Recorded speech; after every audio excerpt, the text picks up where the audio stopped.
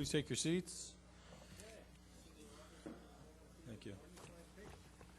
Welcome to the 7 o'clock, July 24th City Council session. Madam Clerk, roll. The record will show that all members are present. Thank you. City Attorney, do we have a closed session report? There's nothing to report. Okay, thank you. Sorry we're starting a little bit late. We had some weighty issues to discuss, but we have figured out how to get our troops out of Iraq, so there you go. We're going to have a Pledge of Allegiance. Please stand for that, and it will be followed by the invocation given by Ms. Marianne Scott, who's with the First Church of Christ Scientist. I hope I said that right. And I think I'll do the pledge. Pledge allegiance to the flag of the United States of America and to the republic for which it stands, one nation, under God, indivisible, with liberty and justice for all.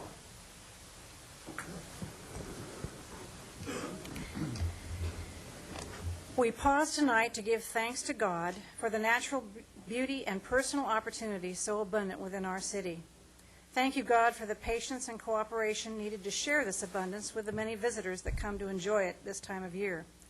We are also grateful for the continued dedication of our capable leaders, for the commitment of our talented staff members, and for the vitality of our interested citizens. At this meeting, we pray that Divine Spirit provide the substance of our thoughts, comments, and decisions. May Divine Mind inspire us to listen, respond, and act with insight and wisdom. May Divine Principle be present as the source of law and order. And may Divine Love be expressed in compassion and forgiveness. May Divine Truth remind us that integrity helps to silence human will, and that the Divine plan is always the best. May the beauty of Divine Soul provide harmony and peace, and may the vitality and purpose of Divine Life continue to bless our city, now and always. Amen. Thank you. Our first presentation tonight will be an introduction of Sister Cities International Youth Conference representatives. And I see some Sister City folks out in the audience. Would you come on forward, Cherri?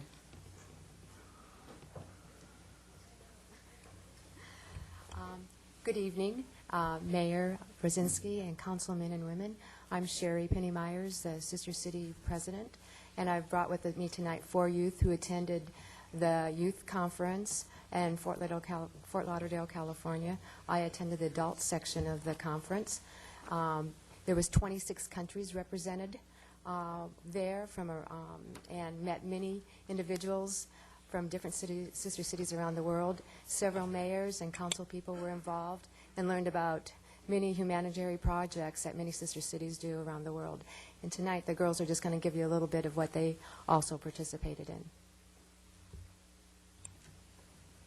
Hello, my name is Keela McGinnis, and at the Fort Lauderdale Convention, I experienced bonding between people from the U.S. and Morocco and Haiti, and it was really fun seeing how they all reacted to belly dancing, Hawaiian dancing, and Latin dancing. Thank you.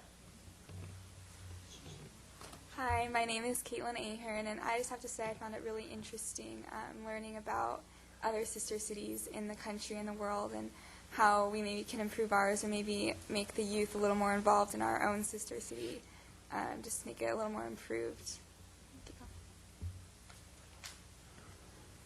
Hi, my name is Erin Epp. What I thought was really cool about the conference was just learning about different people from even within our even within the United States, and seeing how different we are, but how the same we are, and how we care about the same things at the same time. Thank you. Hi, my name is Brindis Klein, and I just want to thank you for your support of Sister Cities. I think it's a great program for this city, and this week we learned a lot about sharing our culture and learning about others, and I think we have some high hopes to expand our Sister City program to the youth. We got some great ideas to form some programs at high schools, and great things we want to try to do, so thank you again for your support. It's a really great program. And thank all of you girls for representing us at all these various meetings.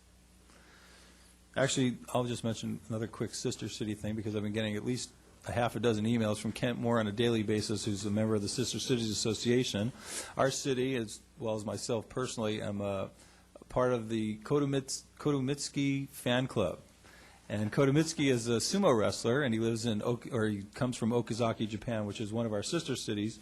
He's recently competed in a tournament that just ended a day or two ago, where he went 13-2, which is a great record. Or was it 11-2? 13-2. 13 wins, 2 losses, and he's now been, because of his success in the last several tournaments, has been promoted to the level of Ozeki, which is just one level below Yokozuna. And I think Yokozuna, there's only 2 of them. So he's number 3 in Japan, or in the world, I guess. So we're quite proud of his accomplishment, and we'd like to pass that along to our friends in Japan. Maybe they'll pick it up on the internet. Well, Steve, there's one other thing that you failed to mention. Uh-oh. Is that the 2 of us had the opportunity to arm wrestle him and lost resoundingly. However, Cherri Did win. was able to beat him. Yes, I don't know how she did it. It's that big smile of hers, but yeah, he's actually a big guy. He's quite intimidating, and he doesn't talk much, but he doesn't have to.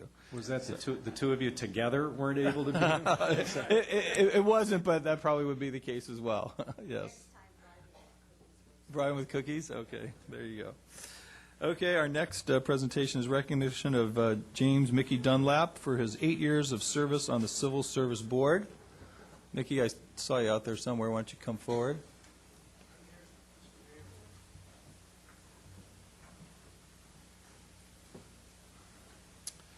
Okay. What I have here is a plaque, a certificate of appreciation plaque that I'm going to come down and present, but I'll just read it quickly. This is to certify that James Mickey Dunlap, Jr. has rendered valuable and distinguished service to the City of Newport Beach, and this certificate is issued in recognition of the City Council on behalf of the citizens of the City of Newport Beach.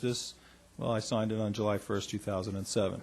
And I personally would like to thank you for all your years of service, just like all of us up here on the council and people on all the boards and commissions. We're all basically volunteers here in town, and it's hard work and dedication by folks like you and others that makes this a great community. So thank you again for your 8 years of service, Mickey. Thank you, Mr. Mayor, and all council members and city staff as well. Anything else you'd like to say? It was a pleasure to serve for 8 years. Thank you, Mickey. I'm going to come down and present as you. We'll take a picture.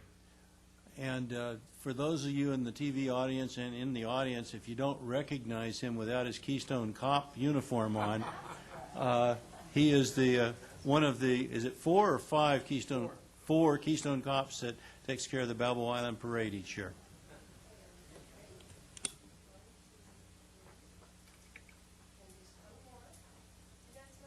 Oh, Come on, smile, Mickey. You're done.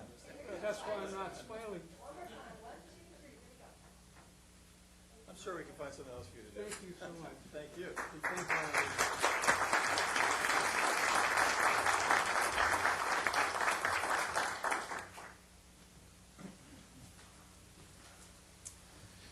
you. Okay, notices to the public?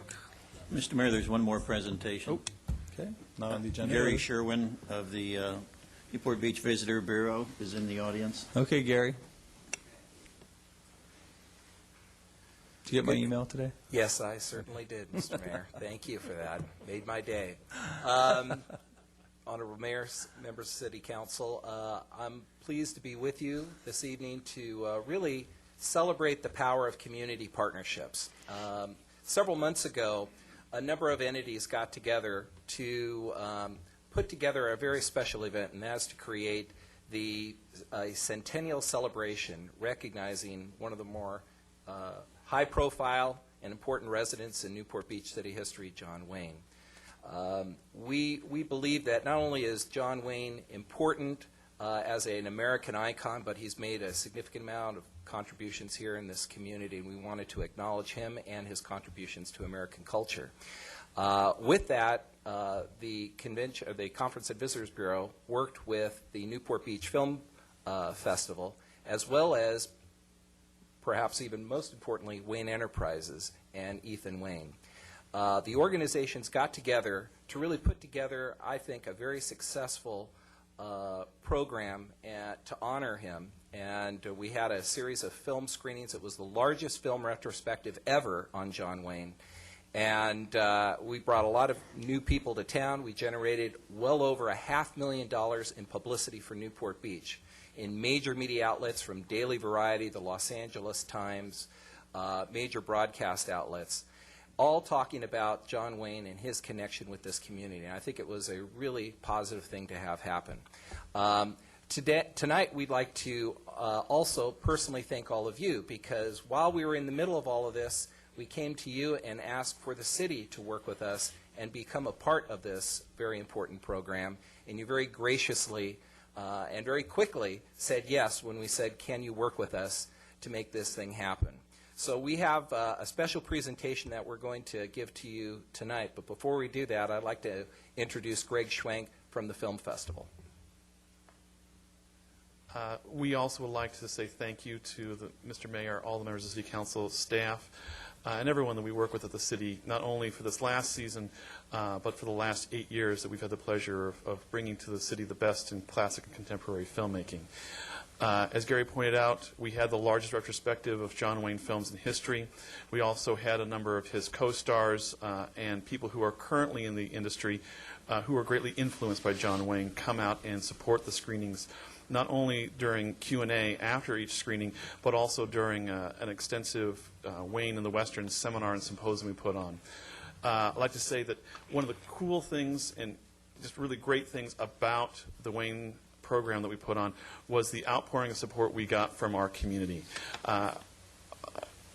Growing up here and attending a number of the events that we have at the festival, I kind of see who our audience is. We had more people that were coming from our community coming out to this, especially a different type of audience member than we've ever had before. And so successful has been the support from our community and interest from people in Newport Beach and the surrounding areas that we're going to have a Wayne component in the festival going forward. So we're very excited to have that as an ongoing tribute to one of our most famous citizens. So thank you very, very much. Thank you, Greg. And to make the presentation, I'd like to invite Ethan Wayne. And I think you probably all know Ethan, president of Wayne Enterprises. Thank you, Gary. City staff, council members, on behalf of my family and myself, I'd just like to thank you very much for paying tribute and honoring my father with these events. So, Steve, you get this tonight, and the rest of the council members will get theirs tomorrow. Thank you very much. Advantage of being the mayor.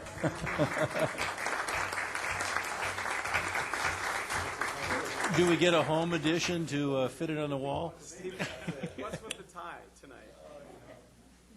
Got it. Wow, that's cool.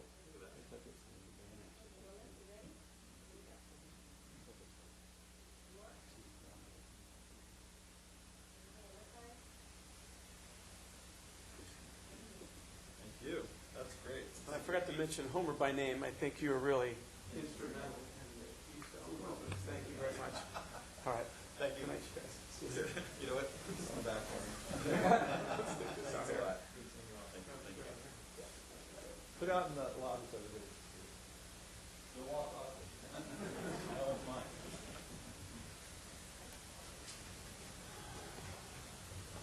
mine. Okay, Madam Clerk, a notice of the public. The city provides a yellow sign-in card to assist in the preparation of the minutes. The completion of the card is not required in order to address the council. Speakers must limit comments to 5 minutes on agenda items. The council has the discretion to extend or shorten the time limit on agenda or non-agenda items. As a courtesy, please turn cell phones and pagers off or set them in the silent mode.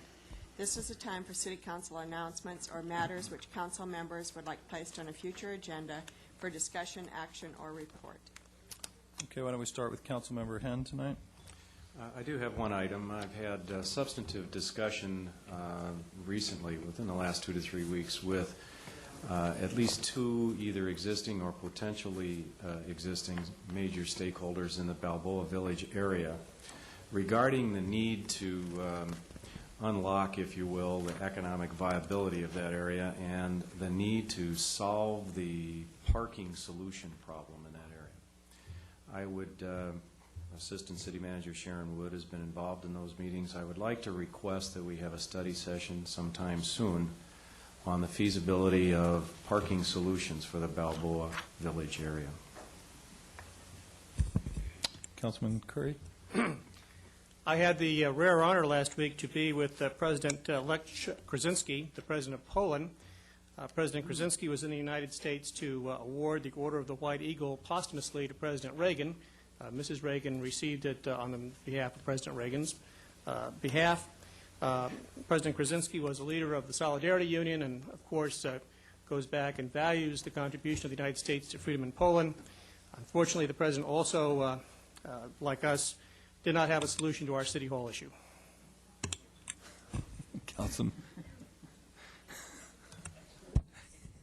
Solids. Thank you, Mr. Mayor. I have two items. The first one is I'd like staff to come back with a report on how we can provide in the reconfiguration of some of the marinas we have going on in the city for more short-term tie-ups for the public to tie up Duffys, dinghies, things of that nature in the harbor. We have a shortage of those types of spaces, and since these are marinas in public tidelands, where it's appropriate, not where it's impacting residences such over in bay shores, but in the public type of marina areas where we can get some additional short-term tie-ups as part of the reconfiguration of these marinas. And I don't know if it's changes to Title 17 or council policy or whatever.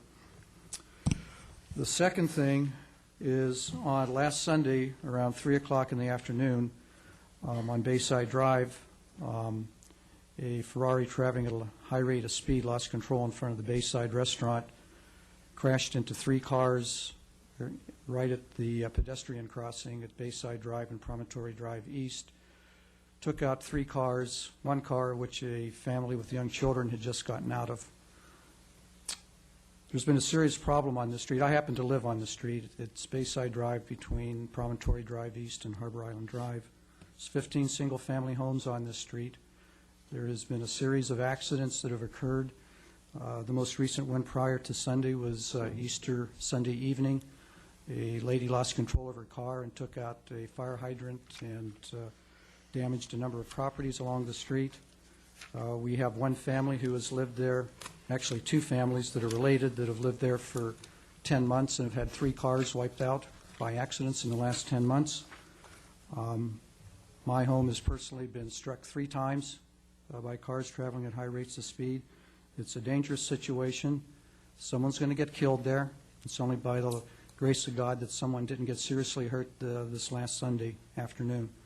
I'd like staff to come back with a report on what we can do to physically change the configuration of that street, including amending the master plan of highways if necessary to reduce it down to 2 lanes, 1 in each direction, or any other type of traffic calming measure that can be done on that section of the road. This street does not qualify for the traffic calming procedures we adopted recently. It's an arterial street, even though it has single-family homes fronting on it, so it doesn't qualify for that policy and going through that process. So I am requesting that the staff look into this and bring back as soon as possible some solutions as to what can be done there. It's a dangerous situation, and we shouldn't wait till someone gets killed before we solve it. Thank you. Councilwoman Gardner. An announcement that there will be a chance to dispose of electronic waste August 11th from 9 to 1 at the Certerra property, which is at Pacific Coast Highway and Newport Center Drive. If you want more information, you can contact Earth Resources Foundation. And secondly, a request for the city manager before he scoots out. You almost made it, Homer. I have requested that we have an community outreach meeting at the Crown Del Mar Library. I'm requesting it again, and it needs to be sooner rather than later because we need at least 3 weeks of notice so everybody will know about it. And someone has already sent out a mailer about the closing, and I'm getting lots of calls and emails. So I don't want to wait several months to start announcing it. I'd like to get that on the agenda, on the calendar. Councilwoman Daigle. It's interesting about a possible Polish solution for City Hall. Having spent some time in Poland in Warsaw, one of their key administrative buildings, which was put there by the Russians and just absolutely mocked by the Poles for its oxymoron character, and it's called the Stalin House of Culture. So I'm hoping our solution will be better, ultimately. What I would like to ask, please, is a report from the police department on our procedures for processing registered sex offenders. And I know we just had the Jessica's Law with parolees and some limitations on where they're able to live. So if the manager could orchestrate that for our agenda, I appreciate that. Councilman Webb?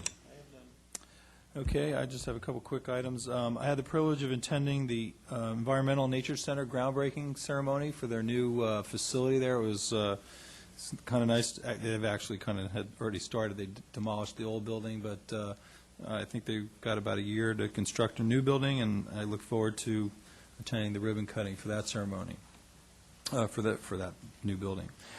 Second thing, I'd like to request sometime not too far in the future, and especially in light of some of the issues we're going to be addressing later tonight, or at least on our consent calendar, with regard to the harbor and the letter that we received from the grand jury. I think it's time that we schedule a joint study session with the Harbor Commission. I think a lot of the issues that we've been talking about, Ed mentioned one just now, but other issues with talking about fees. We have 3 studies going on now in the harbor. I think 2 of them have been completed, and we're still waiting on the third as far as what we're going to do with our fee structure in the harbor and things like that. There's other issues regarding dredging in the lower bay, or lower harbor and the upper bay. We still need to identify monies. We're talking about looking at eelgrass.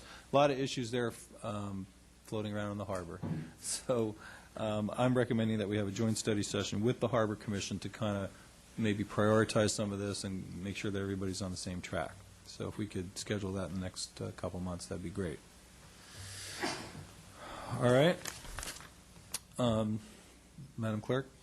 Consent calendar. All matters listed under consent calendar, items 1 through 17, and supplemental item 23, are considered by the council to be routine and will all be enacted by one motion in the form listed below. The City Council members have received detailed staff reports on each of the items recommending an action. There will be no separate discussion of these items prior to the time the council votes on the motion, unless members of the council, staff, or the public request specific items to be discussed and/or removed from the consent calendar for separate action. Members of the public who wish to discuss a consent calendar item should come forward to the lectern upon invitation by the mayor, state their name and item number. If the optional sign-in card has been completed, it should be placed in the box provided at the podium. Okay, Councilwoman Gardner? Nothing. Councilwoman Daigle? 14, please. Councilman Webb? None. Councilman Selich? Item 23. Councilman Curry? None. Councilman Henn? Item 4 and item 12. Okay. I believe that does the staff have any they want to continue, number 4? Yes, Mr. Mayor. Number 4, we were going to ask for a continuation, and also at the last minute, number 8. Okay, 4 and 8. Does anybody in the public have any item on the consent calendar that they would like to have pulled? Seeing no one? Mr. Mayor, I'd move for approval of the consent calendar items 1 through 17, supplemental item 23, with the exception of items 4 and 8 to be continued, and 12, 14, and 23 to be pulled. Second. Okay, please vote. Motion carries. Okay, I guess we're going to item number 12. Mike?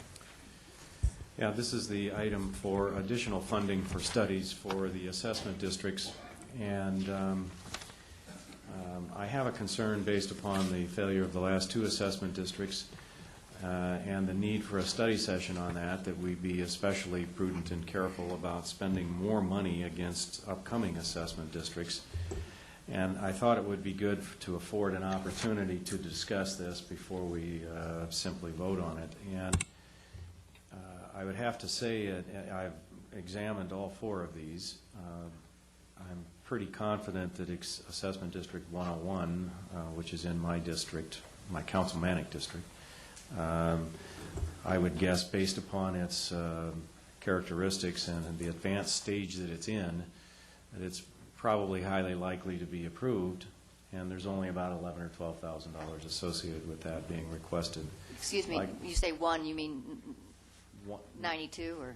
Well, 101. AD 101. And I was also about to address 92, which in conversation with Councilmember Webb, it appears is about in the same position.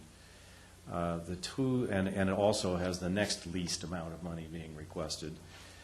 The two that I have a bit more concern about would probably be worth some conversation would be 103, which is on Peninsula Point, and 100, which is in central Balboa, which happens to cover the area that my home is located in. Those have the most amount of money that are being requested. With regard to 100, there's some thought that perhaps that might be resituated, perhaps combining it with portions of 99, and it wouldn't bother me if we deferred that additional expenditure until we had a chance to evaluate whether or not that's a sensible thing to try to do, and that would have to be in discussion with the sponsors of both of those. Which district did you say you lived in?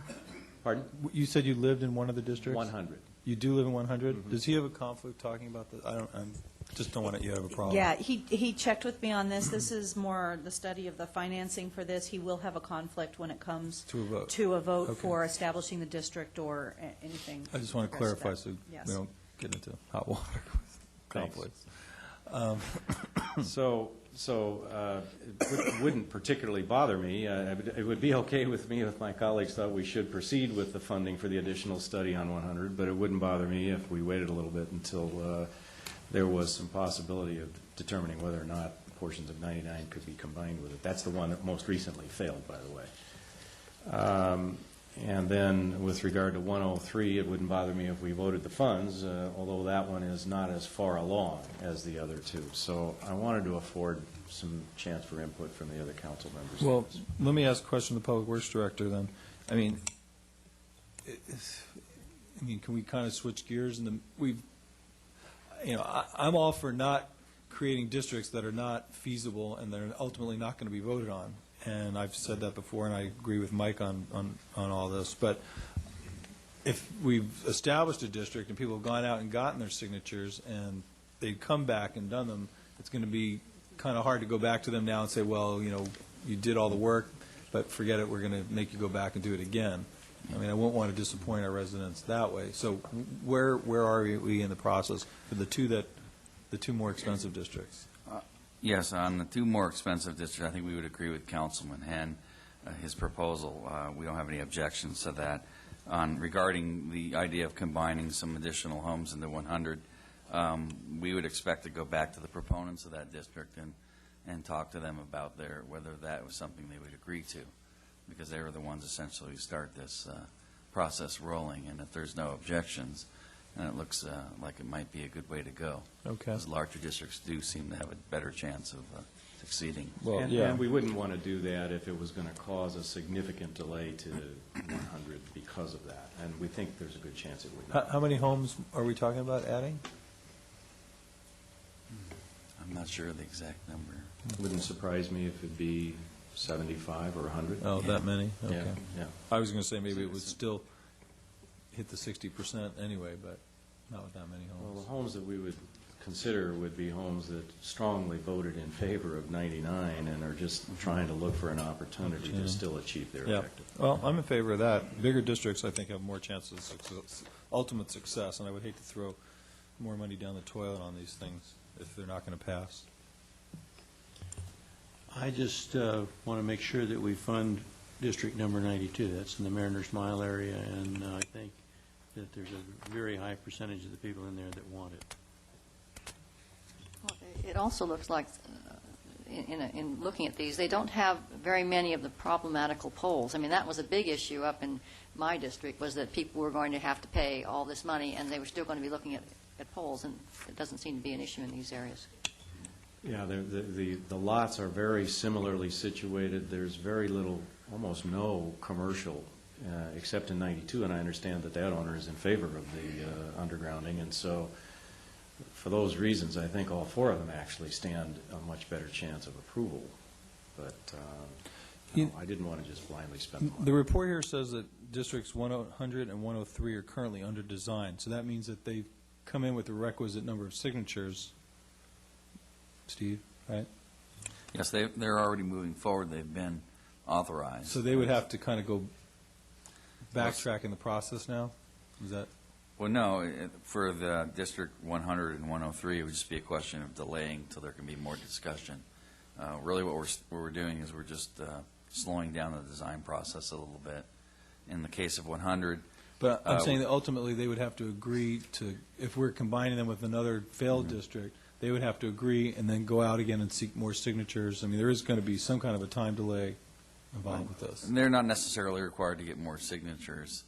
The proponents that would want to add in, I think we would probably put that burden on them to go out. All right. Well, and when I add say that. they, But someone will have to go out and yeah, get more somebody is signatures. going to have to do that, and it will slow down the process. But if in the end it makes it a more successful district, it's probably worth it. I'm not sure it would have to slow down the process, actually, because 100 is at least a year away from completion of the design process. I'd but if we don't like to vote for- caution, when you start talking about slowing down the process, what we're really talking about here is the design. Design is the slowest part of the process, and getting the phone company to do the design work takes a long time. If you slow it down after they're started, it's going to take a long time for them to get started again. So that I think that you want to be really careful what you do in the way of slowing a process that's already started, because it's going to add substantial time in the completion of the project. So with that, I would move that we go forward with the budget amendments on all of the districts. I'll second that. Okay, I'll open up for public comment.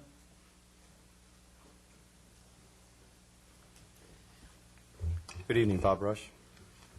It's very timely that you show an interest in potential conflict of interest, Mayor. I appreciate that.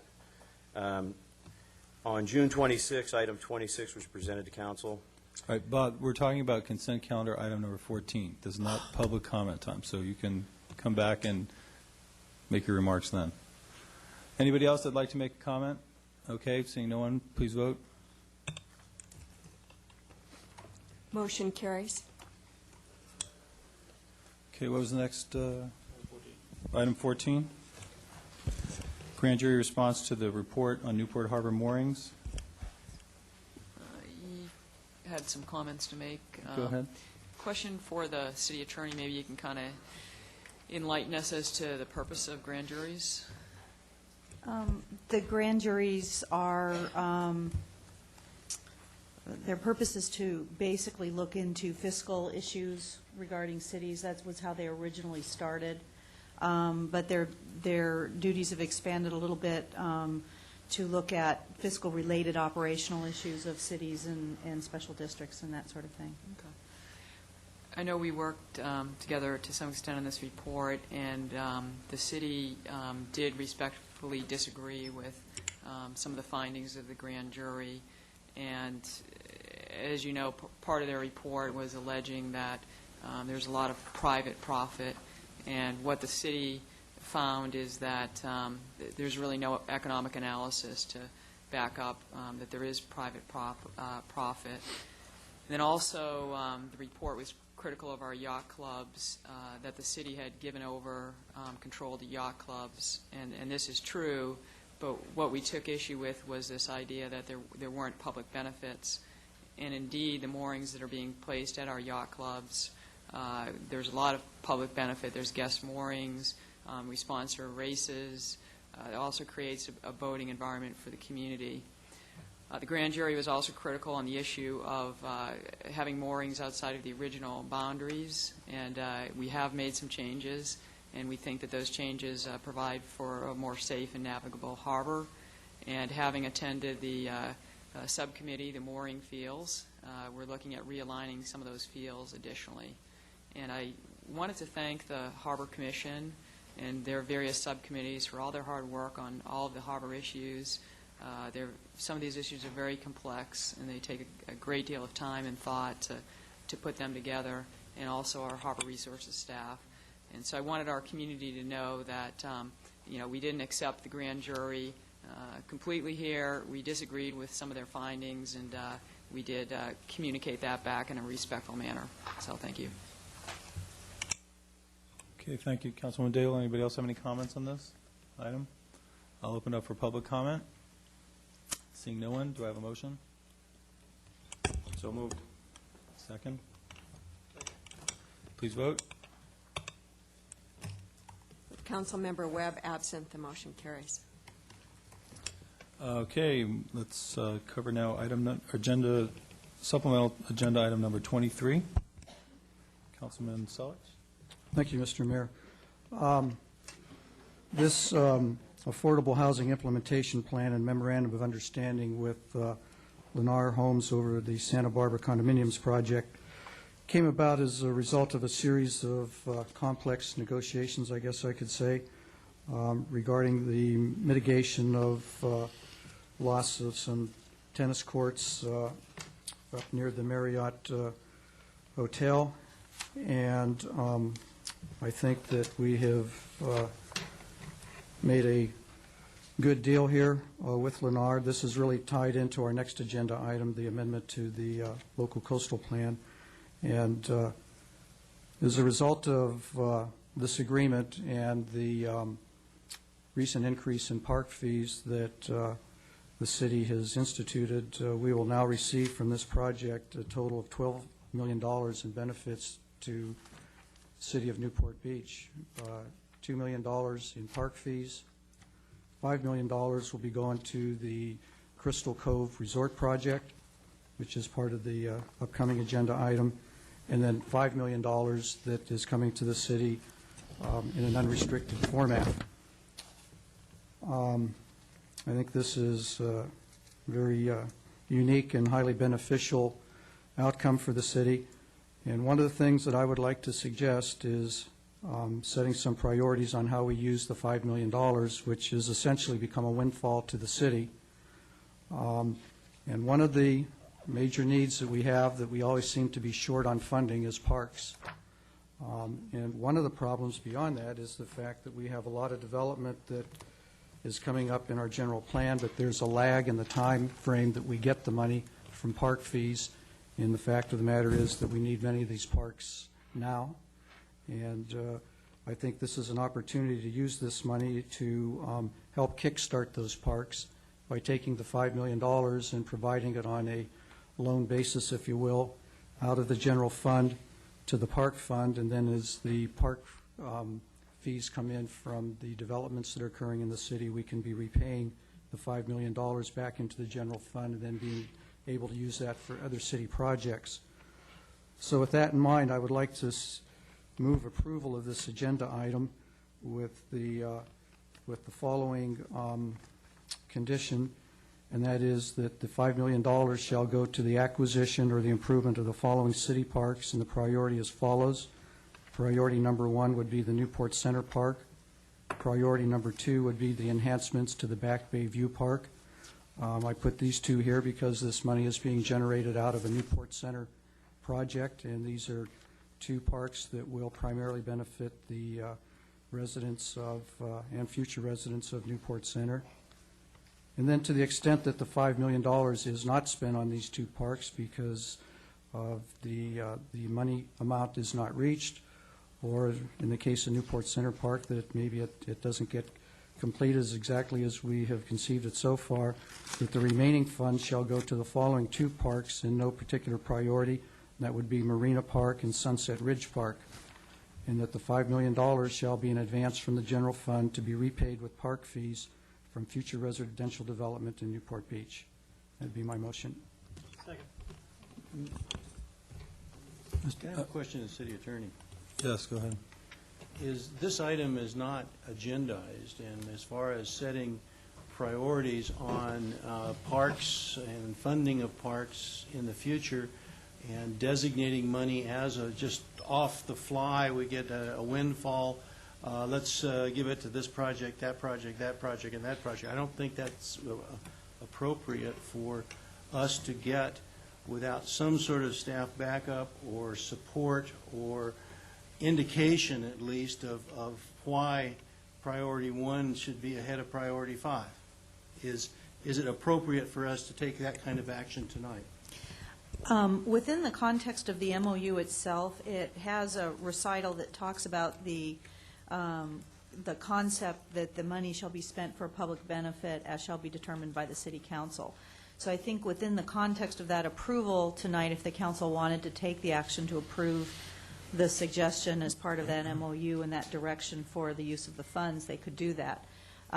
So I don't know that it's a matter that needed to be agendized. Now, if the council doesn't want to approve the motion in that form, that would be a different action. They could just vote against that action. But I don't know that it necessarily has to be a separate agenda item unless the council wants it to be that, because it's contemplated within the MOU.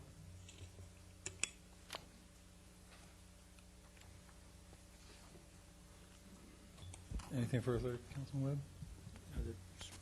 Mr. Mayor? Yes, Councilman Ham. It's just a question occurred to me. You also mentioned that there's $2 million of park in lieu fees. Is that $2 million of park in lieu fees for this project? Is that mandated to be spent on parks in this area? Is there any restriction on where that money can be spent? No. The park fees are designated for the park fund, and then those are used as the council directs. Although in conjunction with the immediately prior discussion, is it appropriate, for example, to include that $2 million into this prioritization that we are discussing? Well, it is included by default because I'm saying that once the park fees come in, then the money gets repaid back to the general fund.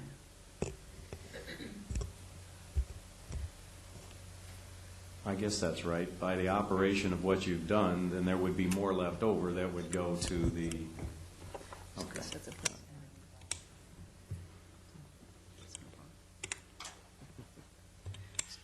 Is there any other comment? I had a from the question council? for the city attorney. Is there anything that would preclude from all development agreements moving forward that involve an MOU that the funds would be directed to Newport Center Park in terms of process? Sorry, I don't think I understand the question. This particular development agreement of whatever it is, this agreement with the $5 million being directed to Newport Center Park, what would preclude, for example, an agreement on, Hogue, an agreement on, the Hyatt, an agreement on anything moving forward, provided that there were 4 votes to support all of that funding being directed to Newport Center Park? Is there anything that would prevent that?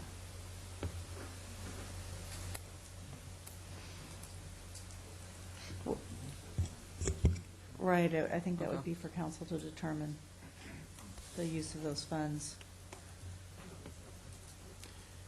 Mr. Mayor? Councilman Webb? I'd like to make a substitute motion that we approve the recommended item, recommended action, and that the staff bring back to us recommendations for future prioritization of the use of the extra funds that we have received that could be used towards park purposes. I'd second that. I would really appreciate a more open debate on how we use these monies and in terms of everything.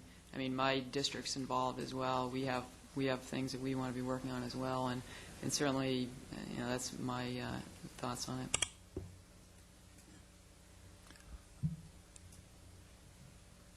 All right, I'm going to open this up for public comment.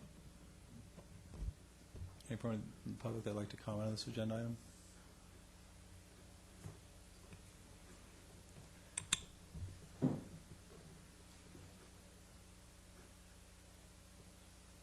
My name is Neville Hendrickson, and this is quite a surprise about the supplementary agenda. This is the first that we've seen of this, and I would urge you not to do this because it seems very abrupt. There hasn't been any discussion of this. and it just seems like another end run that we have been seeing with the park issues. When I see this Sunset Ridge and what has been picked out here, I understand that we have to look back to the Facilities Committee that said that Marina Park and Sunset Ridge, this was in 2006, would be the first to go. And now all of a sudden we're bringing up a priority which this council hasn't, or the public hasn't had ability to be able to see this.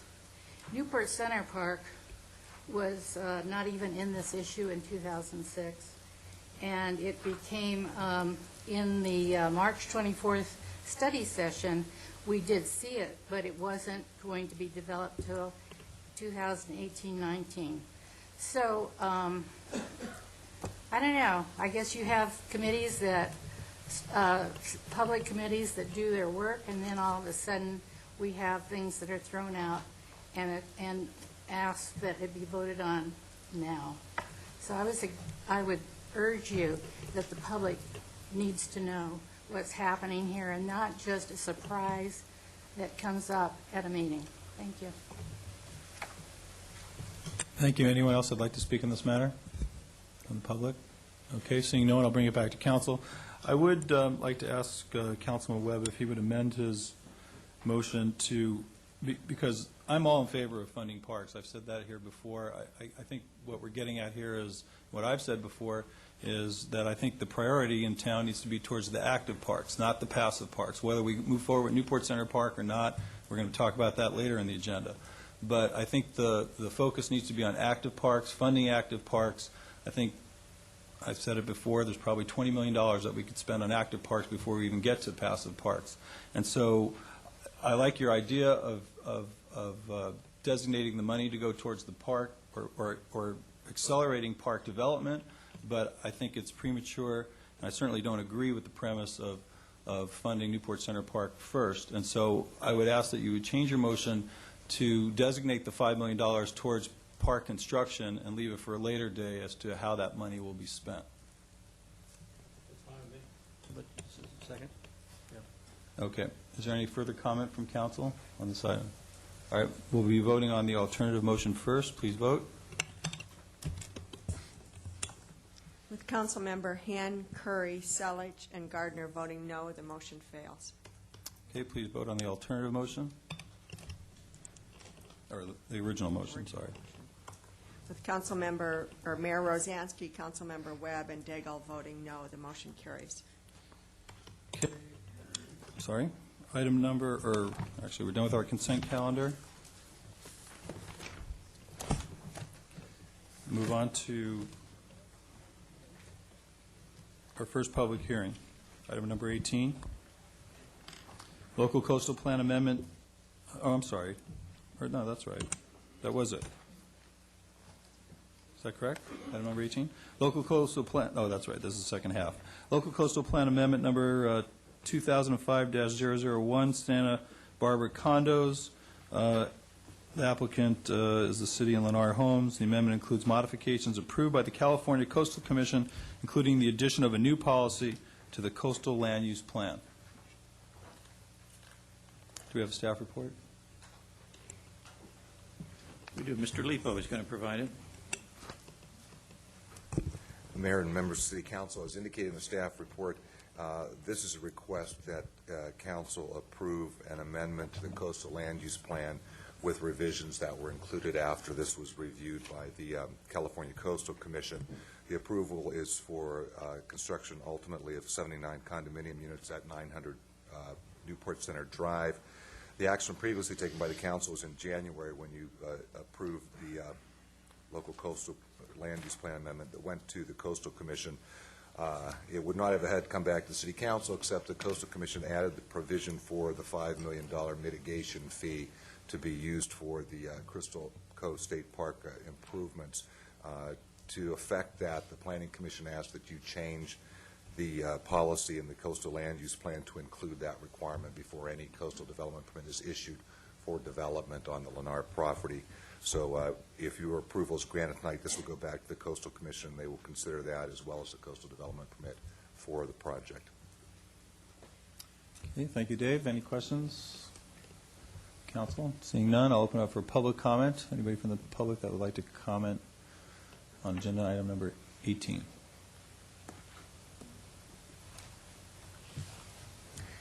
Good evening. I'm Donna Kelly, Vice President of Community Development with Lennar Homes, 25 Enterprise in Aliso Viejo, California.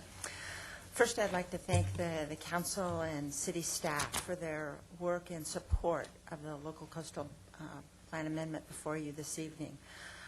City staff work very hard with my team and the Coastal Commission staff to ensure that the item before you this evening was one that would be supported by both the city and the Coastal Commission.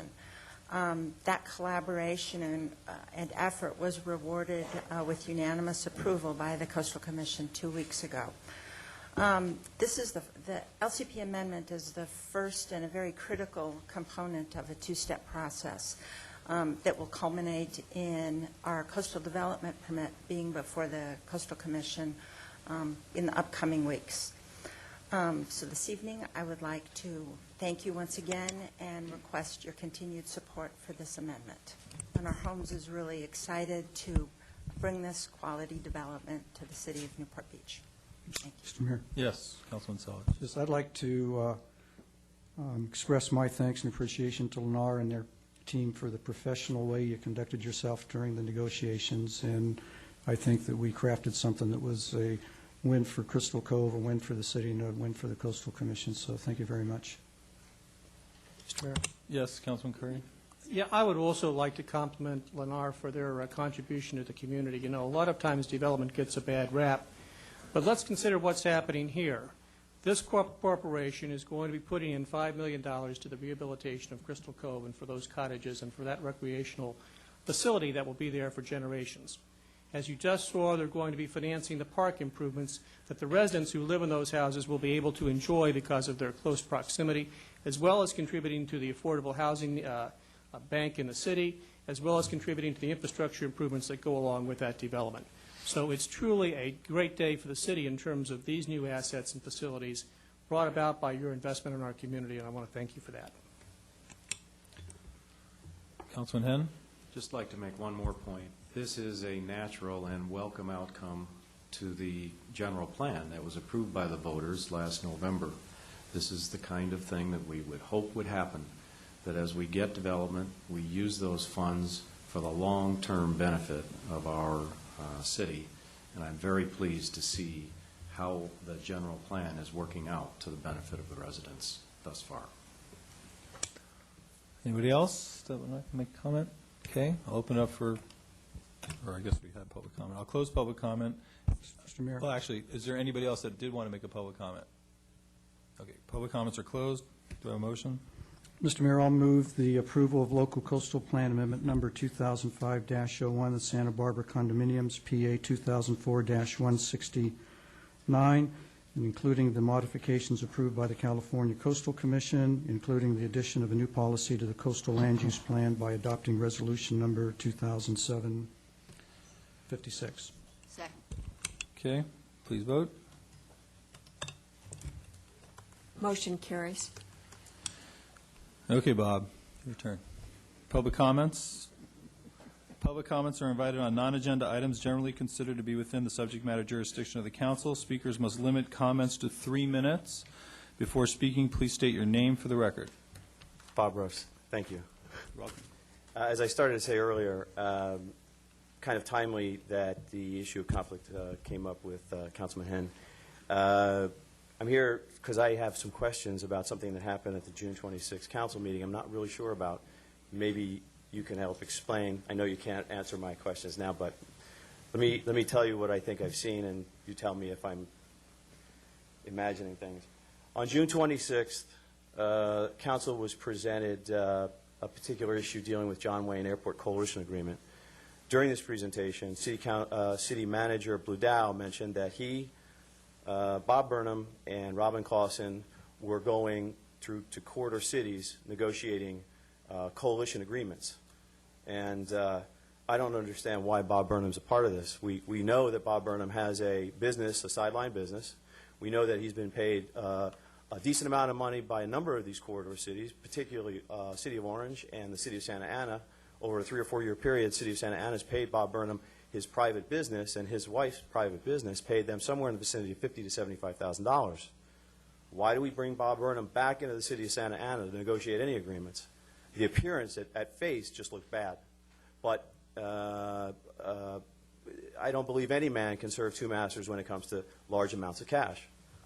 Aside from that, Mr. Bludow and Ms. Clausen are the same folks that determine who files conflict of interest statements within their departments. And since Bob Burnham's hiring as a temporary employee subsequent to his retirement in August of '04, he's not been required to file any conflict of interest forms. None. Zip. Despite having, by our own Newport Beach conflict of interest policy, as well as state statute conflict of interest policy, he's required to as a consultant because of the broad-ranging responsibilities that consultants can have. And I have a number of documents here that I'd like to submit to exhibit, but specifically I point to the resolution of the City Council, City of Newport Beach, the updated designated employees list. Aside from this, it's an odd thing because Kathy Woolcott, another temporary employee, another attorney within the City Attorney's Office, has the identical contract as Bob Burnham does and has been required to file conflict of interest statements ever since her hiring in '04 as well. She makes half the amount of money as Bob Burnham. She has less high-profile issues than Bob Burnham and still has been required to file conflict of interest. Now, we know Bob Burnham has already issues that relate to his being city attorney, potential conflict of interest issues. Those are being investigated right now. Why is it that we don't have him filling out conflict of interest forms since '04? And why is it that Kathy Woolcott has to? It seems to me either we're looking at Kathy, a sexual discrimination type of an issue with Kathy Woolcott, or we're looking at a concerted effort to avoid sunshine law by Mr. Bludow and Ms. Clausen. But beyond that, Bob, let me finish. You got 30 seconds. Now Ms. Clausen wants us to listen to her when she says Goldfarb and Lippman has been checked out. Everything's clear with Goldfarb and Lippman, who's going to be revising our group home ordinance. I don't trust her. I don't think, I see there's so much grayness around how they operate out of the city attorney's office. I don't trust her, and I don't think the community trusts her. And I think that the Burnham issue should be resolved. I think that the Goldfarb and Lippman issue is still a question in everybody's mind in the community. Thank you. Why don't you hand your documents over to the staff? Yeah. All right, anybody else that'd like to speak? Public comments? Okay, seeing no one, public comments section is closed. Our next item is... Mr. Mayor? Yes. Just one small comment. I have the utmost faith in Robin Clausen and the city manager, Homer Bludow, that they are doing the right thing, and I do not have any doubts in my mind that they are doing the right thing, and I trust them. Mr. Mayor, could I just Sure, go talk ahead. for about 2 minutes? First of all, nothing is being negotiated with the cities, with the corridor cities. What has happened is some meetings have taken place because the City Council has adopted a position statement through resolution that I have asked the city managers and city attorneys to also adopt. And they are in the process of doing that, and all of the cities will have adopted it by August the 15th. There's no negotiation taking place. There is discussion. Bob Burnham is working for the city on airport issues and airport issues alone, and he is a advisor to the city in that regard. And I think he serves the city very well, and we are fortunate to have his services. Okay, thank you. May I respond? There's no responding here. It's not a debate. If you'd like to talk to the city manager, About what? whatever you want to respond to, you're free to call him. Okay. Oral reports from City Council on committee activities. Anybody have a committee activity that they'd like to report on? Councilwoman Daigle? Finance Committee should be bringing the survey soon at a study session for all of council to have a look at. Thank you. Anyone else? Implementation Committee? No? All right, let's move on to our next agenda item, status report. Or, I'm sorry, Planning Commission agenda for July 19th, 2007. Dave? Mayor and members of City Council, the first item considered by the Planning Commission was a continued item on the amendment, a proposed amendment of the zoning ordinance relating to group homes and short-term occupancies. There was an option provided to continue the hearing to the 9th of August to allow the city attorney and outside attorneys to update the ordinance consistent with the direction provided at the previous meeting by the Planning Commission. That direction included an expansion and a more aggressive approach for the revisions to the zoning ordinance. The Planning Commission discussed whether or not it was better to take part of an ordinance that would be prepared and available on the 9th and consider it in a couple of pieces with a successive portion of the ordinance considered on the 23rd. After discussion, they decided it was best to hold the whole matter over until the entire draft ordinance was available for hearing on the 23rd of August, with the understanding that staff would present that draft ordinance on the 13th of August for distribution, so that commissioners, community members, attorneys for the West Newport residents had a chance to plenty of time to review that and provide comment on the 23rd. So that was the action taken. Matters continued to August 23rd. The report will be out on August 13th.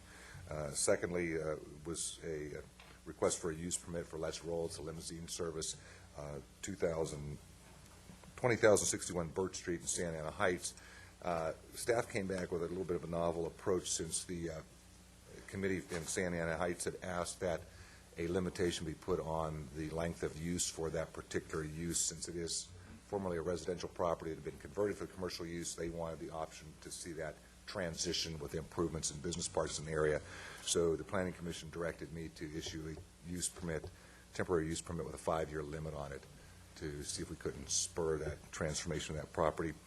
Next item was a public hearing on a use permit for construction of a new Lamborghini dealership at 2244 Coast Highway West. That is in the Mariners Mile specific plan, so there are design guidelines as well as the development standards from the specific plan that apply. There was a lot of discussion about some of the aesthetics. And lastly, there was concern about the potential for requiring a dedication of some type of easement across the rear section of the property that could ultimately connect the Lamborghini property with the Holiday Inn property to the west. If you remember, when the expansion of the Holiday Inn was approved, there was a requirement for such an easement to the city that would ultimately allow the Holiday Inn to connect with the city parking lot to the west. At the time this easement was considered on the Lamborghini property, the commission was of the belief that wasn't warranted at this time.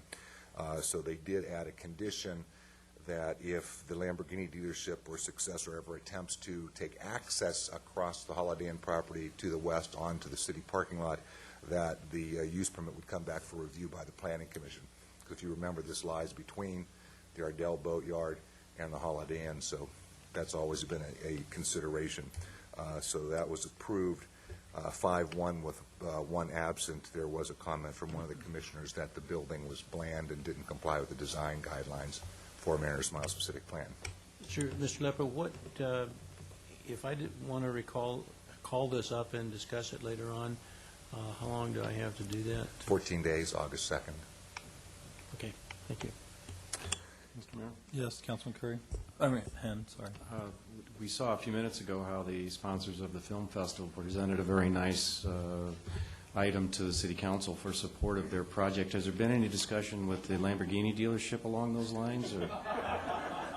Just curious. You're going to get a nod from the shifters. What they're going to give you. I'll take it. You'll take it. Well, I think the base price is $150,000, as Mr. Coulian told me, so I guess there's some sales tax that might be coming our way. There you go. I'd be happy with the stripped-down model. He said he's got a great lease deal because you never finish the lease because you want a new one every couple of years. He tried to get me into one. I said, I'm sorry, I didn't think I could afford that. But I appreciate it. You better not be able to afford that. A quick question here on that, the first item, what are we calling it?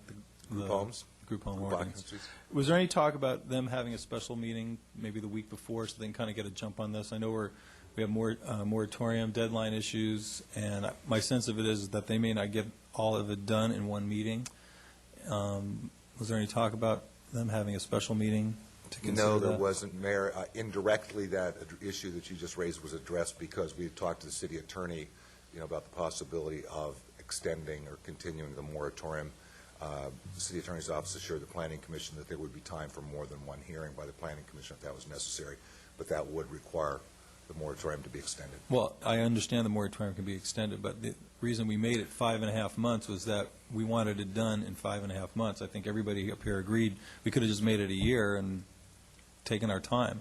So I understand it's an inconvenience for the planning commission members to have to make an extra meeting, but I know that we did a number of those with our general plan in order to make a deadline of the election, and I would submit to you to take it back to the planning commission that I think, personally, I don't know about the rest of the council members here, that maybe they might want to try and find the time because this is an important issue for a lot of people, and to the extent that staff is ready to go on that date, I would recommend that we do meet in advance, and then I'd rather know that they met as many times and as quick, and did as much work as possible to meet the deadline, as opposed to relying on, well, if we don't make it this time, we'll make it next time. So, Mayor, if I understand correctly, you're asking if they have a meeting on the 16th? I'm asking that you recommend to them, based upon my requesting that you recommend to them, that they maybe want to schedule a special meeting just to discuss that one issue a week in advance of the regular meeting, so that it gives them a little safety valve here, so that we don't have to push the moratorium. That would be my suggestion. I don't know if any of the other council members agree with that.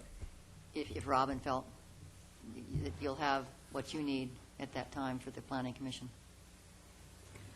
I wasn't there, but I think part of the discussion was whether we had a meeting on, the planning commission had, was whether there's a meeting on the 9th and then also on the 23rd, and that so much gets done. And I think the planning commission directed that they just wanted to have all of it together in one meeting. And so the direction was to go ahead and set it for the 23rd so that everything would be done. I think if we went ahead and had a special meeting on the 16th, they could do that. Well, will you not be prepared on the 16th? That's the point. I don't think that that we would have everything accomplished and the record made and everything for. So you will not, the staff will not be prepared to present on the 16th? I think that's, from my understanding, is the timing is that staff had to have everything ready so that it could get out early. On the 13th of August. On the 13th of August. I can shed some light on this.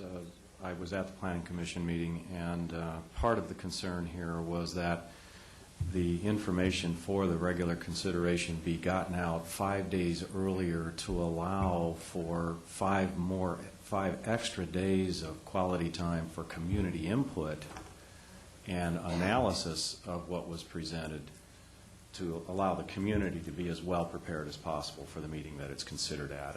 And I think that was one of the primary motivations, actually, for speeding it up, the release of the information. One option might be for them to go back, and we could look at scheduling maybe a meeting even a few days before, because if it's going to get out in advance, that'll give the community opportunity to review it, and maybe at least have the option for 2 meetings before it went back to the council. I don't know if that's possible for their scheduling. I don't know. The room's open on the 21st, which is 2 days before. We don't have a meeting that night. Yeah. I really don't want to have to vote to extend the moratorium, is where it's coming from. That's my feeling. And to the extent that we can get it done beforehand, I'd really like to get it done beforehand. I would not like to see that the meeting on the 23rd be continued, and then we have to come back to the city council and ask for an extension on that moratorium. So that's just my opinion. I guess I would weigh into the effect that my ultimate desire and objective here is that the final product be as absolutely good as it can be. And if we do, I'd like to get it done under the original time frame, but that's less important to me than getting the absolute best product we can provide. And if the Planning Commission does determine they need more time, and we do determine because of that we need to extend, then so be it. But that doesn't mean, even if we extend the moratorium, that doesn't mean we have to slow down in terms of enacting what we prosecute here. I mean, we can still move diligently and quickly, as quickly as we can, even though the moratorium has been extended. So I'm generally in agreement with the mayor, but would have a little less. Well, when does staff feel they're going to be ready with their full presentation? To the point where it can go out to the public. The 13th.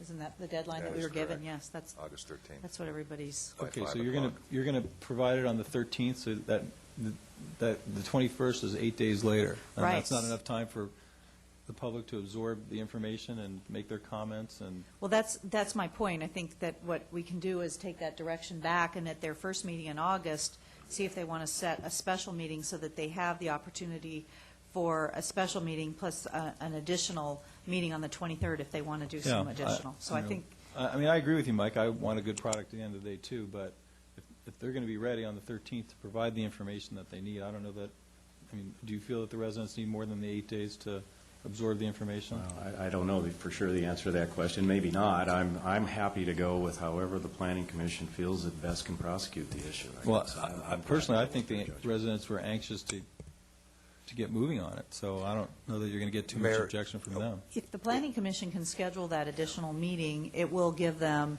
additional time so that they can take the care and the time it takes to go through it, and then maybe be able to get some information back for a follow-up on the 23rd so that, you know, as many issues can be handled and you can be in as best a position as possible. Right, But part a of lot it of is- it will have to be their own schedule. Part of it is, I want to avoid some kind of marathon meeting on the 23rd where they're going to, I know how it goes. You 3-4 hours into something, and now you're just doing things just to get through it. And so I think maybe it'll give time for reflection. 2 days apart, we give time to follow up on any information that you didn't have at the meeting, and still try and meet the deadline that we've set with the 5.5 months. So it's ultimately up to the Planning Commission to decide what they want to do. I'm just expressing my preference. So if they don't want to follow that advice, then so be it. We'll put that on the agenda for the 9th then. Let them know of your request. Thank you. Okay. Anybody Would you else? like me to continue with? Oh, I'm sorry. I thought you were done. No, you had more? They were busy. There was the cleanup on minor technical corrections in the general plan. It was also on that night.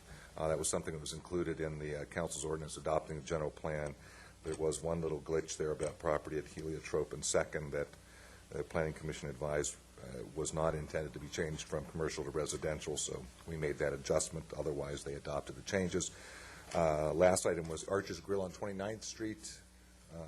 Mr. Marciano is moving over there, and we issued a temporary use permit to allow him to open for lunch until he gets his revised use permit application to the Planning Commission to allow him to do that on a permanent basis. Okay, thank you.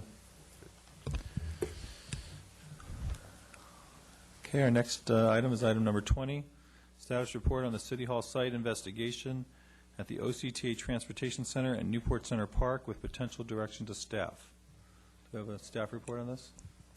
Yes, Mayor and members of council, tonight we want to present some information to you, kind of show you where we're at in the ongoing investigation of the OCTA Transportation Center site as a potential location for City Hall, along with some information on Newport Center Park, which we were directed to do. As you recall, back in April, you authorized a contract with DMJM Design Services, commonly known as DIMJM, to investigate that site at the OCTA Transportation Center. And additionally, in May, you all kind of expanded that work scope to look at the potential of doing a building pad for a City Hall site adjacent, just northerly of the library. So tonight, we're here to present some of that information to you. Before we go through that, though, I want to caution you that these designs and cost estimates are very conservative figures based upon what information is known at this time.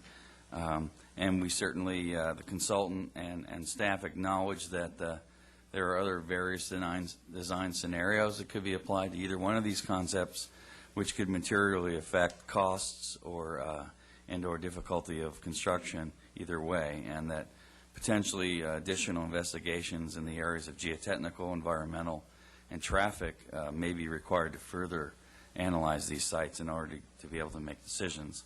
But it's our hope at the end of tonight after you see the presentation, you might be able to give us some direction on where we should go with that. And with that, I'll ask our representatives from DimJim Design to come up and run through a PowerPoint for you.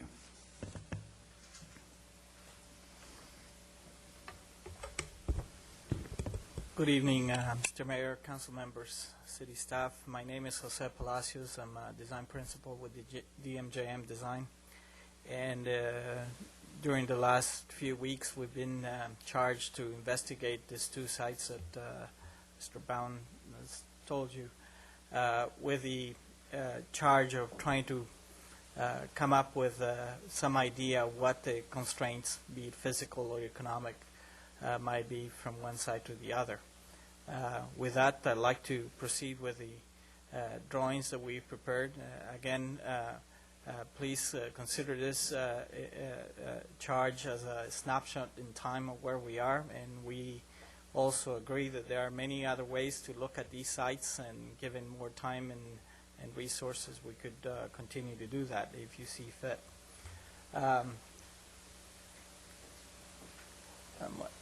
The two sites, just to locate you, for those that haven't looked at the drawings before, we got MacArthur in here and San Joaquin here, Newport Center there. The OCTA currently is located here. This is what we call the OCTA site, and that is what we call the library site. The OCTA site, again, we were giving a program of about 72,000 square feet for the building, of which 40,000 square feet will be in the ground level, and about 32,000 square feet will be on a second level. A total parking of 300 spaces.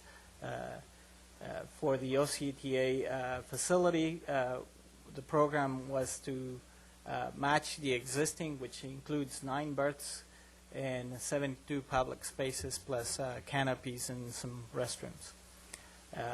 We've determined that for this study that we will locate the city hall in this area of the site and relocate the existing OCTA to the southern portion of the site. That is our first conceptual site plan, putting the city hall on the northern end over a podium of parking. As you may be aware, there is a great differential between MacArthur and Avocado, about an average of 20 to 25 feet.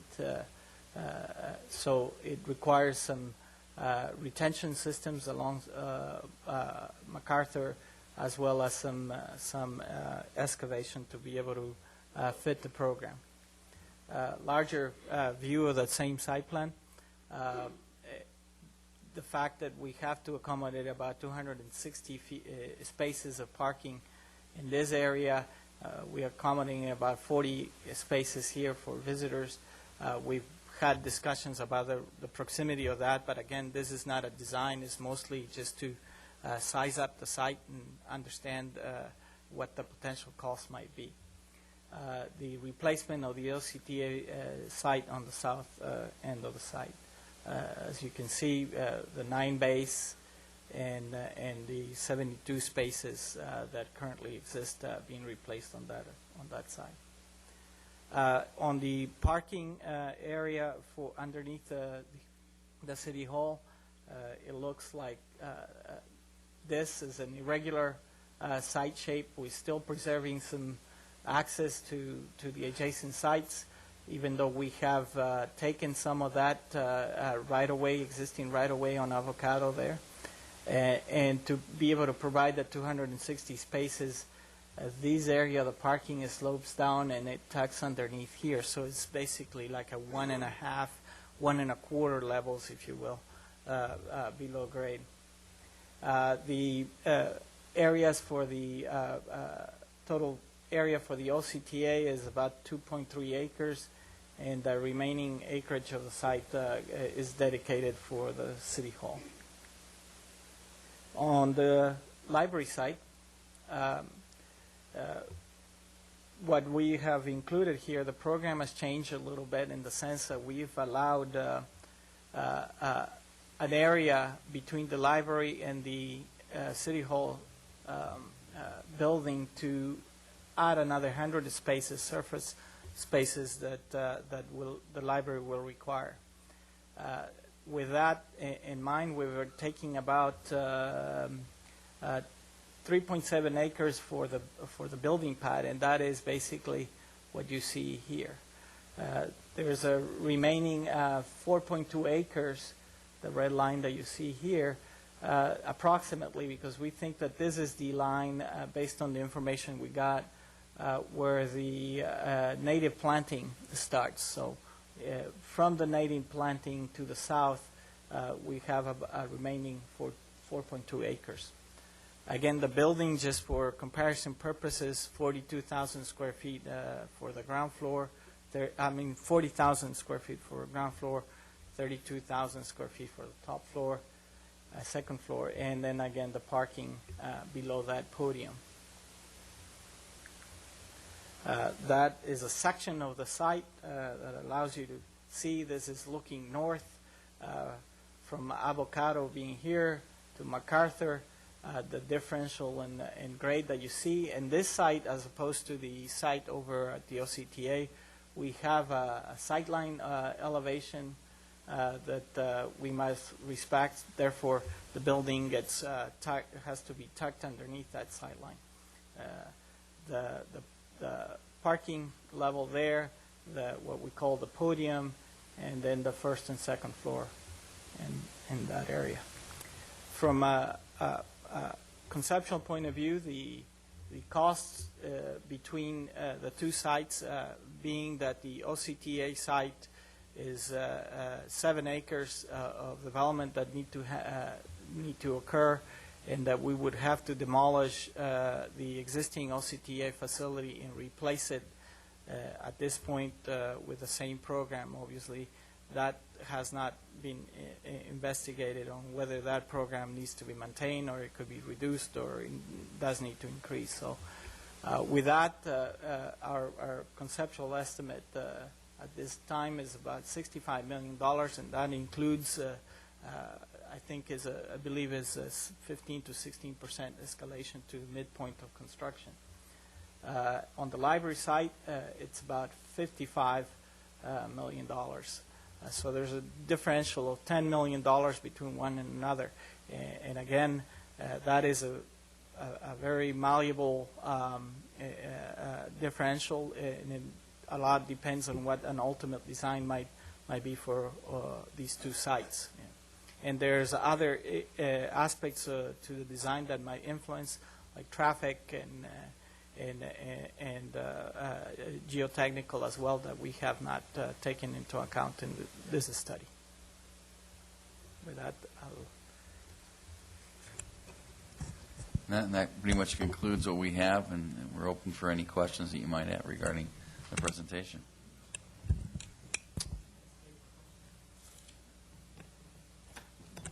Well, I guess I've got one question. If you could go back to the slide of the parks, or the library site before that. On the northerly line of the parking lot to serve the city hall, you show a retaining wall. that one right there? Yes. Yes. Now, is there a slope behind that that goes back to meet the grade of the park, or is that a retaining wall straight up?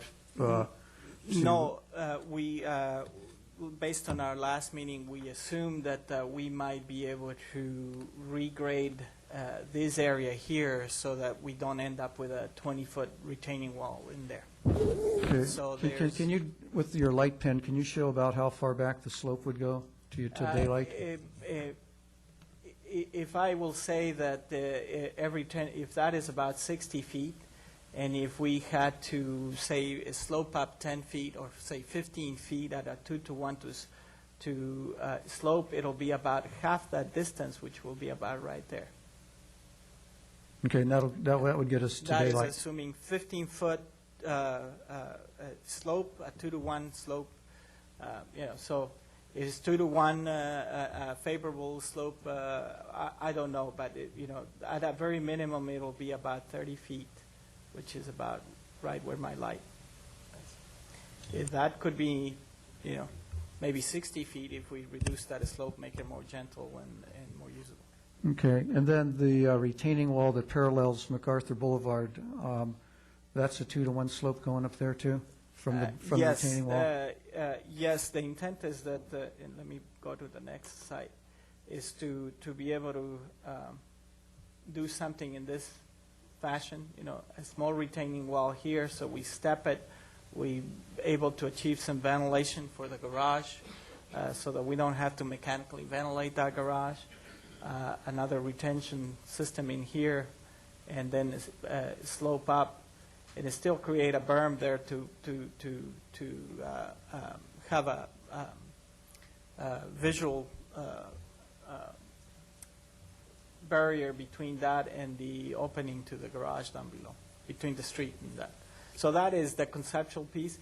I'm not so sure that we will be able to maintain the exact heights that you will show in those sections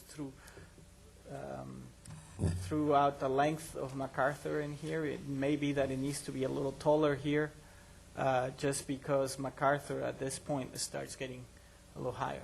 So that from a conceptual point of view, that's the intention.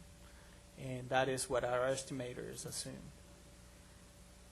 Okay, and then did you include any allowances in your estimates for groundwater problems or anything of that nature? I'm not completely certain about that. I have, unfortunately, our estimator wasn't able to attend this meeting, but I could find that for you and provide that to city staff. Okay, thank you. Councilman Webb?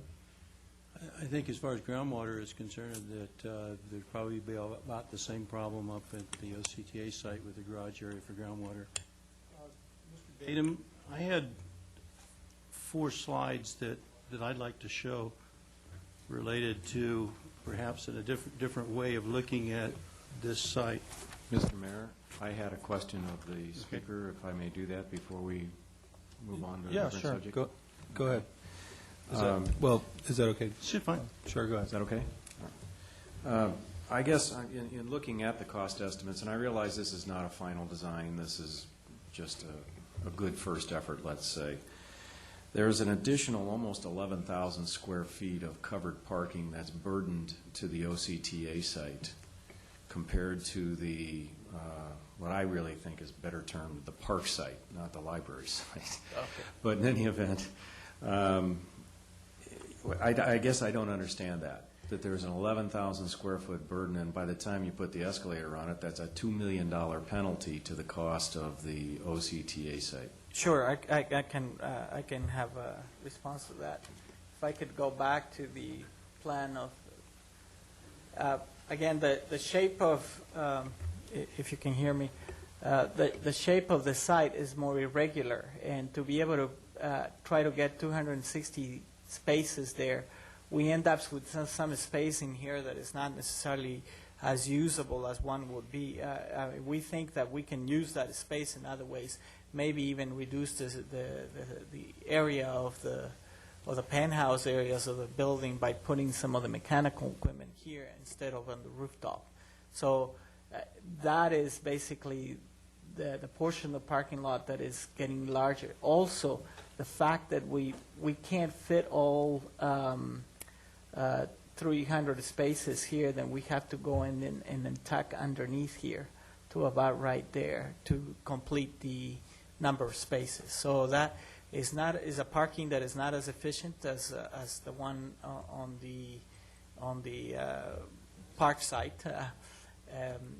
The number of square feet per space, I think, is 300 square feet per space for the park side, 336 for the other one. Yeah, and it just has to do with some efficiencies. But how careful was your review? I've been associated with park design or parking design before, where when people really put their minds to it, they find ways to be efficient when it doesn't first appear to be. That is correct, and again, if we look at a regular site versus a regular site, we know that one is going to be easier to achieve efficiency versus the other one.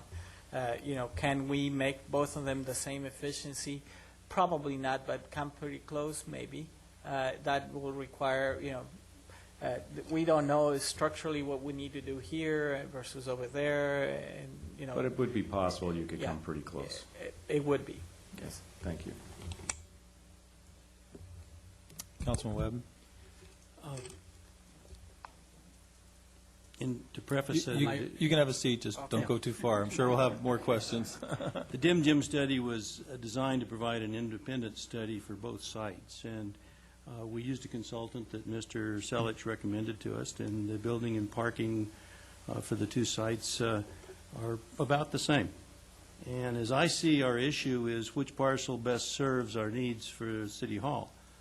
We do not own or control any portion of the site north of San Miguel. And if you noticed on the consultant's estimates, he mentioned the $65 million was without right-of-way, and the $55 million was city-owned property.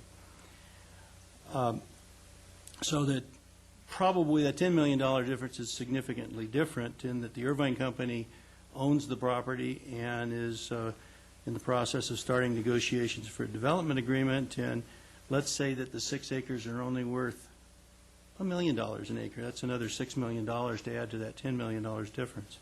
What concessions do the Irvine Company want to extract from the city in the development agreement? We don't know. I'll bet there will be some, though. But let's just indicate that $10 million is a low figure. The Dim Jim study established 3.7 acre footprint on the site. Next slide. Why don't you dim the lights? I took advantage of the Public Works Director giving us the latest conceptual park plan in trying to make a comparison of what the City Hall site would mean to this particular plan. This plan has both phases, which includes the parking for the library site. Directly above that is a slope that's shown as native planting.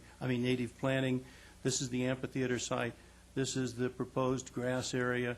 The lighter color green is ground cover, and these are slope landscaping, which pretty much stays the same as is on MacArthur and Avocado. This is the new parking lot for, I believe it's 30 spaces, and the restroom and tot lot are here. Next slide. If you take and overlay the City Hall plan, and I did all of this without staff. I used the exhibits as the staff provided us. This is how that plan overlays with the park. We've already discussed a retaining wall area here in which we would need to probably adjust the grading of this area here to where there would not be the 2-to-1 slope, but you could flatten this area out, put it in a more gentle slope.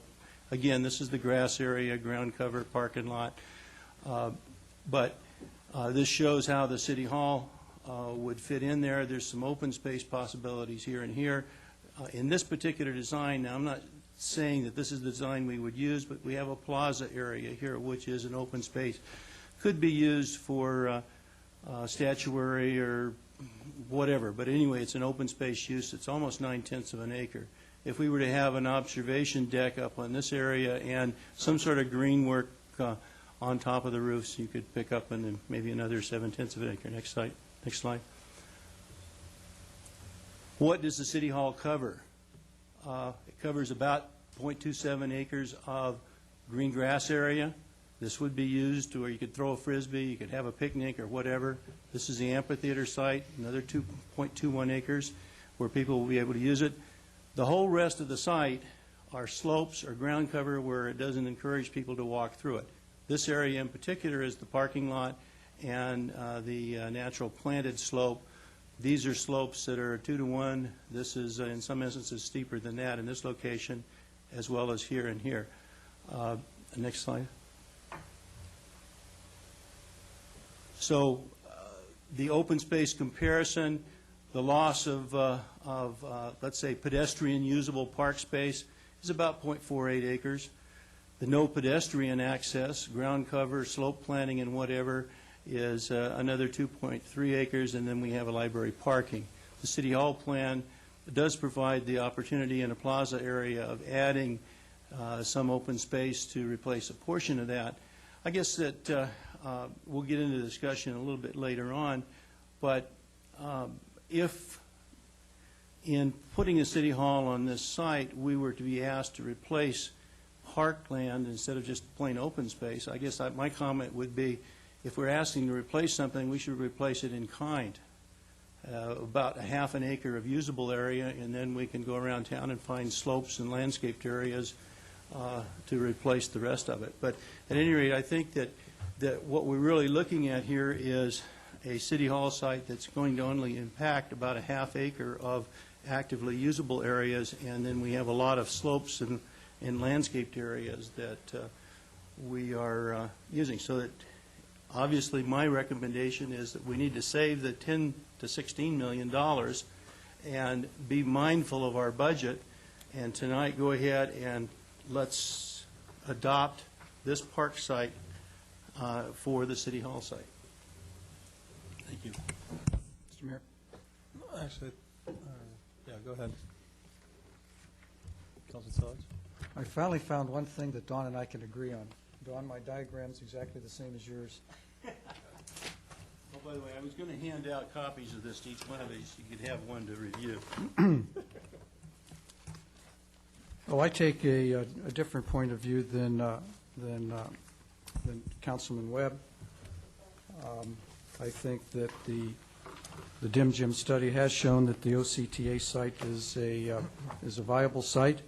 I think that the Dim Gym study has presented a set of numbers which we have not had a chance to thoroughly vet out, and I would hope that we get a chance to do that, and certainly not here this evening.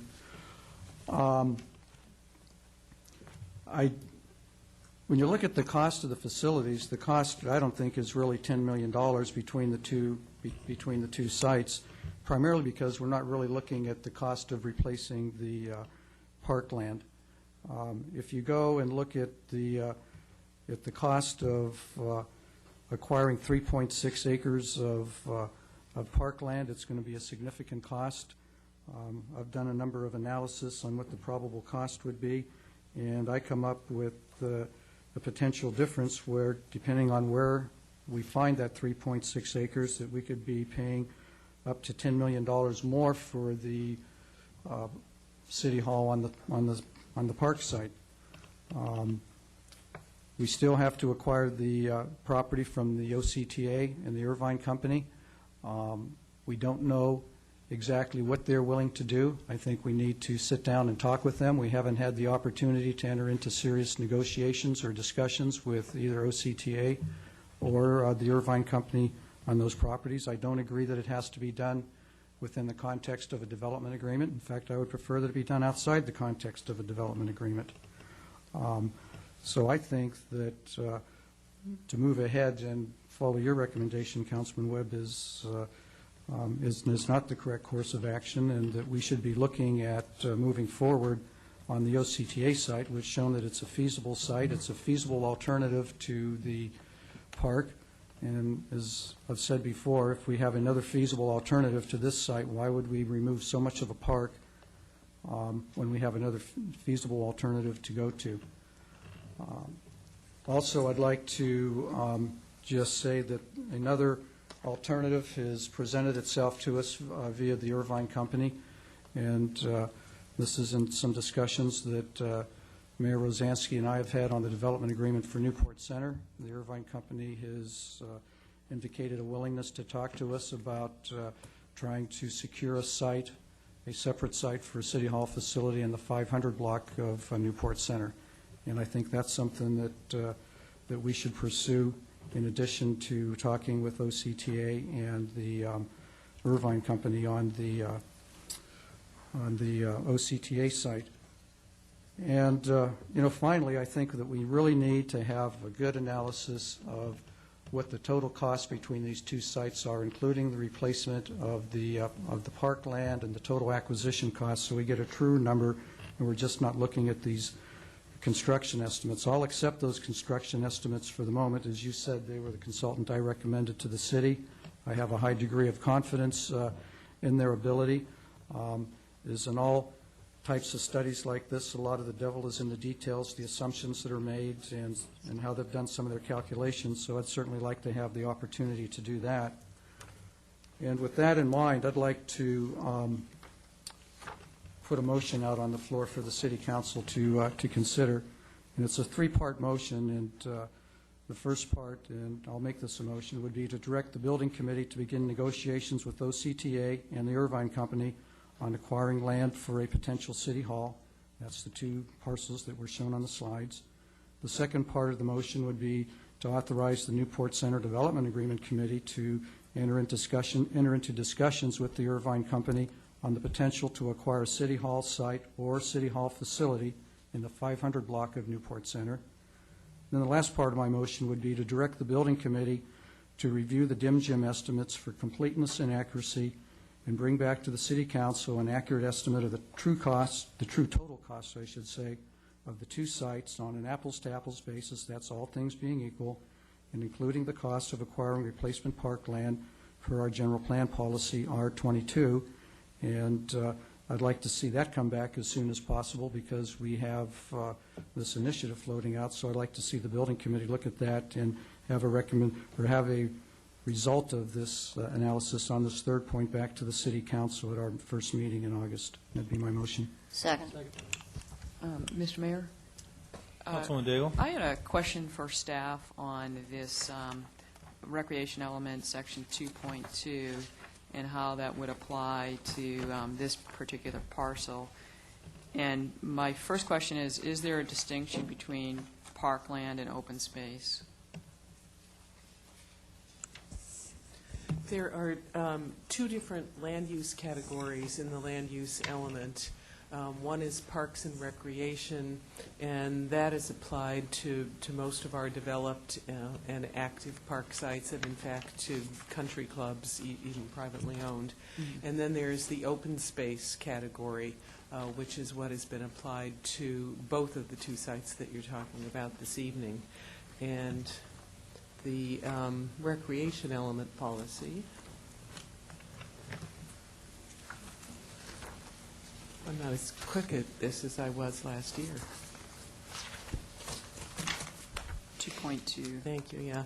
It reads, protect public parkland from non-recreational uses. Any loss of parkland through governmental action shall be replaced in kind. Okay. And my question is this designated parkland or is it designated open space? The land use element designates it open space.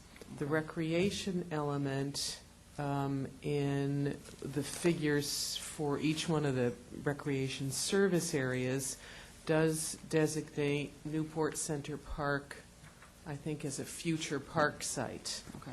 But if you look at if you look in the land use element, it designates it open space.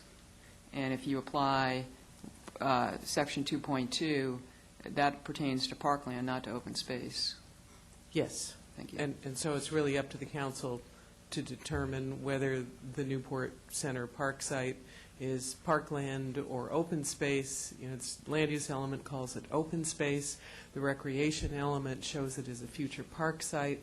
And there is another policy in the recreation element regarding priority for facility provisions, which says provide additional park and recreation facilities as shown in the figure where it's shown as a future park, and develop Newport Center Park as a passive park is on that list of priorities. Okay.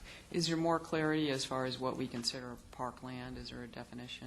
I haven't gone to that level of Unfortunately, detail. the glossary defines open space but not park. Okay. Does it meet the definition of open space? No, park, under the glossary, the definition of open space doesn't include park.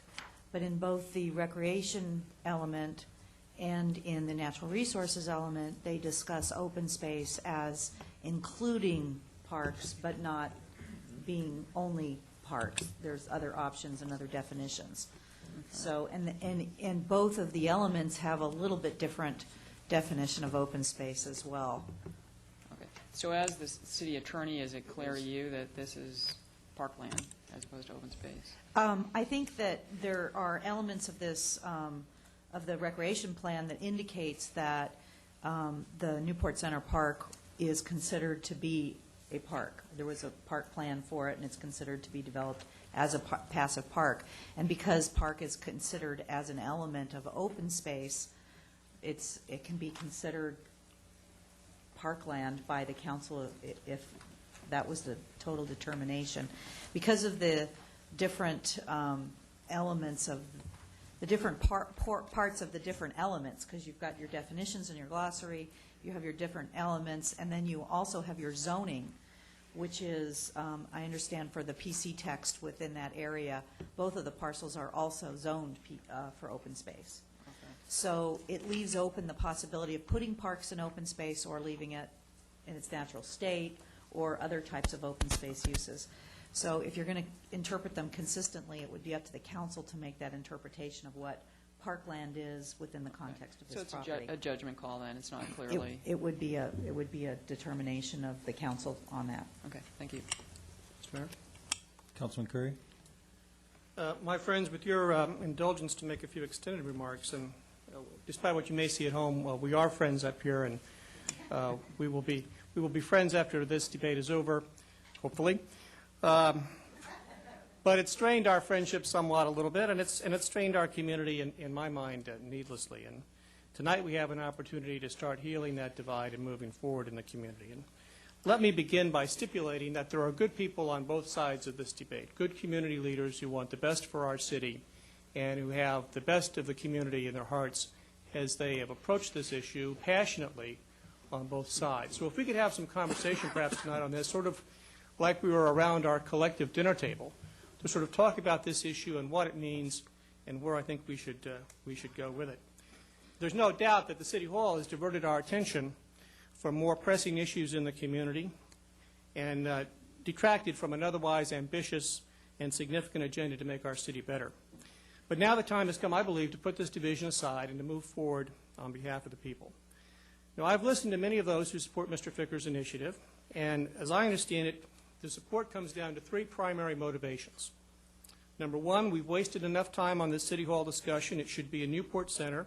It's time to pick a site that we can all work on and move forward.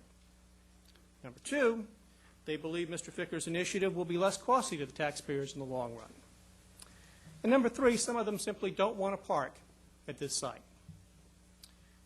In my opinion, as Councilman Selich has introduced, the OCTA site offers us a better solution to the City Hall question and better addresses all three of those issues.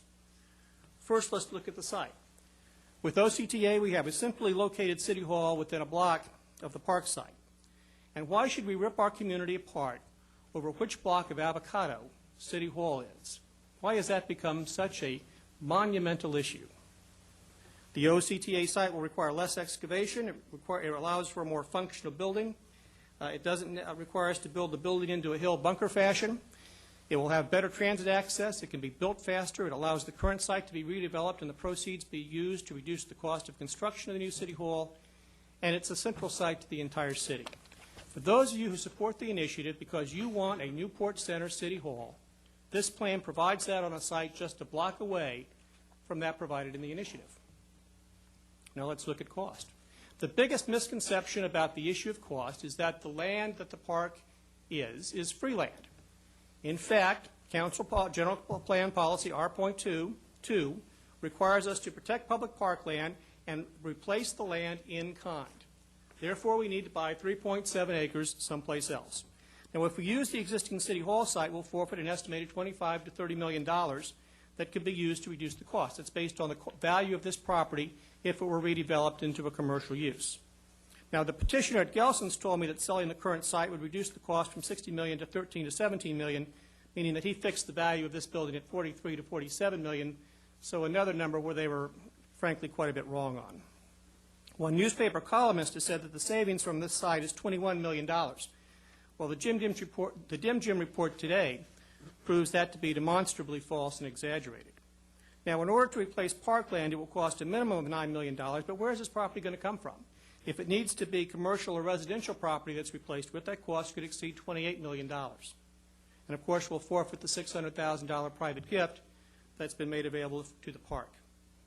The plan requires extensive excavation and site prep, as well as hydrologic mitigations, and construction will likely be more expensive. And even with the cost to acquire and relocate OCTA, there's no clear cost advantage to the park site, and a strong risk it will cost more once all of the factors that were discussed earlier are taken into account.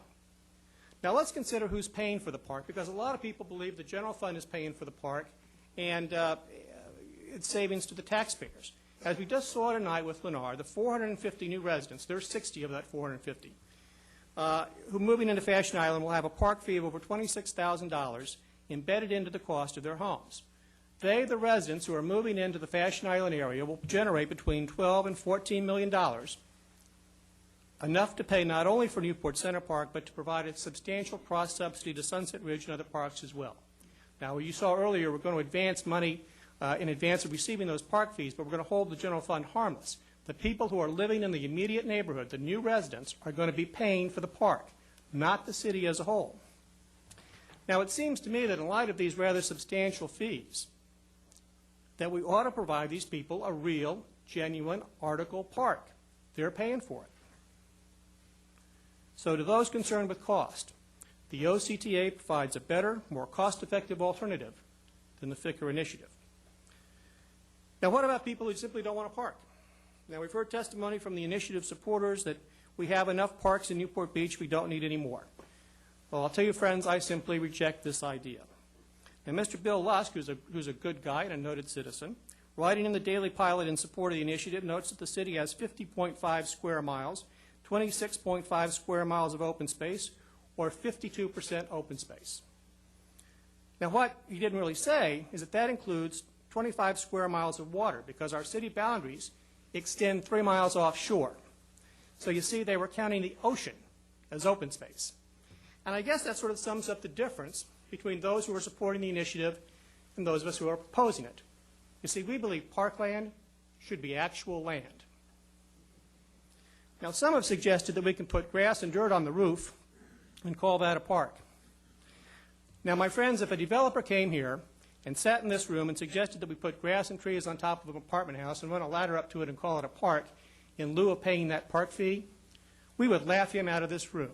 And the community would be justifiably angry at us if we were to accept that kind of deal. But that's what's being suggested here by some folks.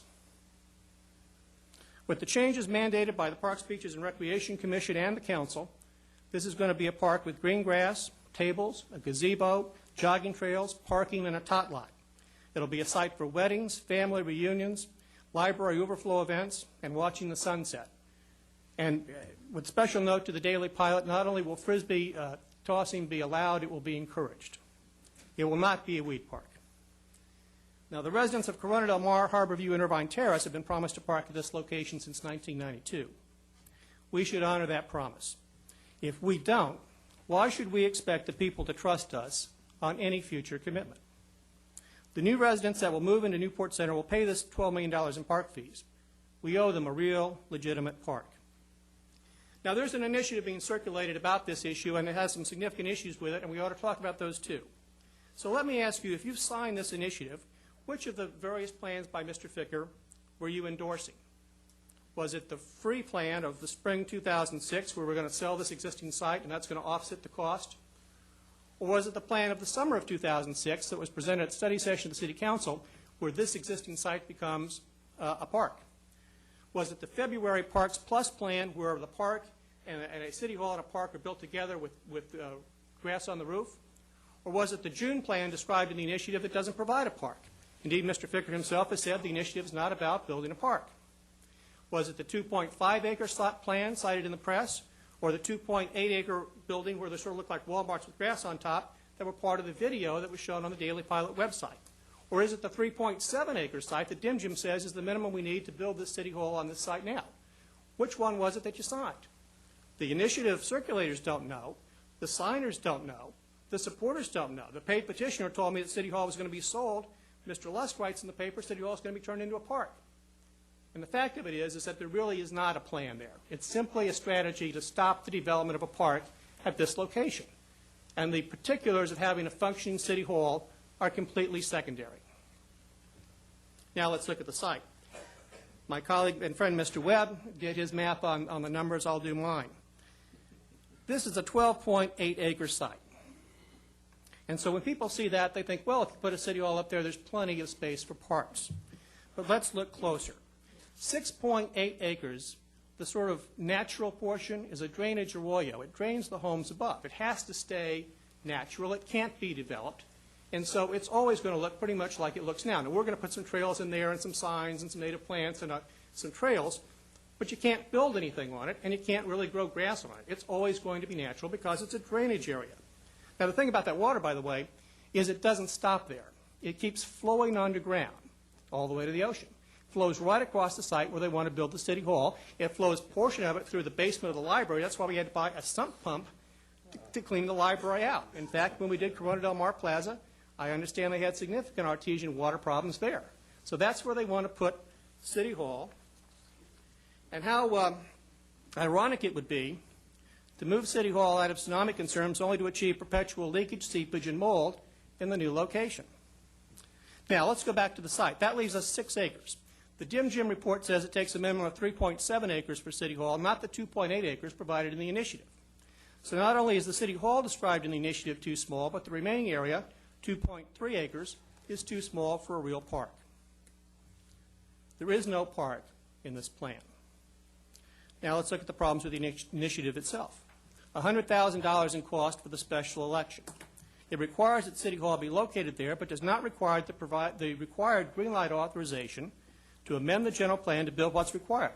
If we exceed 100 trips or 40,000 square feet, and you heard today it's a 72,000 square foot building, and we achieve 100 trips when about a third of the workforce shows up every day, you can't build it without going back for a second election. Now consider the dilemma that would be in if one election passes and one election loses. But I don't think the proponents are really focused on the impact that's going to have on the city. And what if we have an earthquake or a fire or other disaster and we have to vacate the building?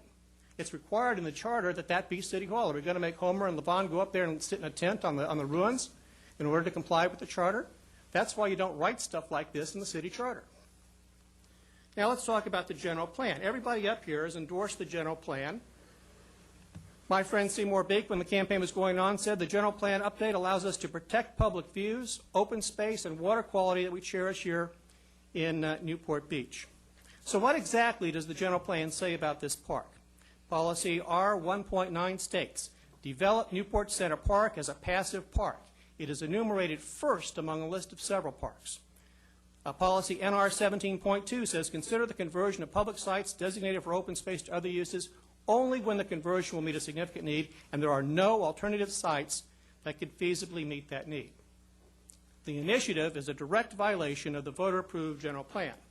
My friend Richard Lewis, in a mailing that I think all of you got from the Chamber of Commerce, has written, the general plan should not be changed on a whim, but respected by the current and future city staffs and councils. Well, I certainly agree with that, but that's exactly what we're being asked to do here.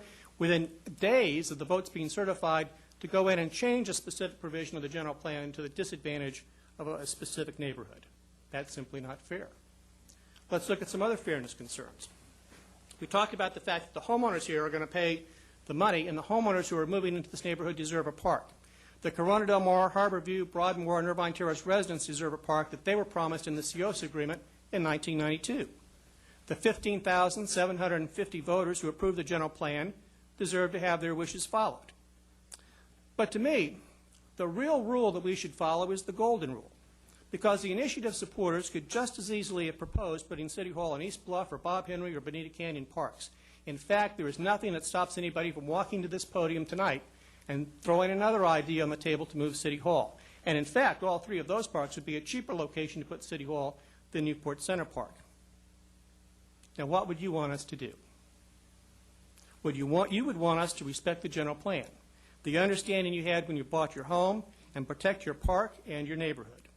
Now, these neighbors, even those who haven't bought the houses yet, they deserve no less. Why should we treat these residents differently than you would expect us to treat you? And finally, the initiative asks us to embrace a level of cynicism and duplicity that has no place in our community. The voters approved the general plan. We're asked to ignore its specific direction. We asked the residents to pay an impressive park fee, but it's proposed that we provide those same residents no park. We have a 14-year promise to the community for a park, and it's proposed we walk away. We send this issue back to the PB&R Commission, and yet we ignore their recommendations. It's proposed we put dirt and grass on a rooftop and we call it a park. It's proposed we count the ocean as open space. The voters were asked about City Hall, but the measure does not include the square footage and traffic authorizations necessary to operate a City Hall in accordance with the City Charter green light requirements. We as a City Council have decided this issue multiple times, and yet some now seek an end run through the initiative process. The initiative is called City Hall in the Park, but does not provide for a park. And why? Why are we going through this? Because one man wants to move City Hall 1 block. Now, I didn't run for office to treat the public that way, and tonight, hopefully, this long-running farce is going to end, and we can give direction. Tonight, let's give the residents what they want: a cost-effective, simply located City Hall and a real first-class park. We can and we should do both. Thank you. Okay. So you're trying to compete with me for the longest speech of the year. Well, I think I still have you beat, but you're a close second. All right. Anybody else on council that wants to make a comment before I open up for public comment? What he said. All right. I'll open up for public comment.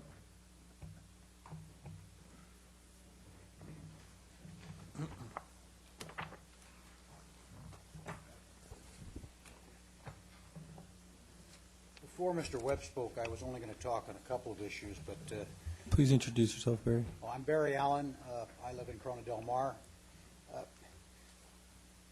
first problem that I really think is one that we cannot overlook, despite many times people have said not to be concerned about the water problem.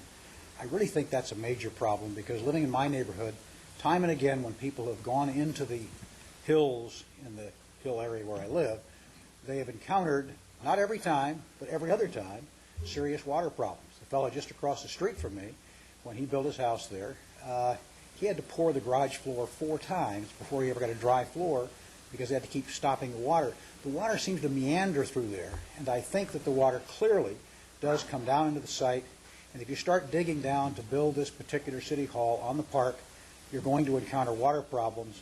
And despite the fact that Mr. Webb says, gee, I'm an engineer, we can correct things. That's what engineers say. Let's remember that. Engineers can correct things. But if they can correct things, my question is this: why didn't they correct it when they built the library? I mean, there's a pump there. So the point is that they can't necessarily be corrected, and I think it would be a real crime to build a park or build a City Hall here, or any kind of a building, and then have to continually be worried about mold problems and things like that, which we all know is a health problem for people, a serious one too. The general plan was adopted by the park, by the voters, and I don't think you can take open space, which I call parkland because that's what it's always been described at, and then say, you know, we're going to take 4 acres of parkland and then we're going to buy 12 different places throughout the city to replace it, because we'll say, okay, there's 0.6 acres of flat land, and so therefore we can buy 0.6 acres of flat land somewhere over in West Newport, and then we can buy a slope down on the Newport coast that's 0.7, and that'll replace the parkland. I seriously do not think that can occur. And as you all know, I'm an attorney, and I regularly practice law in the County of Orange, and I regularly represent the County of Orange on public issues. If you go to court on an issue, the court's going to be concerned about evidence. In this particular case, if you go back and look at what the council has done over and over and over again, they have voted for a park here. They've named it a park. They've called it a park. It's been designated a park. The general plan called it a park.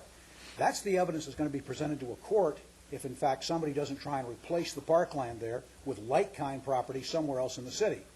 And the fact that there may be 1 or 2 or even 3 dissenters on the city council from what the city council has voted for is not going to change what happened by the city council. So I don't really believe, in all sincerity, that the council can even dream that they could replace the parkland that they would be taking away by building City Hall on the park, designated as Newport Center Park, and replace it in more than one place around the city. I just don't think that could occur. And I would recommend to you that you seek a legal opinion on that matter if that is an issue that's of significance to you. And I can give you the name of several attorneys who practice in the area, none of which I'll talk to, that you can ask the opinion from. I don't have anything further to say except I agree with what Mr. Selich says, I agree with what Mr. Curry says, and I think that we should move forward with the study to procure the site where the Orange County Transportation Center is, and move forward building City Hall there, and to build a park at Newport Center Park has been promised, as Councilman Curry pointed out, for so many years to everyone. Thank you very much for your time. Thank you, Barry. Anyone else?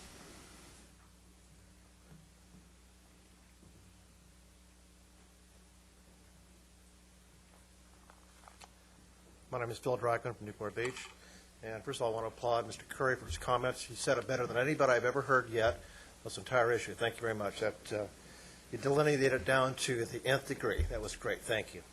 I've got a copy of the initiative right here, and I took the personal initiative to send it to two outside law firms, one here in Orange County, one in Los Angeles, and I want to get their legal opinion on it. Both are in land use as well as they're in public policies, and both of them came back with exactly the same answer, that this draft of this initiative violates California state law because it deals with 4 subjects rather than just one, which the law allows.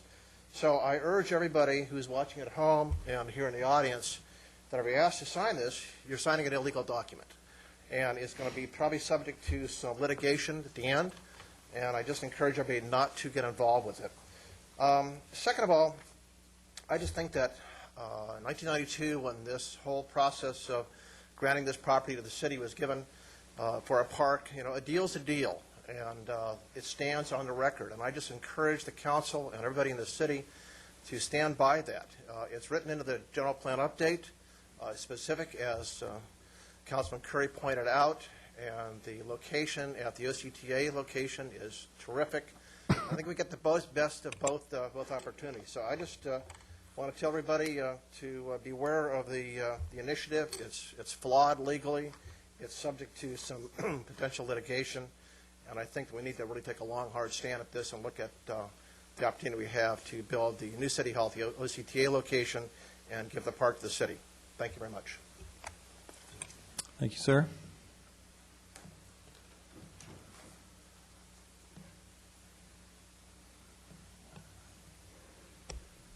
Good evening, Mayor and council members. My name is Marcia Dossi, and I'm a resident of the city of Newport Beach. Some things were brought up tonight that reminded me, and I heard the comment several times about passive park. If the general plan calls for a passive park, then we need to have a passive park. But everyone has been putting things on the site, things like toilets, seeing like toilets, amphitheaters. A passive park, according to Yuba City, England, Pennsylvania, Washington, Santa Barbara, and the city of Menominee Falls, Wisconsin, who has the best idea of it, primarily designed for passive trail use and other non-organized activities. They're trails, they're botanical, they are natural. I come from San Diego. There's a mile and mile and mile long canyon. It's got one toilet, nothing else. It's passive. So go back to the general plan and passive. It's got to be a park. It's got to be passive. But what we're trying to achieve here, Mr. Curry, as you stated, was a cost-effective shared use, I will add, centrally located and visible location. City halls are prominent buildings. They're not hidden away. They're easily accessible. They're not tucked away where you're limited to your access. Putting it on the OCT site is limiting its access, limiting its visibility. And I think you really have to consider that. In my opinion, from what I have seen, and I think it's been pointed out before, there's an excessive amount of park use in that area. And I think that if you look at other areas of the city that have minimal use, there's an amount over there that doesn't need any more over there or can take a few acres reduction. I think Mr. Curry forgot in his eloquent speech that we have a beautiful site here that can be, in lieu, traded off, so that we have a viable site here that we don't have to expend any further outlay of expense right here, and the existing site can be turned into a park. I think that Dim Jim's assumption on their proposed cost left out the cost of the land, and it's clearly more than $10 million, because we don't know what the costs for the Irvine Company are going to be. But if you've worked with the Irvine Company before, you know they're going to want something, and it's going to be an additional cost. Whether that's a cost to the city of another $1 million to $10 million, we don't know, but there's going to be a cost there. I think we really have to look at the times, the changes that have happened, and in those changes, things are required that make it more accessible to do something to make it better, such as you're not wearing the same clothes as you were when you were 20. Let's hope you're not. The park was dedicated, and the times have changed, and we need an eloquent site, we need an accessible site, we need a highly visible site, and we can be cost-effective and shared use on this site by having the library use the same parking facility. I would hope that you would deny or reject Mr. Selich's proposal and really consider the site and the in lieu fees. Thank you. Thank you, Ms. Dawsey.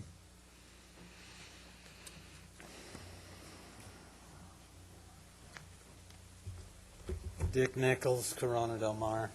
I don't know that we really want to answer all of Keith's arguments.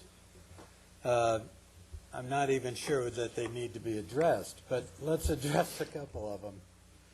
He said there's a 6.8 acre arroyo in there, which can't be used for anything else except a nature park. Well, nobody's planning to do anything different than that, and so I assume that that's an adequate usage for just what he's saying. That means that there's only 6 acres left. So the 6.8 acre, the 12.8 acre park is really only a 6 acre park because the rest of it's a water collection system, according to you. Well, the problem with the water collection system, I don't have any problem when it's a flood, but there's no water in it.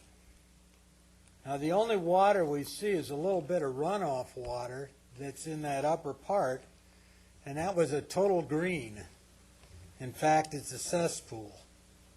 And so the environmentalists that toured the area when I was there, and as Selick was too, said for $50,000 a stem, you could just pave the thing over.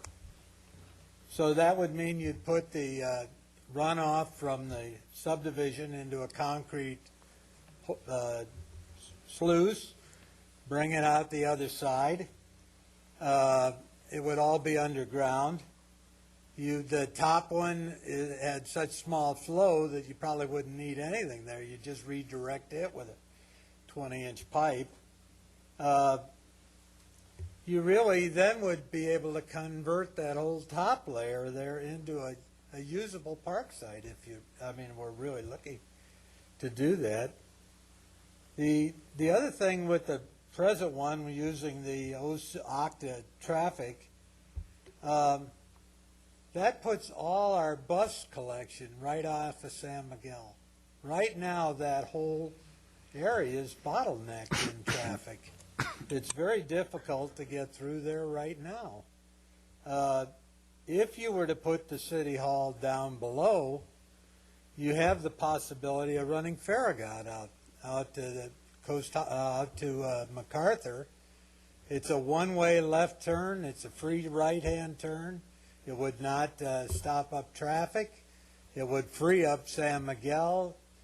You'd have a much better way of running your traffic patterns. So transportation, it's a much better situation with it down by the library. You get library parking. You're not going to get that otherwise. If you you just have more uses of this. It works out better all the way. When you put it up by San Joaquin Hills Road, the city hall, there's a 20-foot separation. So it wasn't easier to build up there. They couldn't get the parking in. The parking is is a problem up there. Getting to the place is a problem. It doesn't have the streets around it to get rid of the traffic. Putting City Hall up at the transportation center is a headache. It doesn't work very well. It works very poorly. You can't see it. When you come across the way, you're looking down at City Hall. That's not something that we're proud of. So we're not making a building that's beautiful or something that it's going to be easier to see. It's down in a 20-foot gulch, you know. You basically have a fairly steep wall all along MacArthur there. This is a far better. We're hiding this only for the neighbors. The neighbors we do not want to. We're protecting this private view that only one subdivision in Newport Beach has.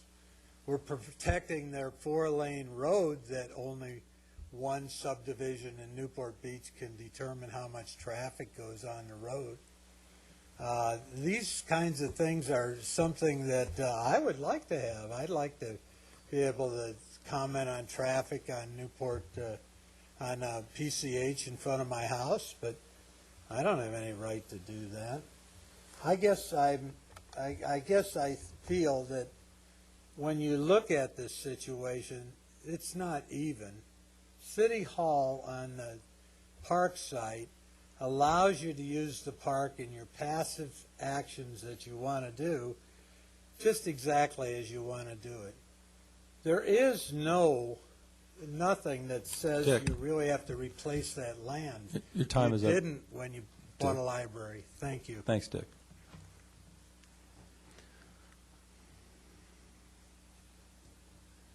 Good evening. Tom Moulson, Corona Del Mar. I want you to know the people who want the park still want it. We're still here, and nobody could say it better, of course, than Councillor Curry did.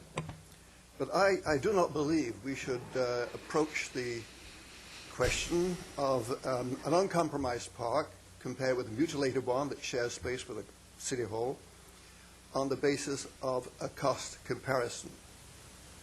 Aren't costs important? Not always. They don't always matter.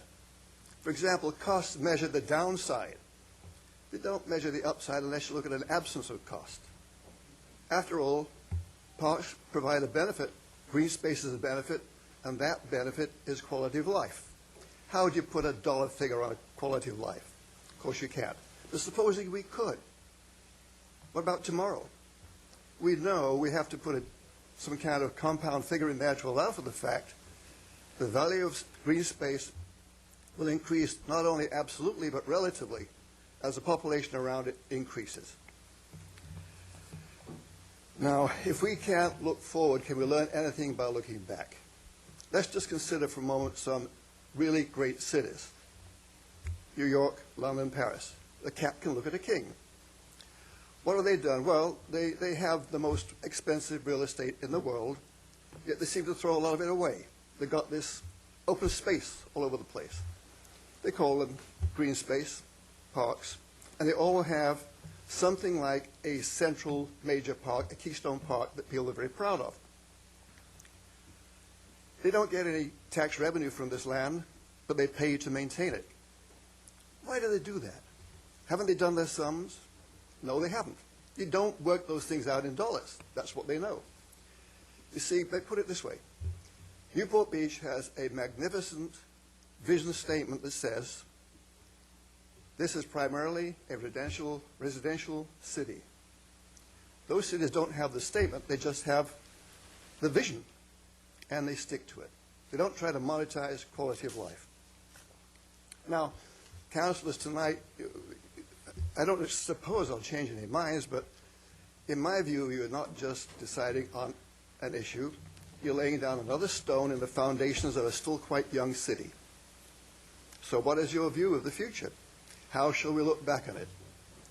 Will people be proud of that oasis of green in the middle of a busy city, a refuge from the turmoil of work and the throb of traffic?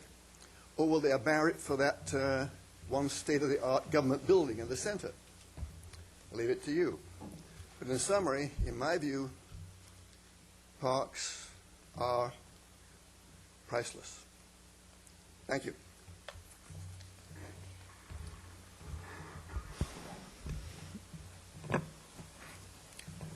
Don Beatty in Balboa, been a resident of the city for 69 years, living in the house I grew up in. I still use the beach. Probably I'm out there 4 times a week, walking, taking sunsets, watching the dolphins. And one thing we know about in this town is nobody touches our sand. If you had some kind of proposal to take 2 feet of that beach, why, it'd be an uprising, because that's open space. And it is priceless. I've wondered how many of you, like me, have been up on this park site multiple times. I've had 2 Sheltie dogs in the past, over a 21-year period, and have played with them many times up there, and there's nothing like seeing your little collie running off the leash, having a great time. And being up there and the ocean laid out before you. The gentleman said it is priceless. And we can't keep bottling up sunsets and trying to sell it off for some other reason. I personally could care less if there's a city hall at Newport Center. If there is, I would rather it be amongst the other big boxes than on this parkland. Obviously, I don't want this parkland touched. If we could go back in time, I would prefer that my highly intelligent, if not near genius, former neighbor, Bill Vicker, would have thought out the box, outside the box, and take this side here, and let's go up something in glass and in the round, 3 stories, and highly unusual facility. If there's a problem with traffic getting in for use here, what's the main use of people that's causing this problem at City Hall presently? Well, probably most trips are to the building department, right? Well, that can be located somewhere else. But I'd hate to see this property be anything besides public property. But in any case, bottom line, keep that park site open space. Thank you.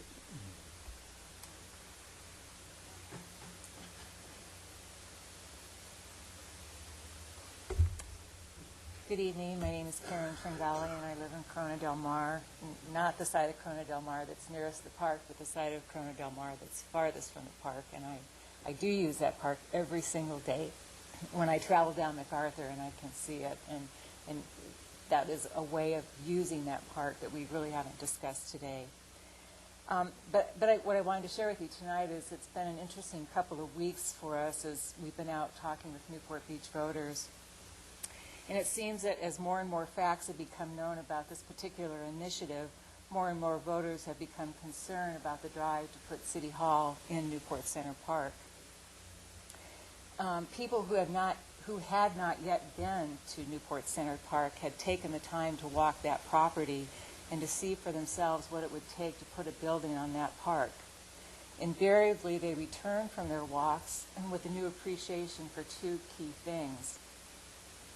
One is the complexity of the topography and what must be done to put a building on Newport Center Park. The second is for the magnificence of its 180-degree view from the Palos Verdes Peninsula on the west to San Clemente Island on a clear day on the east. And they also understand that it has a varied terrain and that it accommodates both a 4.8-acre traditional park with lawns and grass and gardens and other amenities that we've talked about, plus 6+ acres of a natural park, habitat, and a drainage arroyo. Now, these voters didn't need to trust the park's proponents, and they didn't need to trust architects and developers. They simply wanted to see for themselves, and they did. More concerns were expressed when Newport Beach voters began to read the actual text of the initiative, including its summary and the title. Not in the title, not in the summary, and not in its 7 sections or in any of its 700 words did they find even one occurrence of the word park. There were plenty of references to acreage.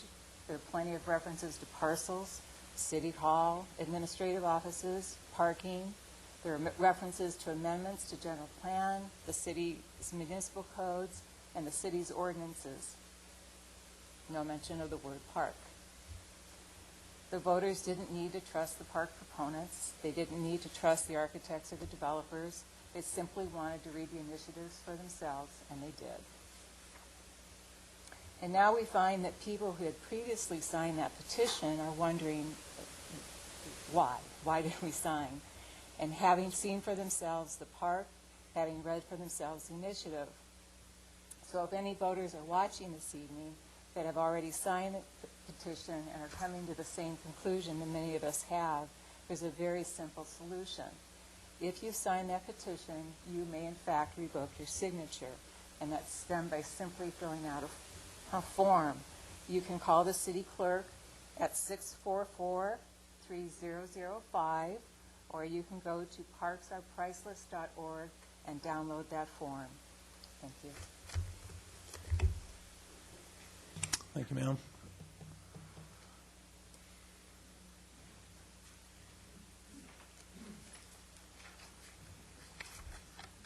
Good evening, Mayor and council members. My name is Ron Hendrickson. I live in the Port Streets. I'm kind of amazed at what I've been hearing this evening. The city just authorized a study to the tune of somewhere around $50,000 to find out what the cost differential might be between these two alternative sites. The consultant comes up with $10 million. I've heard that the addition of another 6 might make it $16 million, but we're disregarding all of that, and so I don't know why we even did a study, because there seems to be people that don't want to recognize that at all. I did an analysis of what I think would be an additional cost, because I believe that the open space site on which you plan to relocate the OCTA facility, which is owned by the Irvine Company, was not part of the COSA agreement, and therefore that open space, as far as I can figure out, is owned by the Irvine Company. Excuse me. The Irvine Company, as has been pointed out, has like 450 units in the general plan, and it's been brought up in fairly recent weeks that the park fees for those units is going to amount to like $12 million plus. And what I believe is that the Irvine Company would have the opportunity to use what I found out in the PC is 4.5 acres. I've been told it's maybe 3.4 net acres. But anyway, there's more than 3 acres of open space, and based on the in lieu park fees, it would have, in my judgment, a value of something like $2.5 million per acre. Well, that particular site, as we all know, has a tremendous grade problem. And so that, that would be not the normal kind of park space that you would accept. However, as it's shown in the DIM estimate, it can be graded, and there can be retaining walls to make it a very usable site. And based on the information I got, it's about $4 million. So the actual value based on a 3.4 acre net site is $8.5 million. Drop off for making it a level site, and you got $4.5 million. And I'm not sure I have the right acreage, but I'd like to leave this analysis with you. And so I believe that there's at least another $4 million that would be added to the 10. And the fact that avocado is being swallowed up, I mean, there's a big value in that street. There has to be some recognition of value there if we're going to be looking at tit for tat here. I'd also like to take a minute and kind of respond to a bit of the diatribe. I don't think I can, there's too much in there to try to even attack, but for one thing here, they play around with this water problem. I just had a $4 million house built next door to me. It has 2 sump pumps in it. I'm an architect. I've been involved in several buildings in Corporate Plaza. Many of them that have basement have sump pumps. So a sump pump is not an unusual item when you put in the basement, and if you don't put a sump pump in a basement, you're not using very good judgment. Try to pick up a few items that Mr. Curry has inaccurately stated.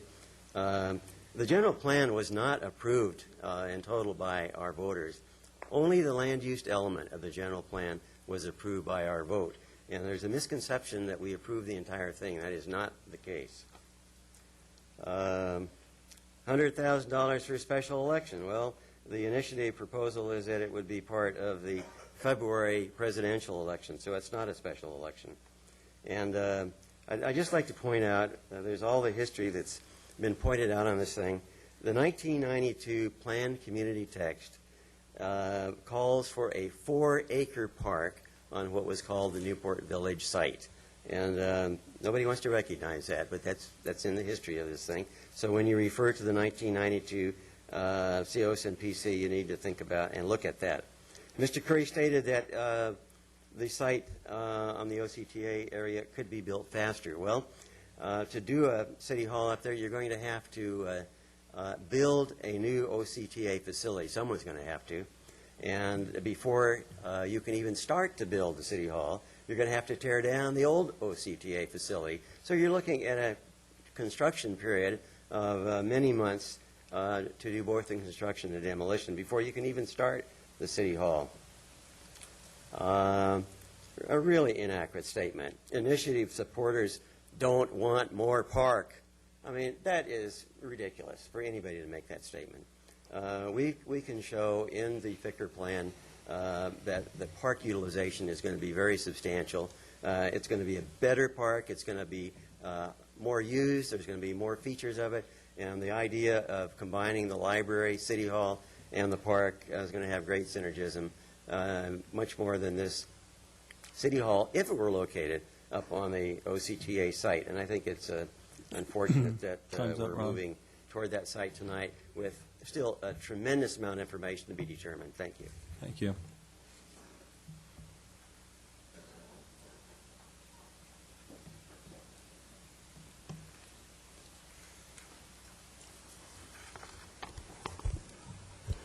Good evening, Mayor Rosansky, council members, and staff. My name is Wendy Brooks, and I'm a resident of Newport Beach. Recently, a number of false and deliberately misleading statements by uninformed citizens of Newport Beach have appeared in the Daily Pilot. I wish to set the record straight. The sole purpose of the petition now being circulated is to let the residents of our city vote on the issue of whether the new city hall should be built in Newport Center,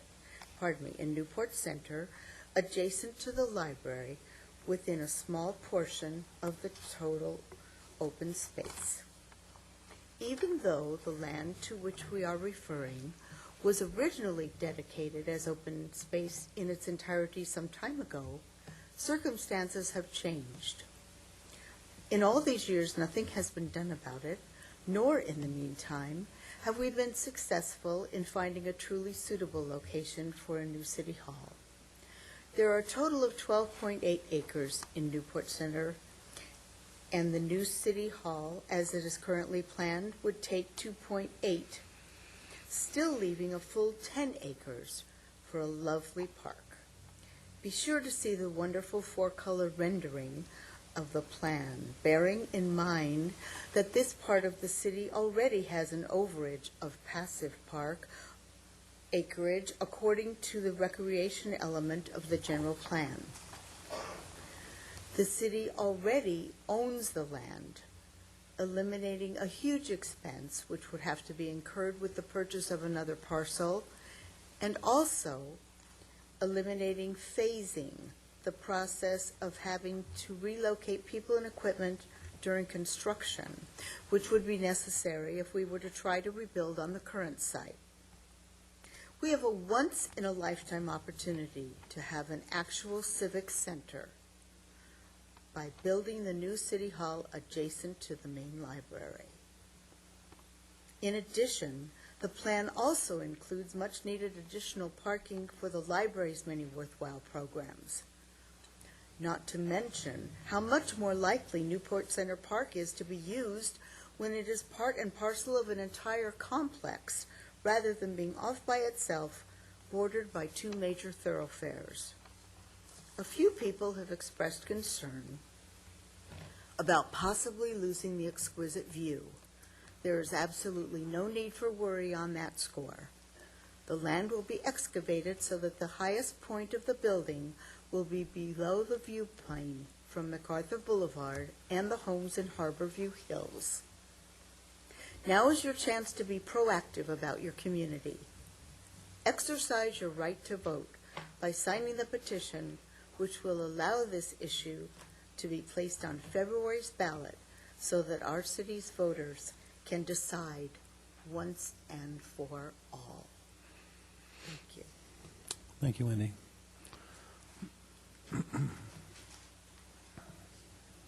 Anyone else that wants to speak on this matter?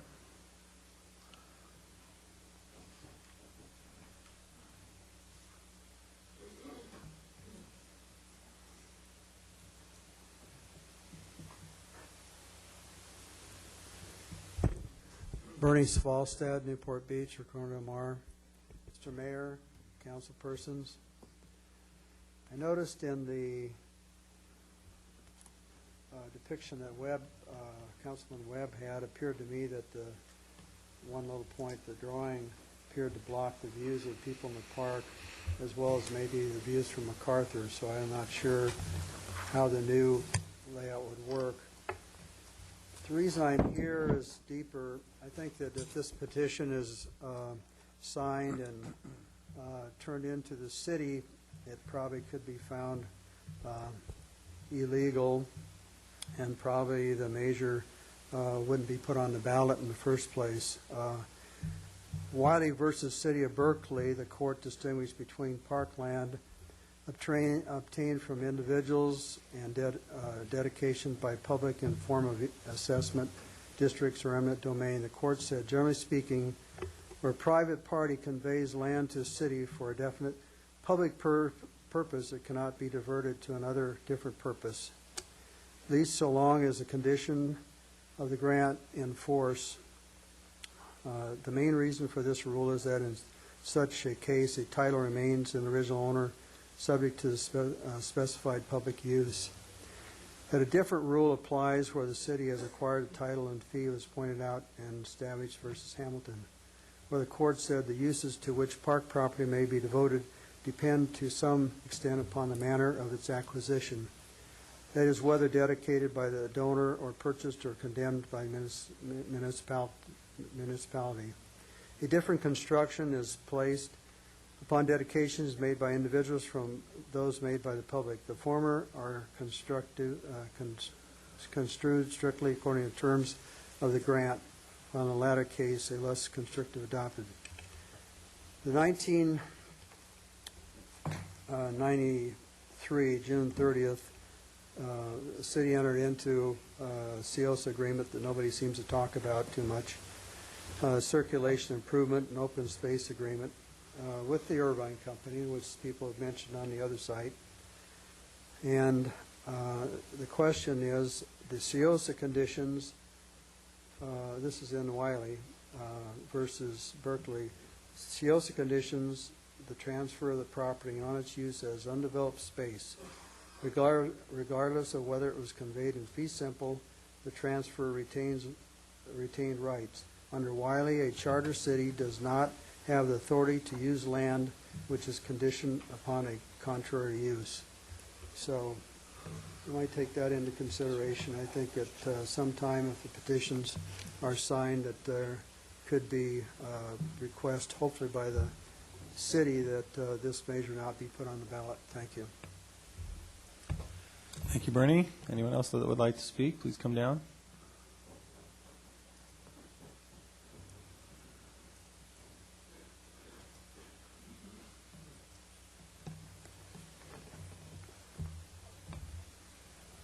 Thank you.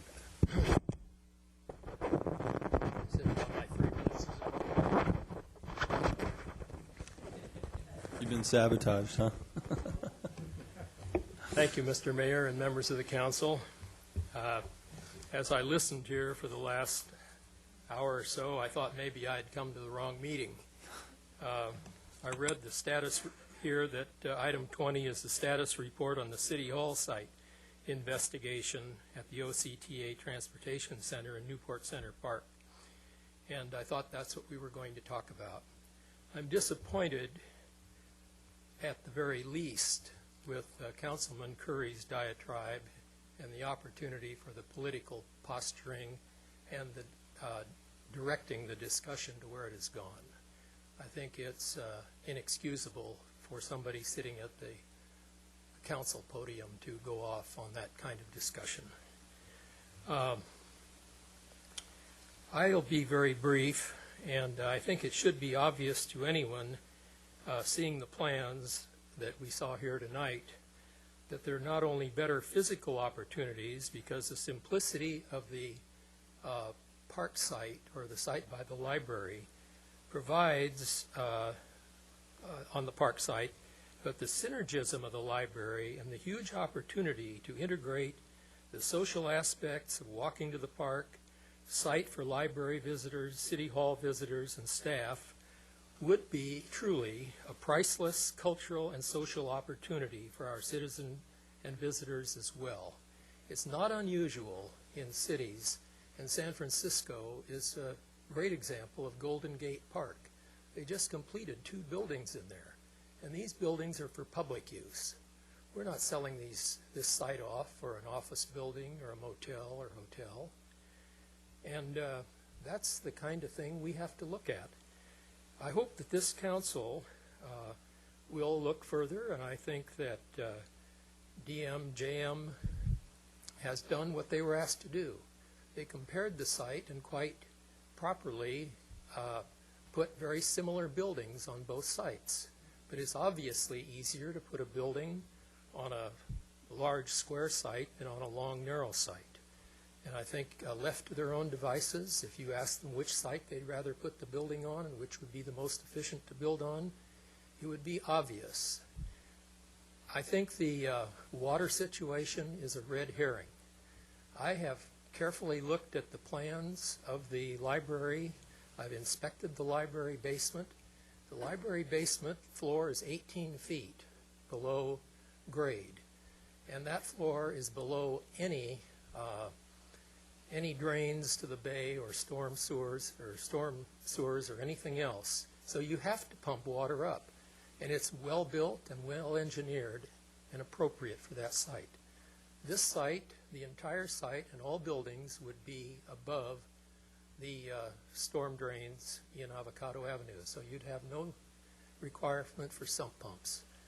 All areas, including Irvine Terrace, are notorious for having dampness around foundations, and it's because in California we're spoiled. You merely go in there, and I've done it for many friends, and you can do the same in Harborview Hills, and we did the same thing in Granville where I live. Nobody ever put any drains in around the basement, or rather the footings or anything else to drain the sites. It isn't a problem, and I won't belabor that. Every constraint is in place to protect the views of Harborview Hills. The park is more than adequate, and I attached to this memo 2 pages from the general plan in which the council has participated. And nobody has read this, apparently, including Mr. Curry. And in here, under service areas, it says the city has been divided into service areas, as shown in figure R2, for the purposes of park planning and to equitably administer parkland dedications and fees provided by residential development. 2 of the 12 service areas within the city, Newport Center and Harborview, have no identified park and recreation needs as discussed below. Service Area 9, which is this one, says Newport Center. There's park surplus within this service area. The Back Bay View Park was completed in the summer of 2005, and a new passive park, Newport Center Park, is planned for development sometime after 2006. And in your very own capital improvement that we've seen presented, it has this park to be improved in 2018. I see my time is about up, and I just want to thank you for that time, and I hope that we use the time in the future to discuss the opportunities for building our new city hall and not for political posturing. I'd only like to close, and I'm sorry to run over here a little bit, that our city has an abundance of experienced, successful people in almost every phase of corporate management, planning, development, construction, and almost every other phase of business and operations. And yes, in recreation and environment. We've all been involved in that. We're all concerned and enjoy the environment.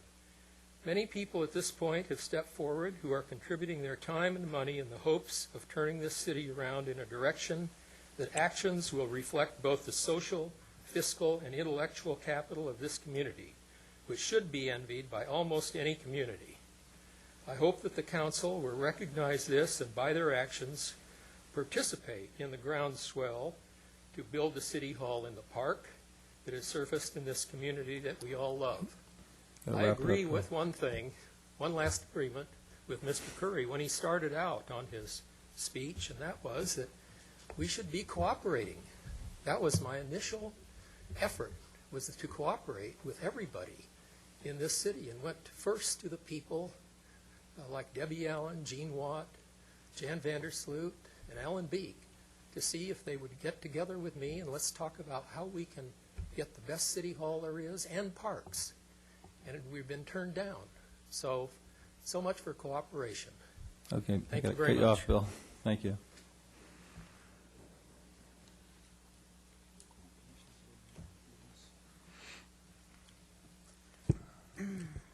Mr. Mayor, members of the City Council, I'm Debbie Allen, and I did not plan to speak tonight, and I'm only going to address one issue, and that is Mr. Ficker's accusation that he wanted to meet with me and that I refused to cooperate with him.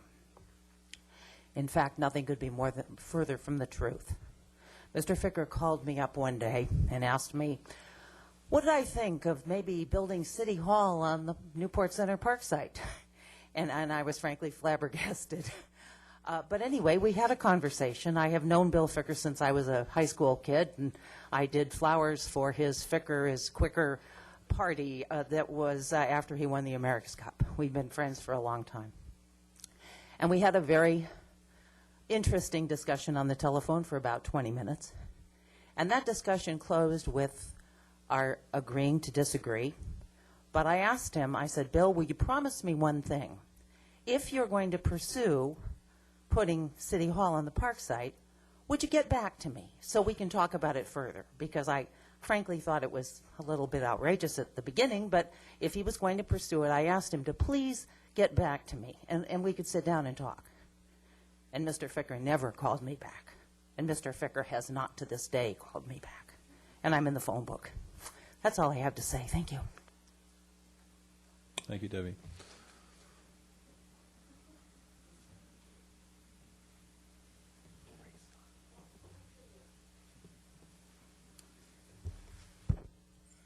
My name is Hugh Logan, and I'm a resident of Newport Beach. Your Honor, members of the council, I'd like to express my support for the motion, which was made by Councilman Selleck.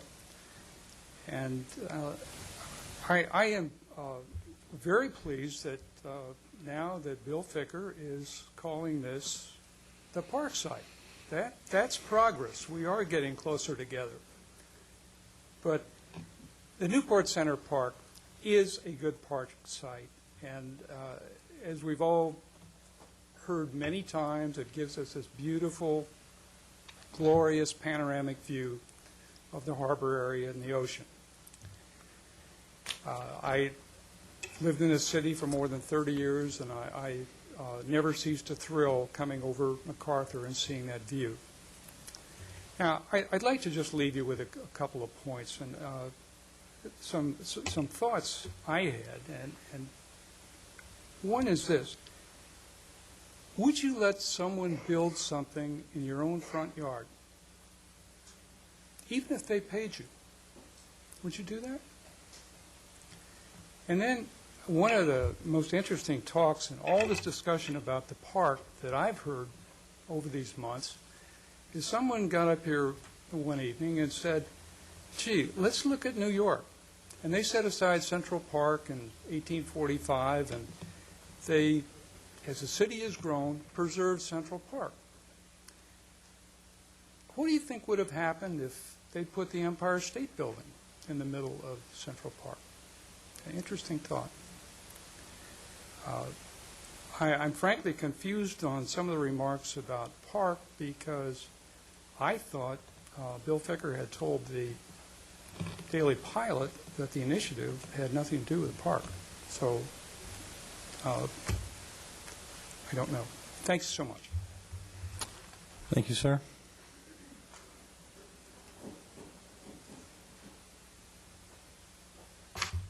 I'm Lucy O'Keown.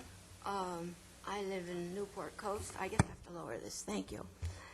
I may be one of the three oldest living former council members, Robert Shelton and the wonderful Doreen Marshall, who was mayor of the city, and I. We go back a long ways, and I thought I might try to inject a little sense of history into the discussion tonight, and I hope not too much vitriol. When I sat where you sit, we worked as a team. Don Webb will remember this, I know. Councilman Webb, excuse me.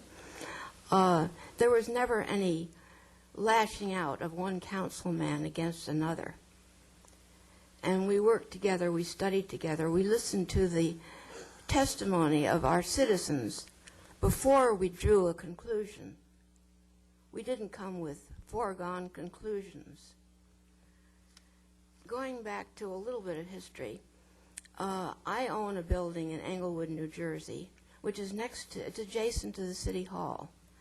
Now, sump pump has become a dirty word here. We have sump pumps in the basement. The City Hall has sump pumps in their basement, and we have the Overpeck Creek that runs right alongside. And we lived there. That building goes back to 1931, and it will stand.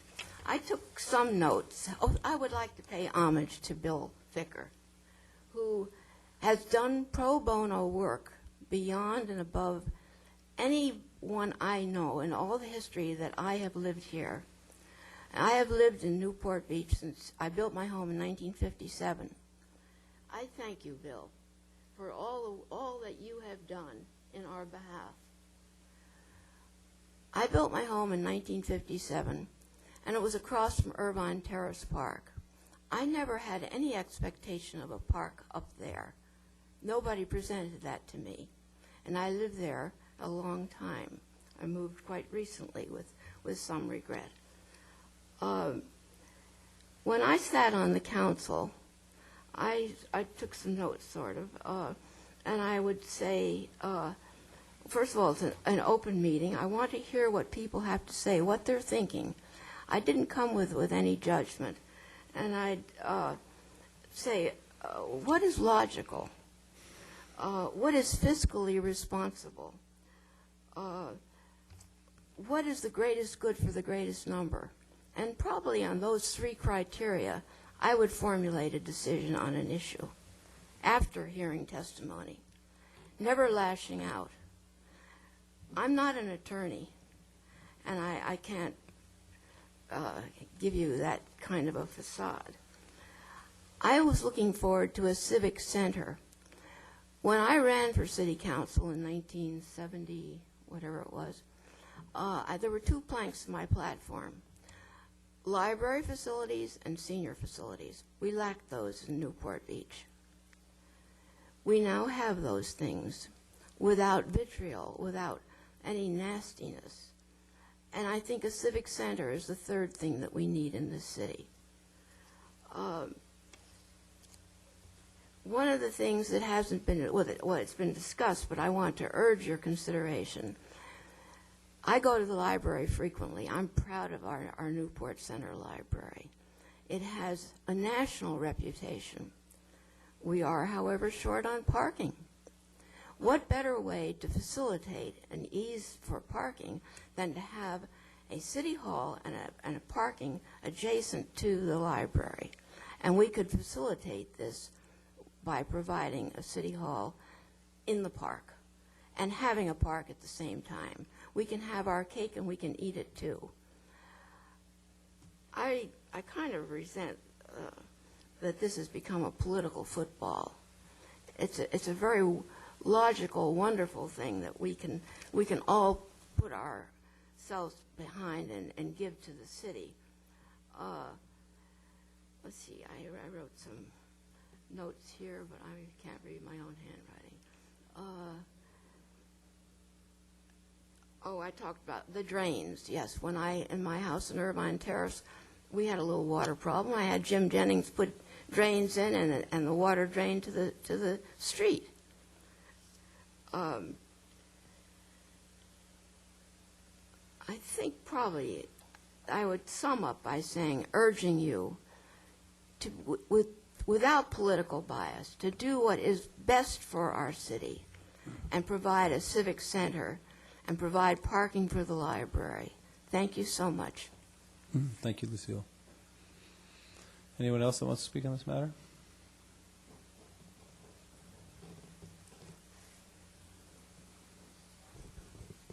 Good evening, Mayor, City Council members. My name is Jan Vandersloot. I've lived in Newport Beach since 1981. I want to thank Councilman Curry and Selich for your comments tonight. I think you both are on the right track. I think one of the things that came to light tonight was the size of the City Hall has expanded from Bill Ficker's 2.9 acres to 3.7 acres, and I think that just shows how much of the park is going to be taken up if you try to build a City Hall on it. And not only that, but the building that they want to put in the park takes up the greatest view opportunity for the public. I'm not talking about views from across the street from the private homes. I'm talking about views of the coastline from people using the park. It sounds to me that if they put 3.7 acres, take that up with the building, you're going to be losing the major view, the spectacular views that are available to the public. The second thing I'd like to say is that this is a park. It's not a question of open space versus park that Councilman Daigle brought up. In 2005, this park was named Newport Center Park by none other than Councilman Don Webb. This is a park. This park will have to be replaced if a building is put on it. And it will have to be replaced by 3.7 acres if the DIMGM study is correct, and that's the size of the City Hall that would be placed on the park. Another point I'd like to bring up is that there's not just one agreement that calls for this this site above the library to be open space park. The other agreement, besides the CIOSA agreement of 1992, was the Library Exchange Agreement of 1991, which I'm sure Lucille Kuhn is familiar with.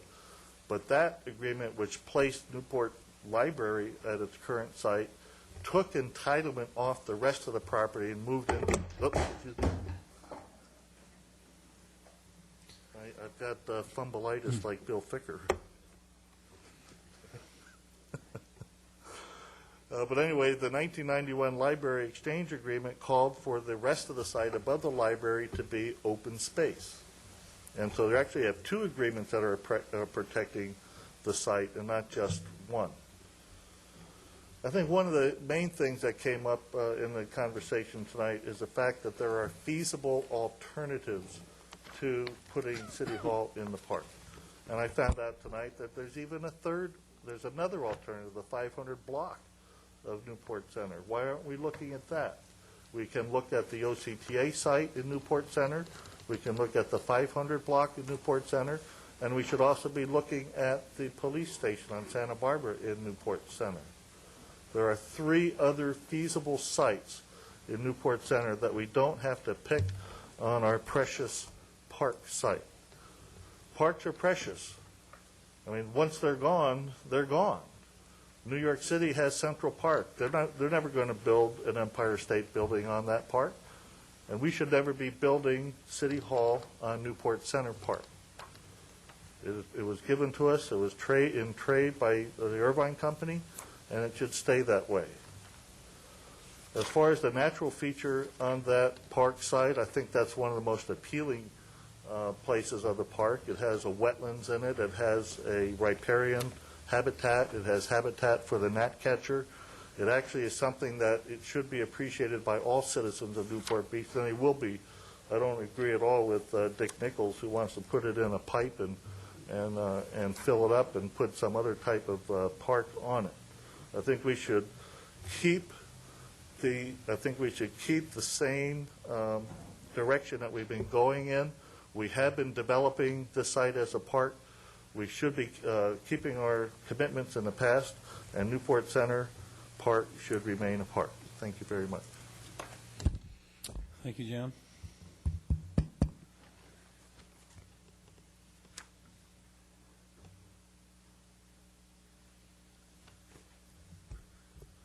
Members of Council, Mayor, my name is Ed Stevens, Corona Del Mar.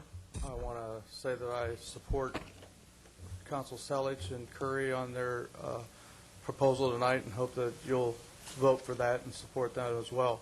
I don't see any reason why we can't build an, what's the word, obvious or visible city hall on the OCTA site, just like you could on the park site. They would, that doesn't seem to be any argument. You could build just as nice a place in either spot. I apologize for my ignorance, but I don't understand why they need to tear down the OTC site as it exists and move it to put City Hall where OCC is now.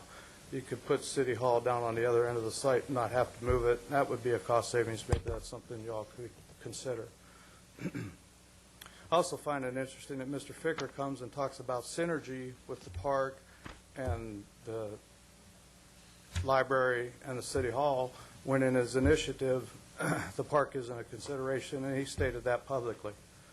And if we proceed with the park as planned, we've got areas for parking down there for the library, contrary to Mr. Nichols saying that there wouldn't be any. So I would encourage you to go ahead and vote and look at the OCTA site and go from there. Thank you. Anyone else that'd like to comment on this agenda item?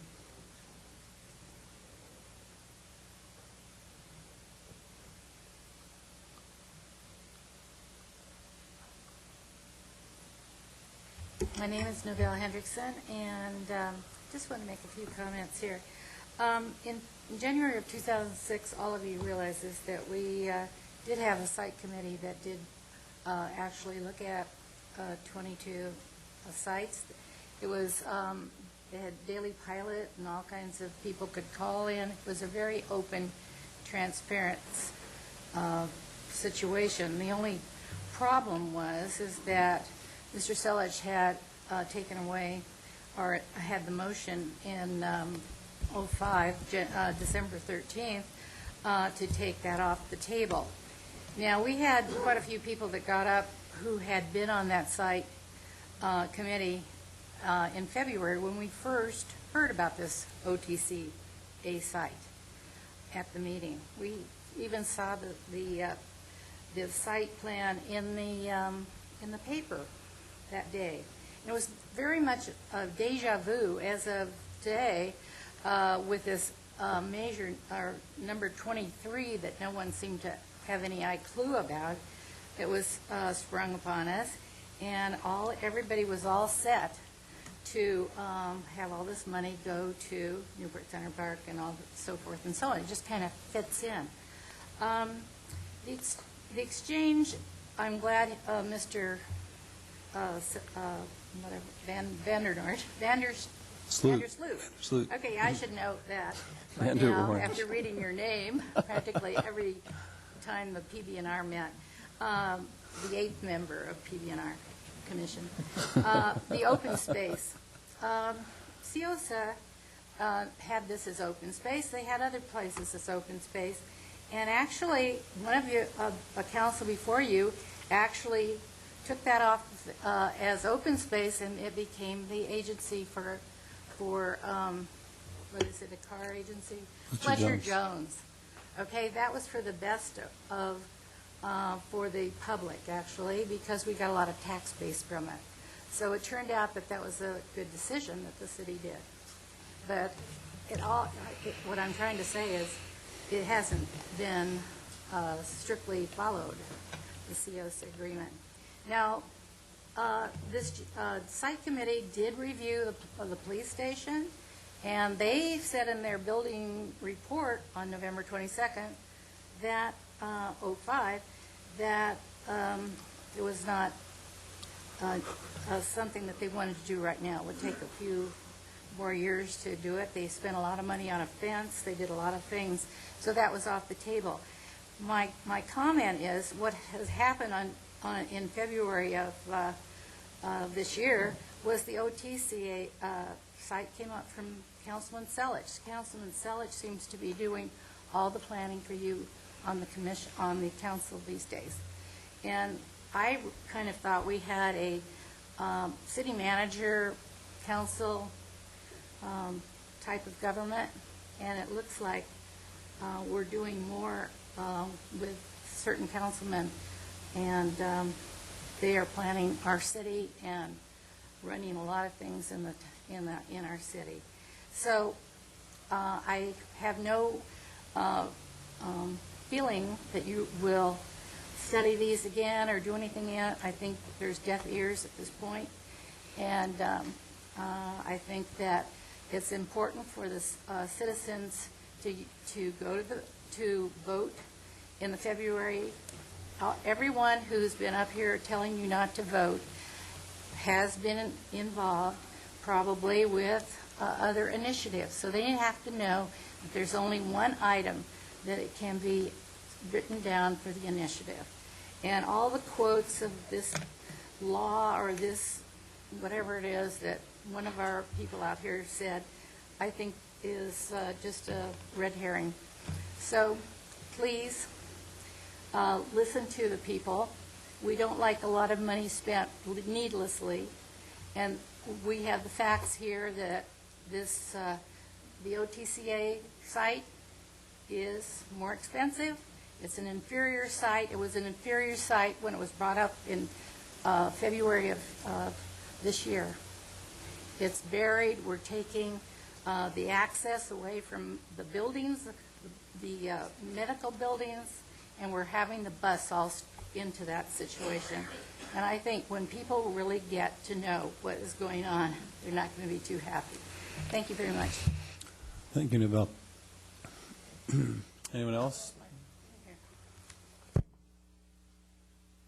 Okay, seeing no one, I'll close the public comment section of this meeting. I have a number of questions that I want to ask based upon some of the testimony and some of the things that I've heard. Oh, okay. Go ahead. Thank you. I just had a couple of quick comments. I'm puzzled by this whole thing about the City Hall will create synergy with the library. I don't get that somehow. I see a library and a park having synergy, but I don't know. I go down to get my building permits and I get the library and then I stop. I just don't quite understand that. But the use of the park, this seems to be this misunderstanding of whether the park will be used, and I would just direct people to Ocean Boulevard in Corona Del Mar. That is an area that's highly used, and it's not just used by those of us who live within a block or two. Most of the people that use Ocean Boulevard park areas drive there, and they drive there, some of them to watch the sunset, to have a view, because they're like me, they don't have a view in their home. Others go to work out. If you go there in the morning, there are more personal trainers with their groups there doing all their exercises. You see parents with their kids and families, and this is the sort of thing that will happen with Newport Center Park. First of all, there's an athletic club right across the street, so you can be sure they'll be using it. Mothers are going to take their kids to the library to pick up the books, and then, wow, great, we can go up the tot lot and they get rid of some energy before we go home and read the books. This is a park. People are going to come just as they do in Ocean Boulevard and come for the sunsets, probably to watch the fireworks. I'm sure you can see the Dunes fireworks display from there on the 4th. This park will be used. In fact, I'm hoping that we can get a DG path all around, and I can go, and my aging knees can do my workouts there instead of on the concrete that I have to do now. So. Okay. Well, I'd like to ask staff a couple questions, and also the consultant, if he would come forward again. First of all, do we have any mold problems in our library now, Steve? Not that I'm aware of. Do we have water problems that are not handled by the sump pump? Have we ever had water damage in all the years at the? The only water damage we have is by a badly designed roof structure. The roof? There's no real cellar issues. Okay. Does the designs that you've done for the OCTA facility and the City Hall, I'd like to talk about that a little bit. The City Hall, kind of as you've depicted it, and this is just one of many possible iterations, but it does have an underground parking structure, partially underground? Yes. The parking will be exposed to retaining walls on, say, 2.5 of the 4 sides. Okay, but it is partially subterranean? Yes, not the building, but the parking. The parking, that's, Yes. And so would you expect that there's going to be some pumps or water? I mean, if there's water in the area, would you expect a structure like that would require some pumps or some type of water Probably, yes. diversion?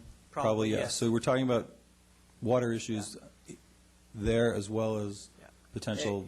The way we approach water is if we know the water is there, we'll make provisions to deal with the water. We know that water sooner or later is going to come in. It's a matter of what you do once you is in there.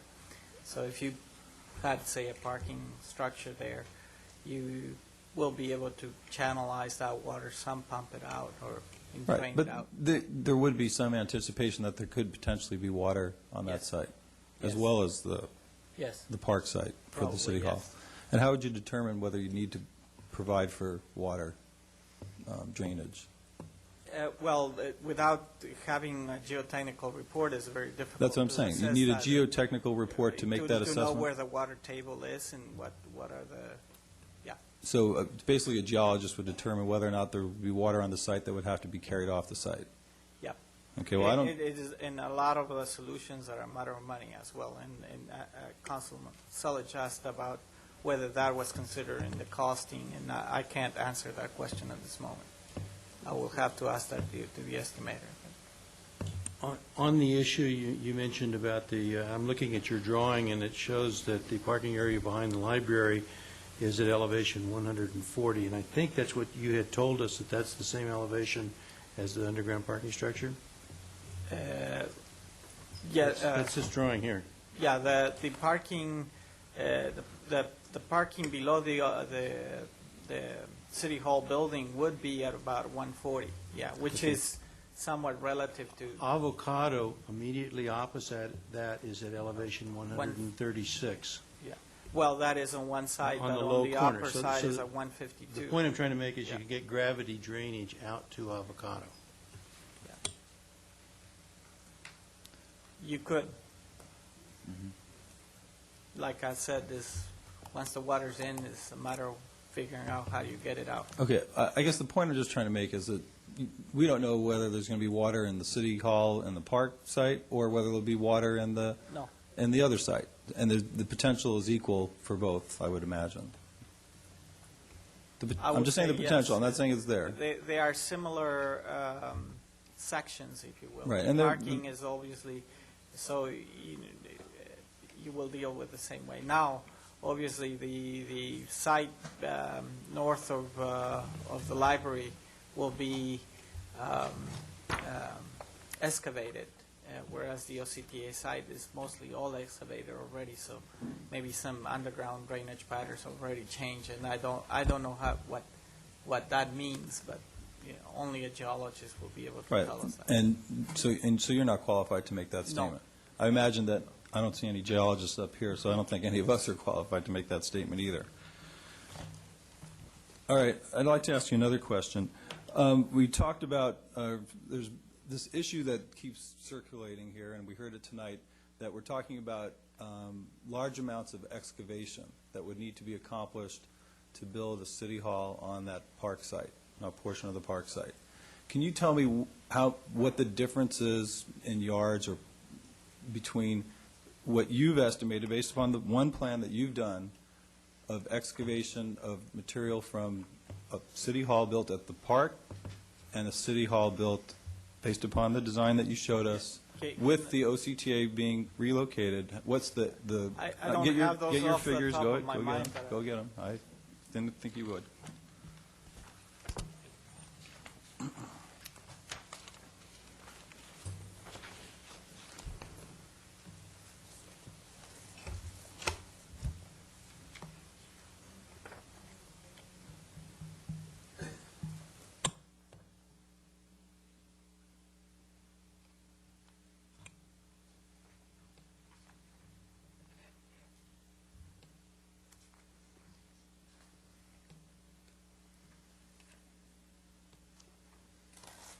OCTA site, I believe it's on page 13. 13 or 14, yeah. Let's see, it is about, the OCTA site has 59,260 cubic yards. Okay, 59,000, so can I round it up to 60,000 for sake of? Yeah. And Looks like the park is at 65,926. So we'll round that up to 66,000. Yeah. Is there any other further excavation that would have to be done for the city hall on the OCTA facility with retaining walls and things like that? no, at the moment, and again, these are worst-case scenarios. Again, if we were able to massage the site, the designs of Could get better. either site, we can, Might be equal. Yeah, so again, when we do these studies, we do worst-case I scenarios. understand, and that's what we asked you to do. We said, come to us with the worst-case scenario. I think the building committee would agree, and probably the rest of the council, that's what we asked you to do. So worst-case scenario, you're saying that there would be an extra 6,000 yards of dirt have to be excavated from the city hall at the park site as opposed to the city hall at the OCTA site, based upon the numbers in your report? That is correct. So 10%. About that. Okay. Yes. You've got to understand one thing, though. When you are dealing with the OCTA site, you're dealing with 7 acres of improvements. Mhm. When you're dealing with what I call the library site or the park site, you're not dealing with that many acres because you are replacing the OCTA facility. Therefore, that is why the excavation has to be is about equal. You're right. It's one site's bigger than the other, and maybe per acre you're not moving as much yardage. Exactly. But the bottom line is you're going to move 60,000 yards at one site and 66,000 yards at the other site. Worst case scenario. Yeah. Okay. Is in construction, and I'm not a contractor, I'm not an architect, I'm not a builder. Is 6,000 yards of material an unusual amount of extra dirt, I guess, to move in a fairly large construction project? In a more suburban area, probably it is. These are not sites. Well, here- If we were to move this in a more dense area, probably not. But is not unusual. I don't know. It's a difficult question to ask. Well, I guess what I'm getting at is a lot of people are making a big deal about the fact that we have to excavate some dirt to create a site for the city hall on the park. And I get the point that I'm trying to make, and I'm not going to belabor it any longer because I think I made the point, is that we're removing almost the same amount of dirt on the other site. And so to say that one is worse than the other, I think is kind of ridiculous, especially when you're saying that this is worst-case scenario, and if we massage the numbers, it could come out equal. The park site could even come out even better than the other site, depending on how we... That is correct. did And it. I mean, to answer your question now that I understand it more, it's not unusual to move that amount of dirt. If I'm looking at that being the Newport City limits, there's not a lot of flat land there that you'll be able to take advantage of. I mean, I think we have some houses that move 6,000 yards of dirt to create a building pad, so I don't, let's move past that, though. On this drawing here, this is the drawing that the 3.7 acres is estimated on? Is it 3.7 or 3.7 acres is estimated on? Yeah. Okay. This design shows a very generous plaza courtyard and plaza entrance. Yes. Correct? Yes. Now, we didn't ask you to include that in your design. That was something that you thought was a nice design element. Well, the size of the parcel has to do with the footprint that it takes to put the parking underneath it. So if you put the parking in one level, what you see there as plaza and building footprint, that's also the below, what I call. Well, we could just as easily put 10 feet of dirt on top of the parking and Yes. create the parking lot and have park right above it, even though Councilman Curry doesn't want to have grass on top of any structure, apparently, or any type of park. But it could be done that way. Yeah, so the 3.7 acres are dictated by the square footage of the parking. Of the more so parking, than not the surface buildings that you would actually have to see. That is correct. Okay.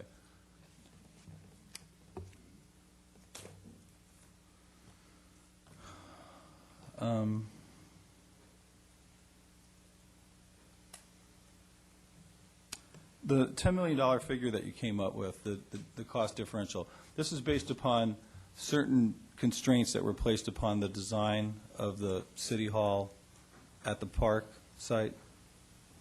I mean, you were given certain constraints That is correct. as far as how that was going to be designed. The program called for 40,000 square foot ground floor and a 32,000 square foot second floor. As an architect, are there ways in which to actually design the building in other ways that you didn't take into account that would further reduce the amount of acreage, if we wanted to, at least top acreage, or that would reduce the cost of construction, or create a better layout, or would create more open space? That is correct, and that is also true to the other sites. Yeah, exactly. So there's a matter of some discretion here in design, and this is probably one of the worst-case scenario designs. Is that what we asked you to do? That is correct. Okay. And so there's also a possibility that the spread could get bigger than $10 million, depending on what the constraints are. Yes.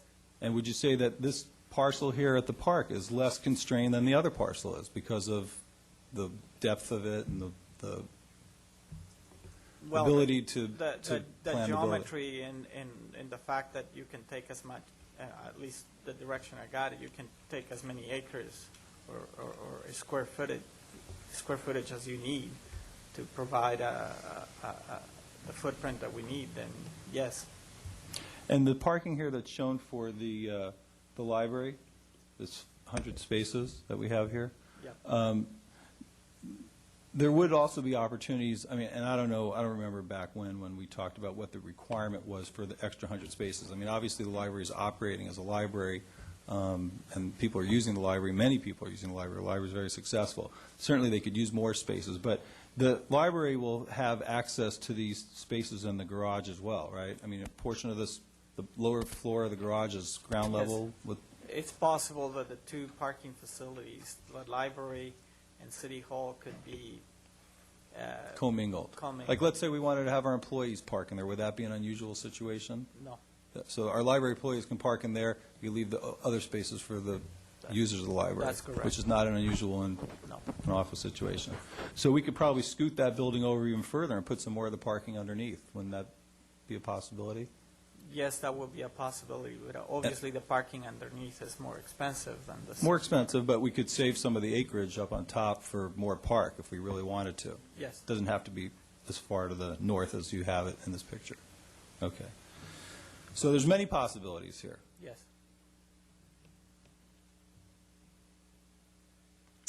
There was another comment made earlier about views. I think Mr. Vandersloot made this comment about we're going to destroy the view. The way this property is sloped, you know, and it moves up and up, is there a point where you would be move north away from the potential City Hall, where you would actually be now looking over the City Hall building?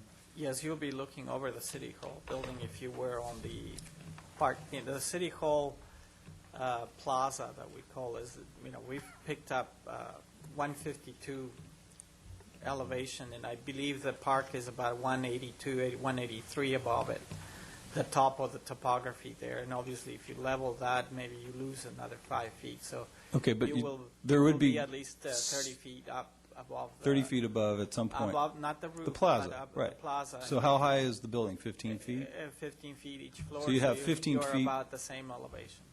So you'd have about 15 feet plus or minus above at some point. The highest point of the park will be about the So same you would elevation have, of the roof. there would be places in the park where you'd have similar views Yes.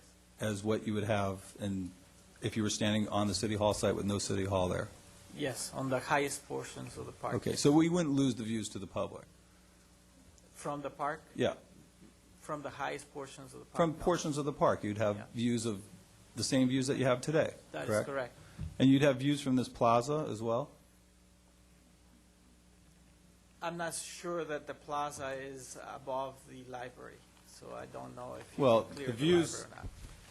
I think there's pretty significant views out this way, to the ocean and to the harbor, things like that. I couldn't tell you don't without have to looking at speculate. the... There at are. the- There are. And I so- don't know the buildings around it, how Well, high they are. is the plaza going to be any higher or lower than the existing topography? It will be lower than the existing. A little lower than the existing topography, so you might lose a little bit at the plaza then? Yeah. And about how much lower will it be?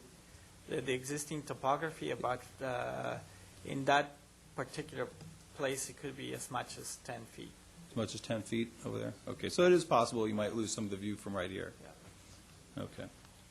And I'm guessing that 12 feet. Yeah, I understand. We're all guessing here, unfortunately.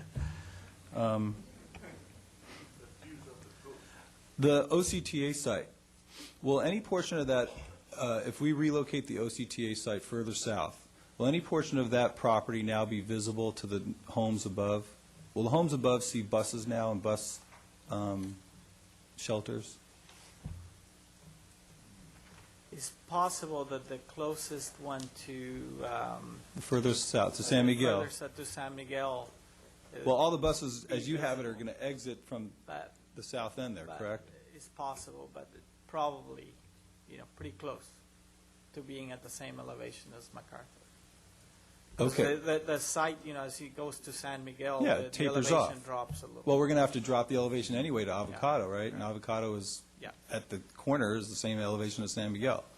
Yeah, the northern portion of that site, most of the improvements for OCTA will be below the MacArthur. Most of it, I agree, to the north, but the south is the shelter further south, it's possible, and the buses, as you have it designed, are coming out the south end, right? They're coming Yes, in the correct. north end, Yeah. traveling And then- down, they come out the and south then go up end, north. which is the very bottom of the parcel, correct? That is correct. So would you anticipate that the homes across the street would see buses coming out of that parking lot? It's possible. I can't tell you that for certain, but it's possible, but yes. It's possible. Yeah, Would- they would could you- also be Would you screened as anticipate that they might hear bus noise across the street, especially at night? Probably, not any different than it is now, though. Well, there's more buses coming right there. They're not all coming off of and peeling off at San Nicolas as they might from the existing facility. All the buses are going to be coming out at the bottom there. Is that correct? That's correct. Okay, so and the likelihood is that if there is bus noise, there'll be more if it's further south. I'm speculating, but I don't know the answer to that. Well, would you expect there'd be less bus noise if the OCTA facility is where it is now, based upon the, Not necessarily. even with the berms, the depth of that parcel? Not necessarily. So you think there's noise over there, The- or not noise? There's probably noise, but I can't tell you that it's going to be more noise or less noise. Okay. Well, I personally I'm not think. qualified to tell you that. I understand it. I personally think there'll be more noise, because I think you'll see the buses, and there won't be the berm there, or the wall, retaining wall, to block it any longer. But I understand you're not a sound engineer either. You're not a geologist. I think that's all the questions I had of you. I would like to go over a couple of points. I think I'm going to challenge you here for the longest speech tonight, unfortunately. But, well, I'm sorry, guys. This is it. It's showtime. Should I Don't stay? leave. Okay. Just have a seat. Might need you again. Don't worry. We're paying you, so you can stay. You're going to get paid. Our checks are, this is Newport Beach. Our checks are good. Okay? But we're going to add it to the cost of the library site. You can do that. It'll be $9,999,000 savings.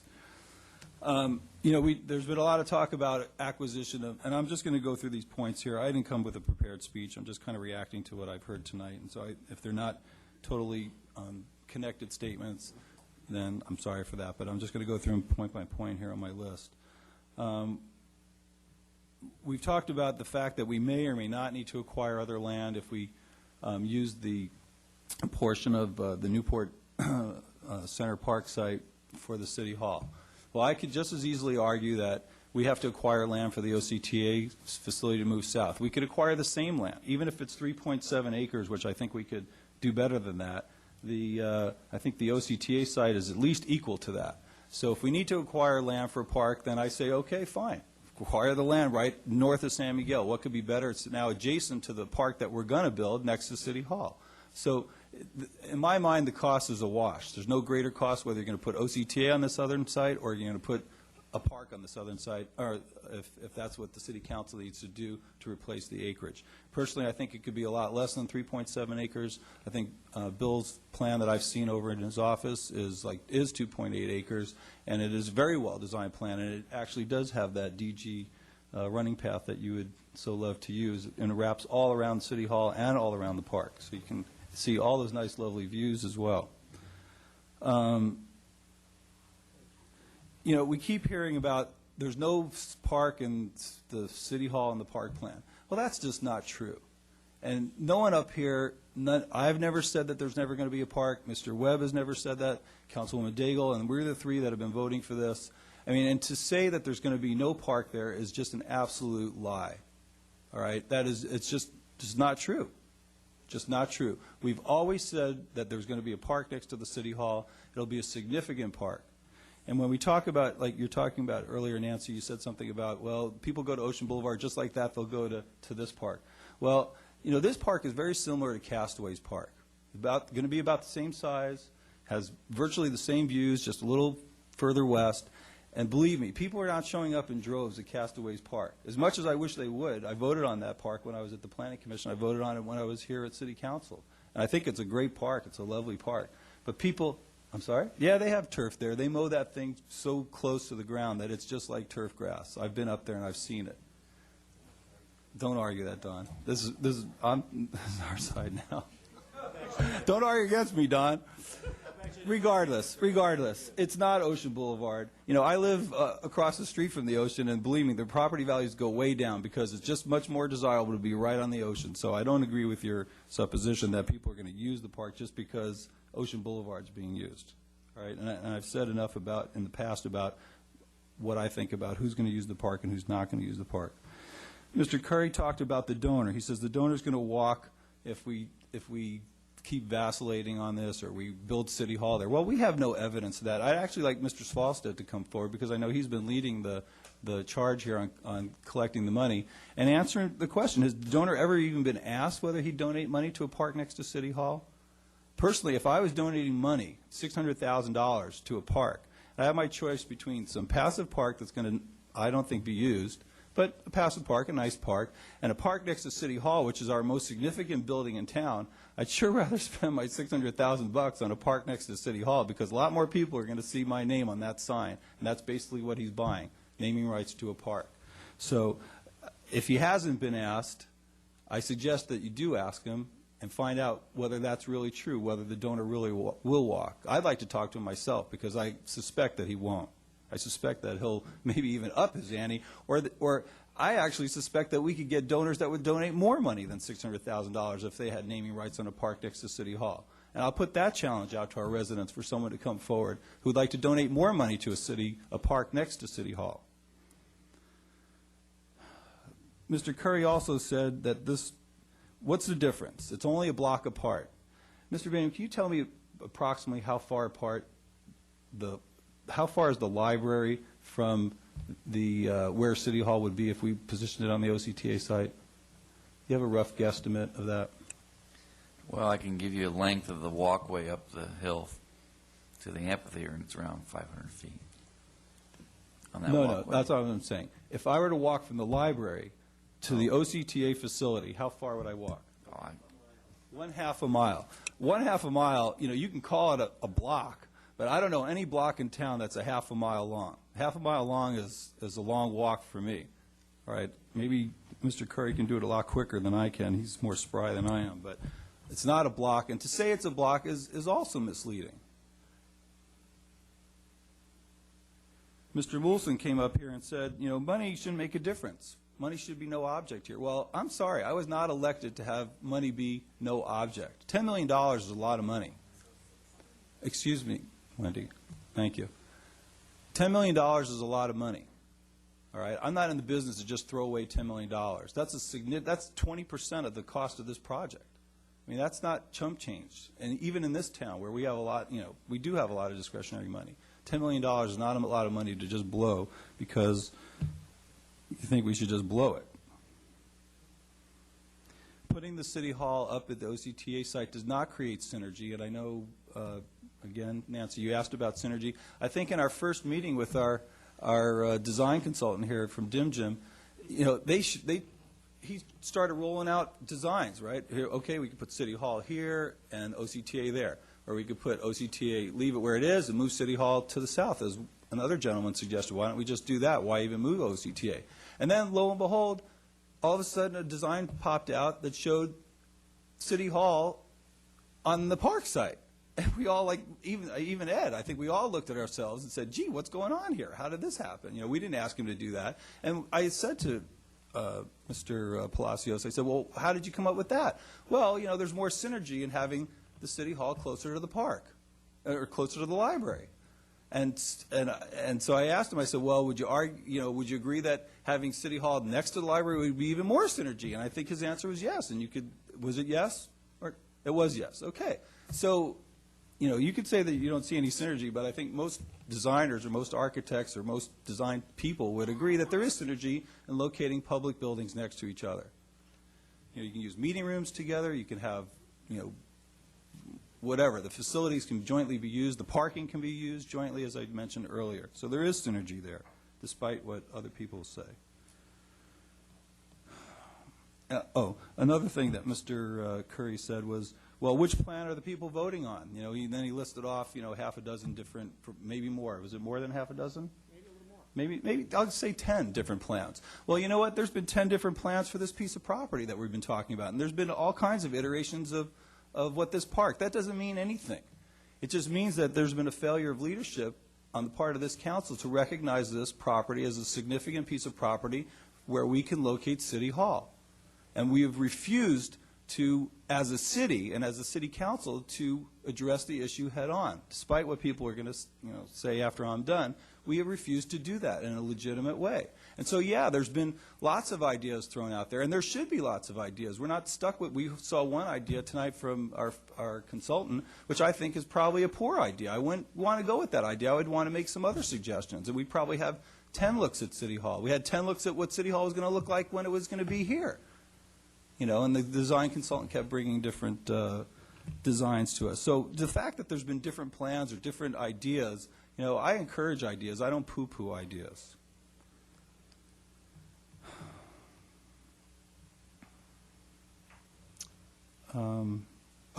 Also, to say that the initiative thing is just like one man's quest, and I wasn't sure which man he was talking about, but I'll call it Bill Ficker's quest, since he seems to be the poster boy for this thing. To say that this is Bill Ficker's quest is also not fair.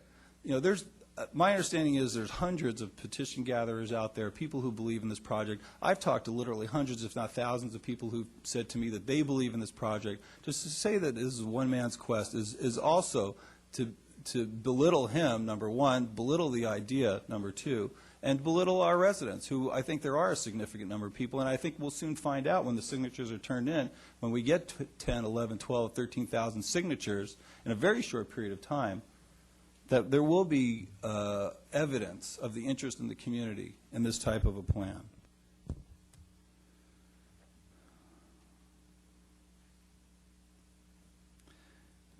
Last, I just want to address one other issue.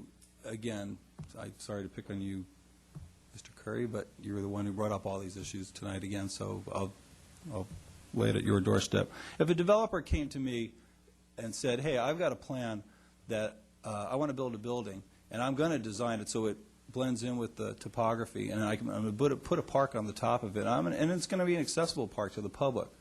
I wouldn't just laugh at the man and just say, leave, why did you even bring this to me?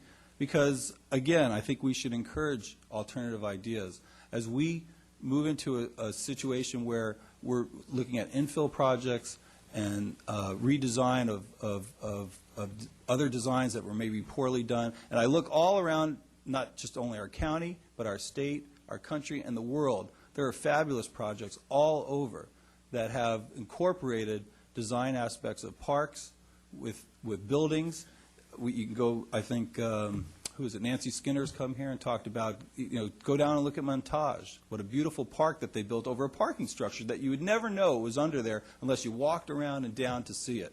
You'd never know it, and it has a beautiful ocean view there. It looks like any other park. I've brought in pictures, or not here, but at Speak Up Newport, which many of you I think have been, were there, and saw pictures of City Hall in Chicago, which is an 11-story building that has a beautiful park on top of it open to the public. And you would never know you were in a park by being up there. So it's not a matter of grass, and it's not a matter of dirt or whatever. I mean, again, it's not a matter of coming up with the least minimum possible idea for what could be done. Why don't we think big? Why don't we think broadly? Why don't we open our minds? Why don't we embrace this? Why don't we, as Bill said, talk about opportunities? Not talk about all these negatives, which are really not negatives. They're only negatives because someone kind of makes a statement and no one seems to object to them. So with that, I'll yield the floor now to my other colleagues who might want to make some comments. Mr. Mayor? Yes. Yeah. Well, I'll make a few observations here after hearing all the testimonies. I guess the first thing is on the synergism. I'll just make one comment. I don't see much synergism when you have two buildings, the library and the city hall, that turn their back on each other. It's like having two buildings with their alleys and across from each other and trash cans and saying there's synergy between those. I just don't see the synergy there at all. As Councilwoman Gardner indicated, I see much more synergy having a park next to the library. I mean, we can all talk about thinking big and looking at grand ideas. All you have to think of is the Huntington Library in San Marino, which is a library with a beautiful park and botanical gardens right next to it. There's some real synergy for you.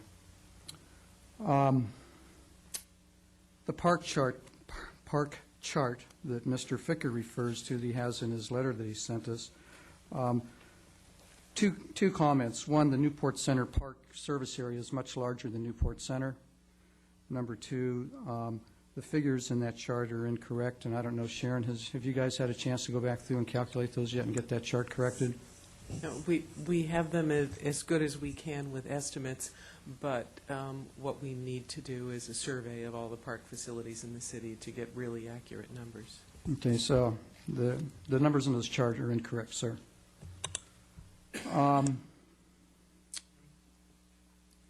The fact that we can go and do a park on that OCTA or on the Irvine Company parcel that we're talking about relocating the OCTA site on, it might be close to the area that is being consumed by the City Hall and the so-called Park Library plan, but it's certainly not equal in quality. It's a long, skinny, narrow site.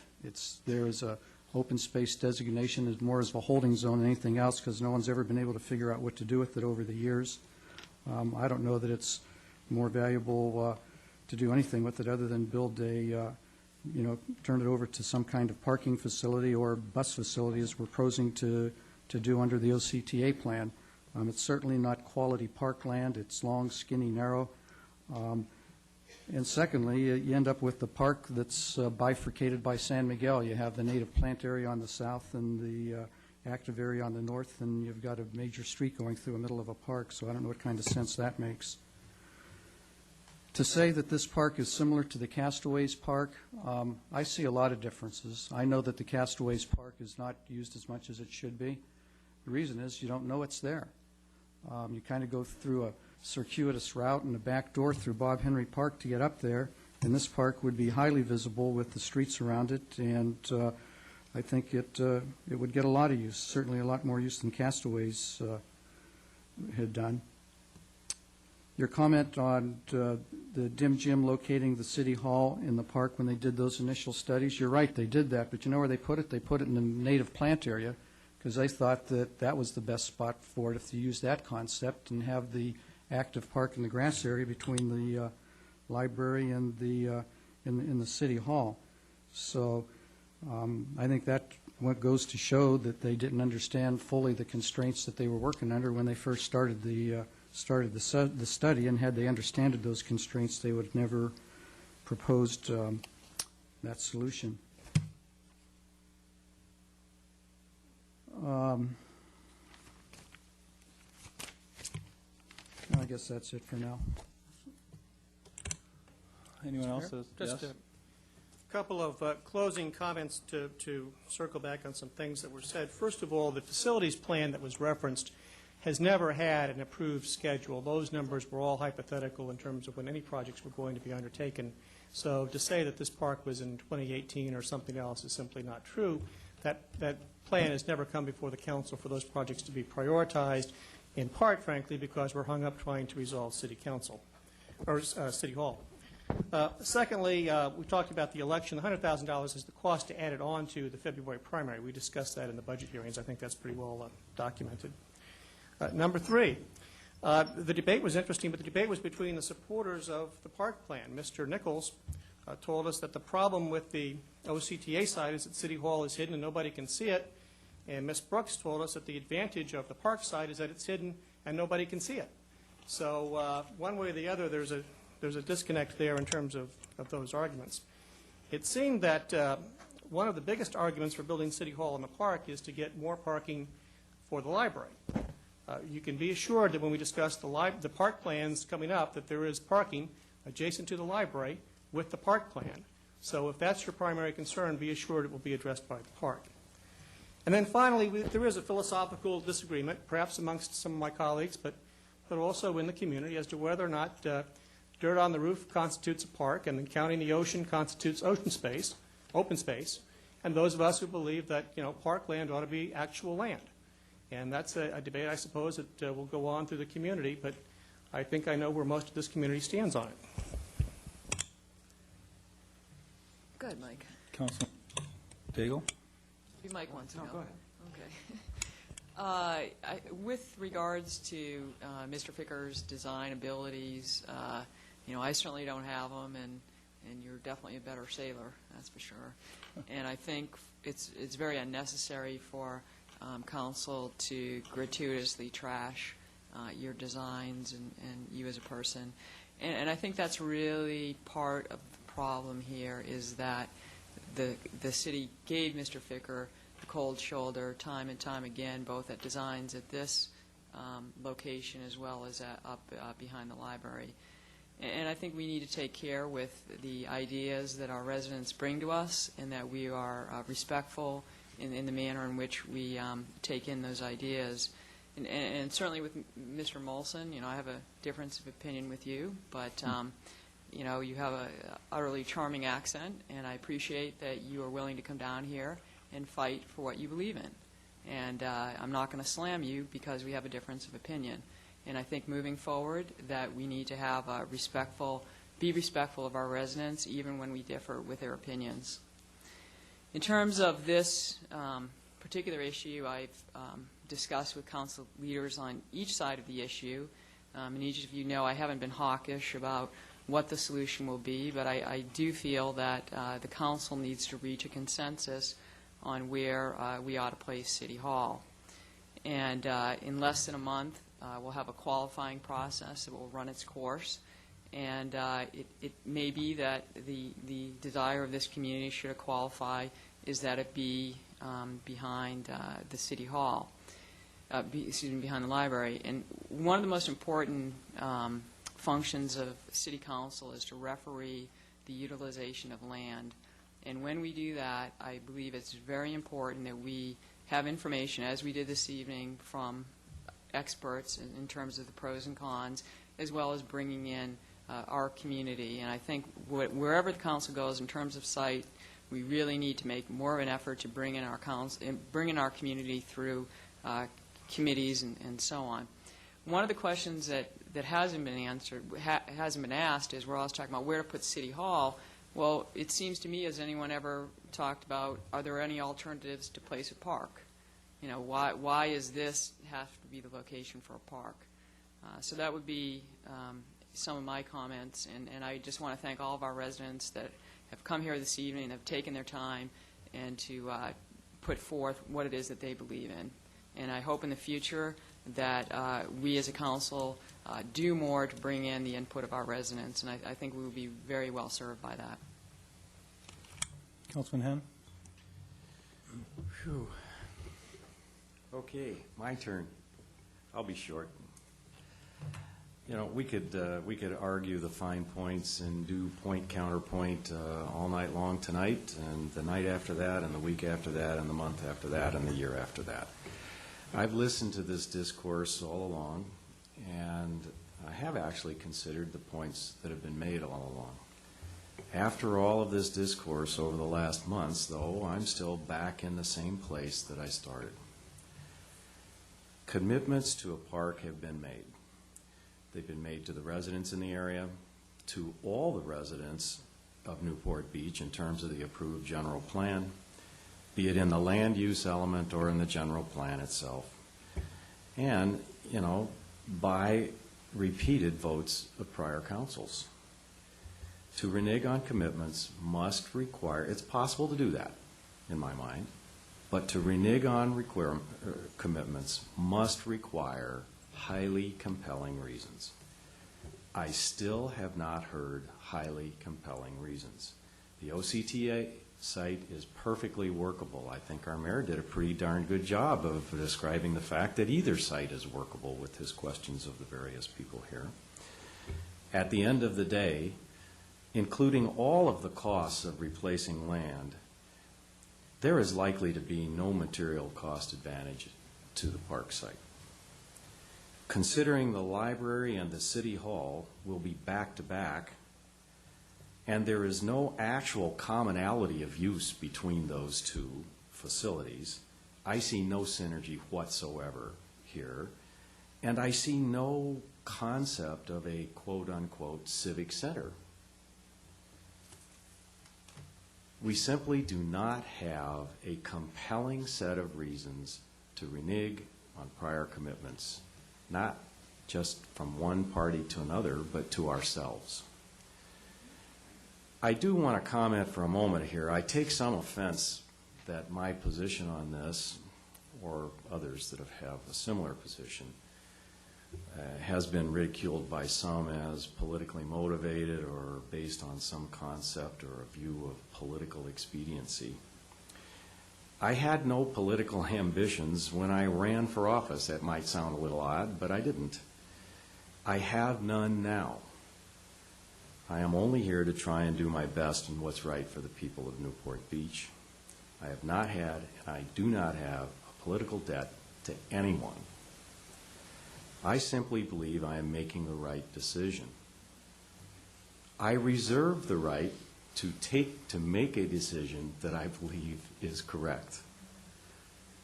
And I do take offense at being accused of doing anything less. So long as there is the possibility of a good site in Newport Center that does not destroy a park, I will remain resolute to stay flexible on wherever that site ought to be and to not destroy a park to do so. And therefore, I intend to vote for the motion that Councilmember Selledge has put forth. Mr. Mayor? Yes. I just have one quick comment. Something that Councilwoman Daigle mentioned. And that is on Mr. Ficker's study. I just want you to know, Mr. Ficker, that I've looked at every piece of paper that you've submitted to me and to this council. I've studied it thoroughly. I just happen to disagree with you. There's no other motivation on it. It's an honest disagreement, and I have a lot of respect for you. I've looked at everything you've submitted, studied it thoroughly, and if you have anything else, keep shoving it at me because I'll look at it. But I always give everyone a fair hearing on anything that comes before this council, and I have gone the extra mile and taken a look at the material you have submitted to me. And one final comment. Bill, I would echo Ed's remarks, and you'll recall that it was on my motion that we brought you back for a study session last summer so that your plan at that point in time could get a hearing. I think it was a 4-3 vote to do that. But I also have read everything you've submitted and all of the stuff that's on your website. and look very seriously at your plans and admire you as a person for your accomplishments in our community and for your political activism. But I also profoundly disagree with the attempt to take the park. Councilman Webb? We have mentioned tonight we always need to keep our promise. A deal is a deal. If you go back in history, if we had kept our promise, and I believe that there was an agreement that we signed with the state to put a freeway right down the middle of this site called the Corona Del Mar Freeway. It transitioned with the Coastal Freeway, which we also had agreements on at one time. But circumstances changed, and we changed our minds, and we adjusted, and things came out a hell of a lot better than they would have if we had two freeways splitting ourselves. I guess that I just can't agree that the OCTA site is of equal quality. It's interesting when Mr. Selledge mentioned that, well, if we do acquire the site north of San Miguel for a park site, that it doesn't have any similarities. Well, as I pointed out earlier in my presentation, there's roughly maybe 3/4 of an acre of that site park plan, which is relatively level, usable area. There's 1 acre of parking, and there's 2 acres of slopes that you can't do anything but look at. And so that I would say that the site north of San Miguel is very similar in quality to what we would be losing if the City Hall site were put behind the library. So that from the standpoint of what is actually lost, and I feel that the plans that we have, people look at, and that's what we got to do. The City Hall that's placed on top of the parking structure in the Dim Gym plan is only about 9/10 of an acre. It happens to be situated to where it's closer to Avocado, but the whole idea of the conceptual plan was it's just that. We listen, we make adjustments, we switch it around, we improve the views, and the same thing can happen with the remainder of the park site. With the same type of thought and process and planning, we can create the same amount of usable area on the park that's left over that we had before. I guess that I agree that parks are precious. I think the City Hall is a precious item also. I think the two of them can work very well together. And I think that I look at synergy, and when you say the two buildings back up to each other, again, we're talking about conceptual plans, and we haven't looked at the thought process of how could the new City Hall really improve the synergy within the areas by having an attractive connection. I don't know, maybe you put a pedestrian bridge that goes from the second floor of the library into the first floor of the City Hall or whatever it is. Anyway, I think that the synergy, if we have imagination, can be created in that area. As far as, I would like, again, to make a substitute motion. I don't quite, I think that Mr. Selledge has come up with something that very definitely is needed. I think that he talks about, I don't agree with the first part of his motion, but I agree that we don't have enough information on the differences in the various different property costs, and so that I think that the building committee should continue to look at and try to refine those differences, because we obviously don't agree on the land values. So that my motion would be that we continue to have the building committee continue to refine the cost estimates between the two sites, and that hopefully that committee can come back with something that we all can agree with.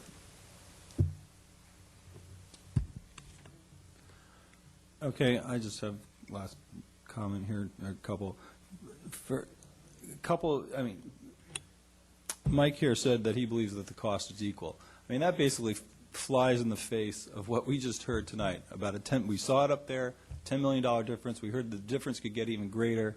And, you know, you can argue land costs up and down. Maybe that is something that we need to research. But to stick our heads in the sand and say, oh, yeah, we just got a study that said that the The values are $10 million apart, but it's really equal. Strains credibility as far as I'm concerned. You also said that we're going to destroy a park.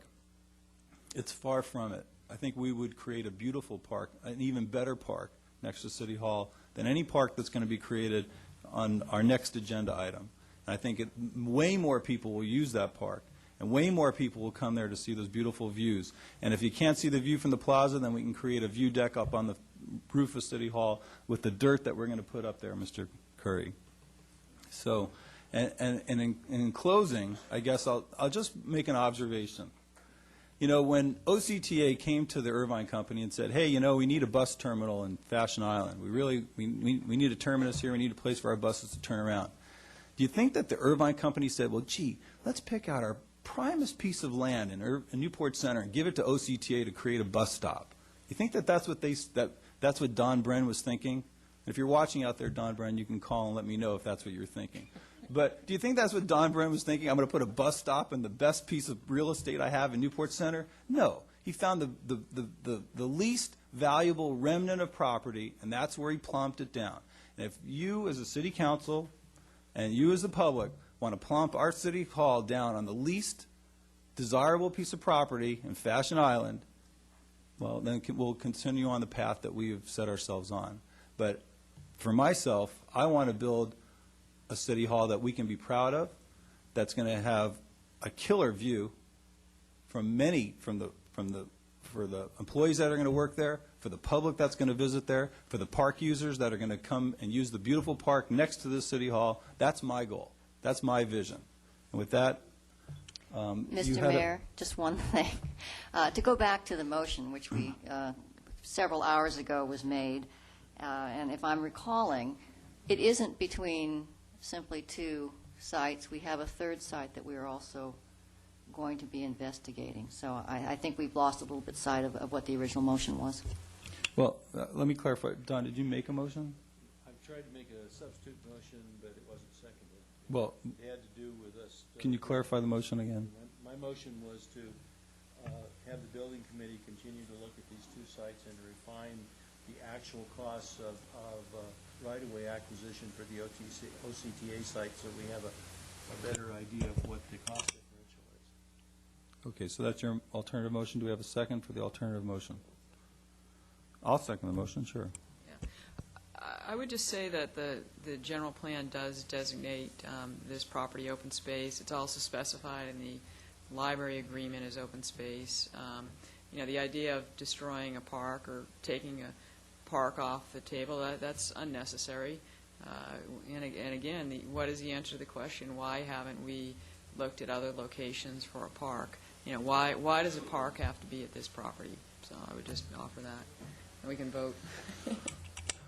Okay, and if you would, Mr. Selich, just clarify your motion again, because it was a couple hours ago, and I would like to hear what we're voting on. See if I can find it. Put it under all this paper. We're going to vote on Don's motion first, but I would like to hear what the original motion was before we vote. Okay. Here it is. The motion is to direct the building committee to begin negotiations with OCTA and the Irvine Company on acquiring land for a potential city hall. 2, authorize the Newport Center Development Agreement Committee to enter into discussions with the Irvine Company on the potential to acquire a city hall site or city hall facility in the 500 block of Newport Center. And 3rd, direct the building committee to review the dim gym estimates for completeness and accuracy and bring back to the city council an accurate estimate of the true total cost of the two sites on an apples-to-apples basis, including the cost of acquiring replacement parkland per general plan policy R22, to have that come back at the next council meeting. The third.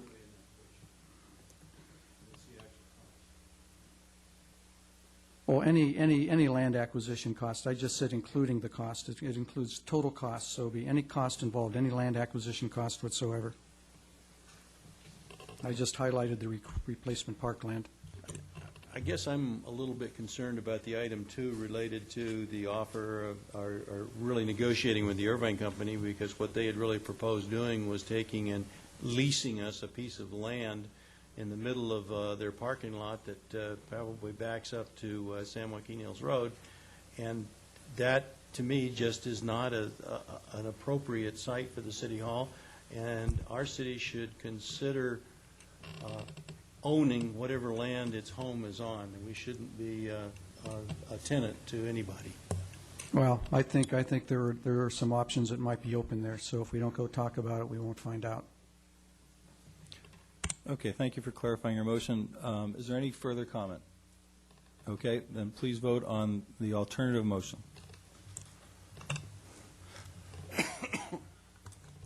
The alternative motion fails with Councilmember Henn, Curry, Selledge, and Gardner voting no.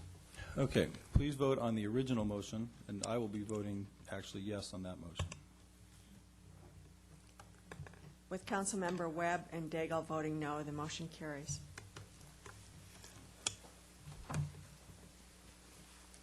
And I voted yes, not because I agree with it, but I think that it is important to keep the dialogue open with the Irvine Company as well as OCTA. They still favor the other site. Mr. Mayor? Mr. Mayor? I guess we need a potty break, so come back in 10 minutes, please.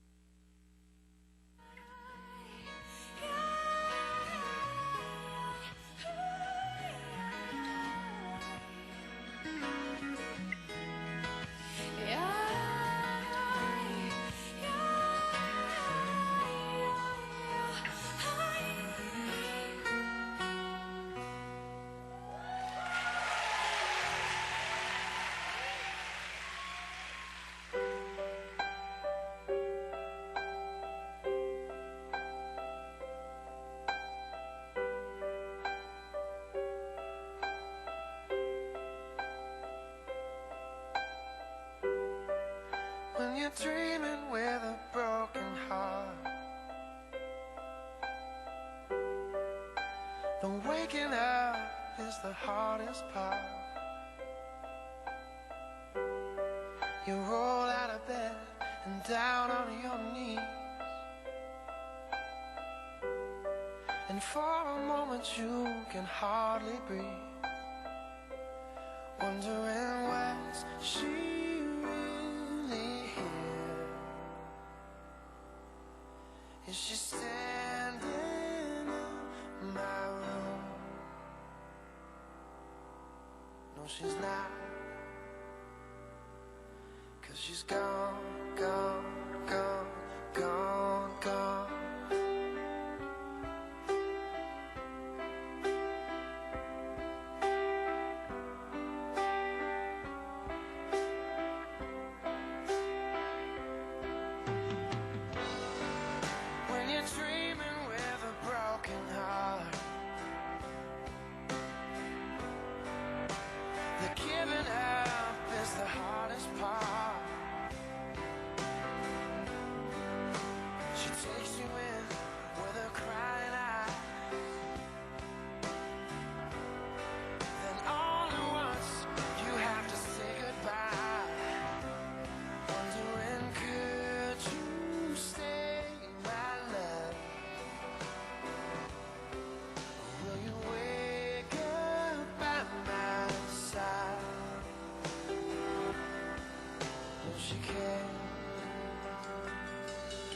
she's gone, gone, gone, gone, gone.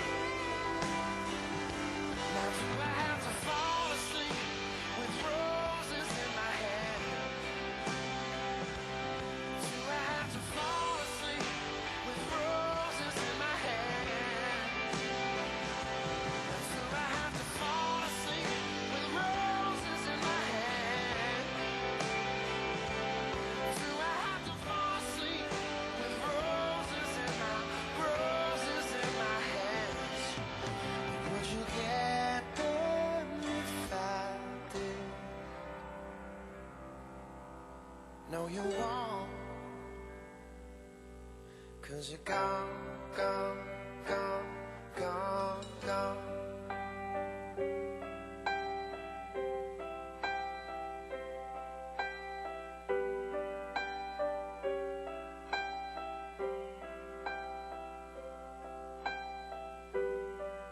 When you're dreaming with a broken heart,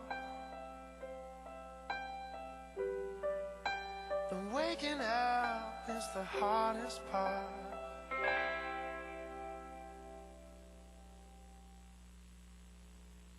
Hello, hello, this is Romeo, calling from a jackpot telephone. Shame, shame, but I love your name and the way you make the buffalo roam. Oh, fly, fly, I guess this is goodbye. Oh, you packed up your heart and you left no souvenirs. But if you want me, you can call me. In the night you know where I'll be. Broken lover, you can touch me. In the dark the innocent can't see. You lock it up now, hide the key. Put me in surrender to let me see. Oh, brave, brave soldier, keep it undercover. You fell alone like no other lover. Burn the pictures, break the records, run far away to an northern town. Sell your fear and leave me standing here. No souvenirs. Once, twice, I thought it might be nice to come into your kitchen and play cool, cool, just a crazy fool. I never saw it any other way. Oh, wait, wait, I guess I'm just too late. Oh, you made up your mind. Love shouldn't be so hard. But if you want me, you can call me. In the night you know where I'll be. Broken lover, you can touch me. In the dark the innocent can't see. You lock it up now, hide the key. It would mean surrender to let me see. Oh, brave, brave soldier, keep it undercover. You fell alone like no other lover. Burn the pictures, break the records, run far away to a northern town. Sell your fear and leave me standing here. No souvenirs, no shirts, no shoes, no jackets, no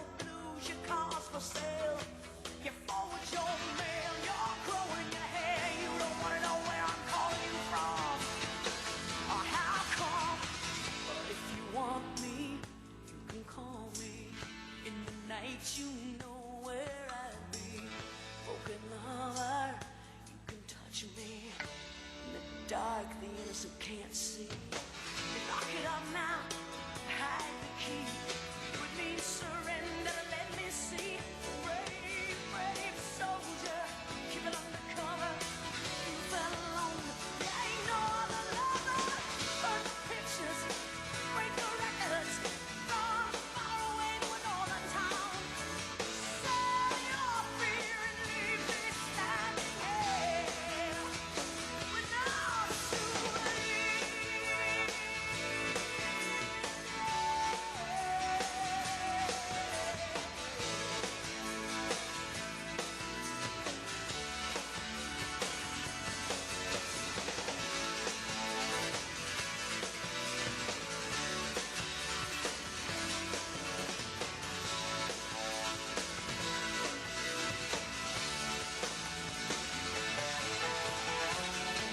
Hello,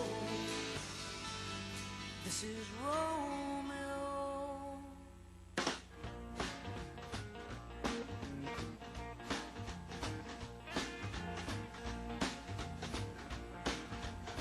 I don't care what you do. I don't care what you say. I don't care where you go or how long you stay.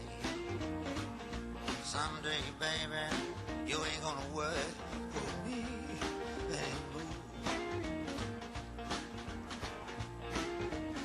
Well, you take my money and you turn me out. You fill me up with nothing but self-doubt. Someday, baby, you ain't gonna worry for me anymore. When I was young, driving was my craving. You drive me so hard, almost to the grave. Someday, baby, you ain't gonna work for me anymore.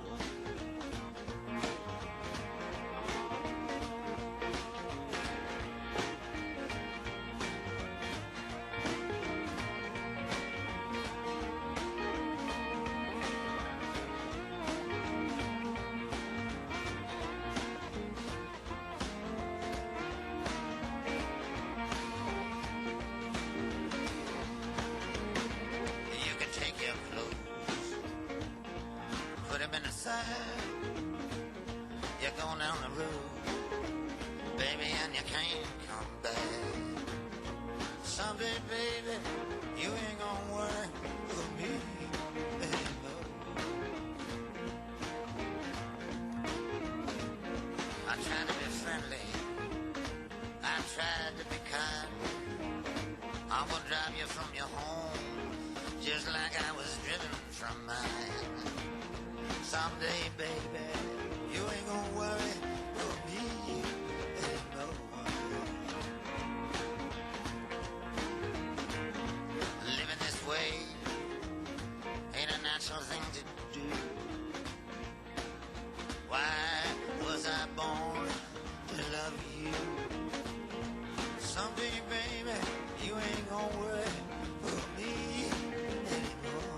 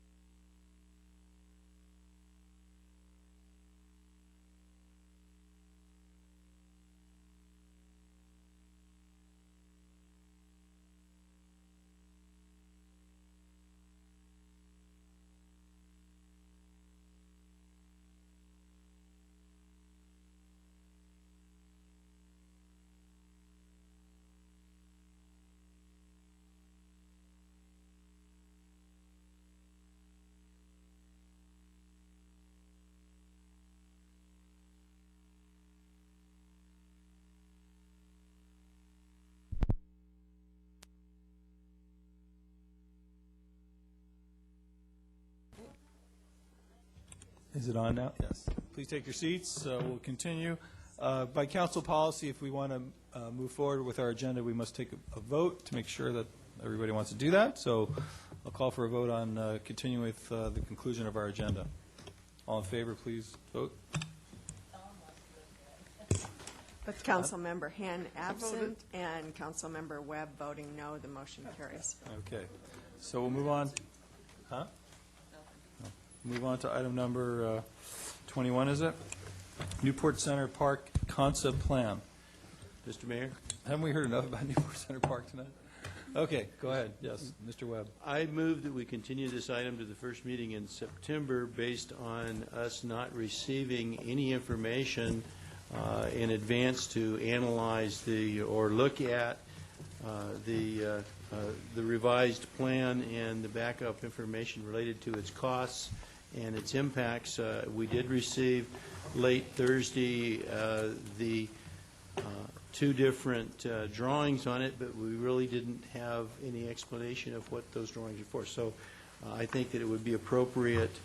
I don't see that there's any hurry of getting this going right now without giving us the opportunity to look at the details of it. So my motion is we continue this item to the first meeting in September. All right, do we have a second to that motion? That's right. Sorry, Don. Okay. Staff report? Yes, Mr. Mayor and Council, I'll be brief. You asked us to come back with a little more detailed concept plan and some costs, and we're here to present that tonight. And hopefully you could be able to give us further direction on where you want to go with it, if you want us to continue with the design or to sit on it as it is today. So with that, I'll just go through a couple quick slides here. Unfortunately, Don stole a little of our thunder by showing you part of this already in his presentation, but essentially what this concept plan involves, phase one, includes the amphitheater area. It includes a turf area, a smaller turf area, a restroom, and a tot lot, as well as a 31-space parking lot. We show the kind of the view plane lines there. The intent is to kind of try to depress part of that and keep it so it's not viewed from MacArthur Boulevard as you directed us. Let's see. Okay. The second phase would include adding the 100-space parking lot, and as you can see, the hatched area there, that's be the area that would have to be regraded and replanted, as well as adding in the walkway. What's the slope on that slope going down there? We don't have. It's 4-to-1 on the old plan. Yeah, I don't know. We don't have as much detail on this as we did in the other one. The other plan was more or less engineered to a point where we would maybe consider it, close to 70% complete.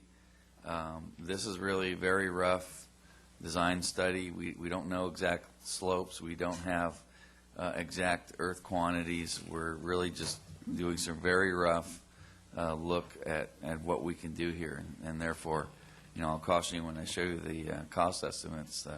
Again, they're going to be very rough, and there's lots of room for interpretation. Well, what would have changed in what you did here that would cause that slope angle to change? I mean, it seemed like we have all the same components, and we just have less turf area. I think, based on the numbers you gave me, we had 150,000 square feet of turf in the plan that we have now, and now we've cut that down to 42,000 square feet, which, quite frankly, concerns me. I don't understand why we wouldn't take the turf all the way out. Go back to the other slide, if you would. Sure. I believe the the dark area in the center there, green, is turf, and the other area is planting. I don't know why we wouldn't take turf area all the way out to those walkways. And then on the old plan, on the slope going down towards the library, it was a 4-to-1 slope that was also turfed. So, well, as you may recall, the direction from Council and the PBR Commission was a smaller turf area. So we believe we were following that direction by reducing that area. We certainly could expand it. There's no problem with expanding it. As far as the difference between the old plan and the new plan, if you recall, the original plan called for building the whole park at one time. And the instructions we had given to our consultant, Hall and Foreman, was to economize the cost of this park, and which meant leaving some of the dirt on the site, not transporting it off. The area that was going to be excavated for the parking lot adjacent to the library, the idea was to kind of lose some of that dirt. And if you look at the older design concepts that we had showed previously, you'll see that there was quite a bit of an elevation change between the original ground and the proposed elevation of the park. In fact, Councilman Webb pointed that out to us during the last go-around, that he was concerned about how we had done that.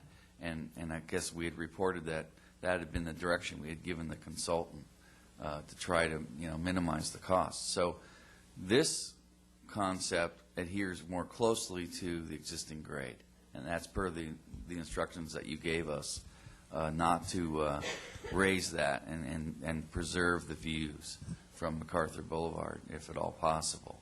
Okay, but we could increase the turf area out to the walkways and still stay within the criteria of reducing the turf area, because we'd still have less than 150-some thousand square feet. That wouldn't make it any more than 80-some thousand square feet, I would guess, from looking at it. Yeah, I would agree. It's just really what degree do we want to have there, and we're certainly open to whatever suggestions council wants to change that.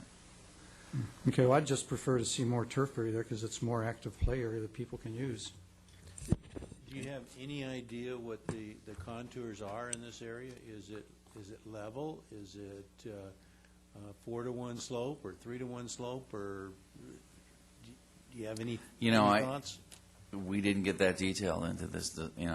There wasn't enough time to really do that extensive work. The cost would be considerable to kind of really come up with a plan that's that intense with grading. Because turf on a relatively steep slope is a little bit more difficult to maintain than turf on a more level slope. Yeah, I think we had anticipated that we could do, trying to keep a balanced job. That existing area is sloped, but it is it's almost a plain now. I mean, in fact, it was very heavily disturbed. You can see the old contour lines kind of faded in the background there. I think with minimal grading effort, we could certainly make all of that area usable. Now, one of the things that we have done is we did envision depressing the restroom and the parking lot area a little bit so that you wouldn't be able to see it from MacArthur. And I think that, again, that was the direction that we at least perceived the council wanted to go in this concept. Is it your thought that the sidewalk would, in this area here, would be compatible with vehicles so that they could provide maintenance to the restroom? Usually you have your restroom located somewhere close, relatively close to a parking lot, so that your maintenance people don't have to carry all their facilities, and the plumbers don't have to. Well, we haven't gotten that far into the design details, but I think it was the intent of the designer to really make the restroom accessible to either the amphitheater and the tot lot. So certainly we could move that closer to the restroom if that was a concern. Again, this wasn't vetted through any of the other departments. It was just put together based on what input we had received from you, the council. Is there, I know that the big road right now isn't decomposed granite, although the trails leading up to it are. Mm-hmm. Would it be possible to have that a softer surface? Yeah, I would think it could be. In the areas where we need vehicles, we could probably, make it a little firmer. But, I think there are ways to do that. Again, it's all open to a lot of design detail, and we can certainly make it whatever way, the direction that the council wants to give us. Again, once again, the parking lot area is shown here, kind of coming in as a second phase. That area that's hatched would have to be disturbed and replanted, and I think that we were pretty clear on that last time. Steve, how many parking spaces are there immediately adjacent to the library in the park plan? Oh, we're looking at 100 spaces. And to recap, the 100 space number came from a kind of a very rough study that was done in conjunction with city staff, really just counting cars, counting the need monitoring events. In talking with the library director, Linda Kay, we had kind of envisioned that area being used by employees and overflow for folks using the meeting rooms. The concern that Linda had over having just regular library users park there was that there would be an added expense to essentially have another entrance on the back side of the library that would have to be capable of checking out books and security and so on. So we were kind of envisioning this to be not so much a primary library user parking lot, but really more of an overflow lot for special events and city employees. And that was really the way it was envisioned. Are those the same number of spaces or less or equal to what we have on the current plan? 'Cause it Yes, seems- yeah, it was a 100-space lot. So I think that was is what we had on the had. current plan? Yeah. Okay, so this is 105, it looks like. Right, and the other space on the other side was a 30-space lot, which was directed. What's the length of the, I want to say handicap pathway up to the amphitheater? Yeah, that was the question that I thought Mayor Rosansky had asked before. It's roughly about 500 feet. So that would be up here, back, up here, and there, okay. That's correct. And again, we'll have to refine that design if we go into further work here, design work. Yeah, I mean, it seems kind of, I don't know too many people are going to walk 500 feet up a slope to get to whatever. Yeah, well, I think the thought was to have it accessible so that folks from the library could walk there if they wanted to. Certainly, you could jump in your car and go to the other lot and walk in the other way. Probably be closer. Probably, all those switchbacks, probably be easier to go to the other lot and then just walk to the amphitheater. I guess it'll be a personal choice. There's options there, I guess. And you said that this design was not vetted in any of the other departments? No, I mean, we really didn't have a lot of time to be able to go in and look at, I mean, the restroom was shown generically. We're envisioning a small restroom. We didn't have time to really sit down and think. Why didn't we have time? Well, the idea was that we didn't want to come back, there's a lot of design questions, the DG path issue, exactly how we grade it. Do we make it flat? Do we make it there's a lot of questions to be asked and answered, which would be months of going back and forth. Steve, we just got these plans last week, didn't we? Yeah. Mm-hmm.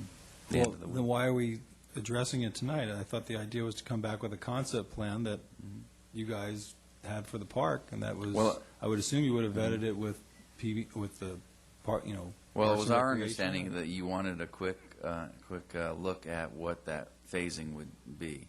We didn't ask the consultant to come up with an extensive. I mean, what you're saying is, if you want to see grading, you want to see design, we're going to have to ask the consultant to come up with an extensive proposal on doing quite a bit of preliminary engineering work for grading and such. And we got the impression that the council did not want to spend that kind of money to get the first look at this, and we figured this is a good first step.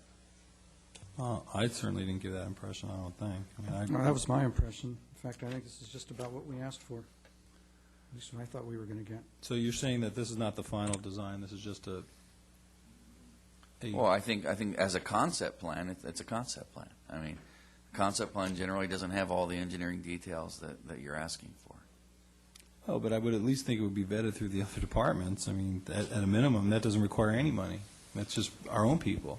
As I remember last time, the city council voted to put in some elements that were talked about before. One of them was, I think, more parking spaces, a restroom, and a tot lot.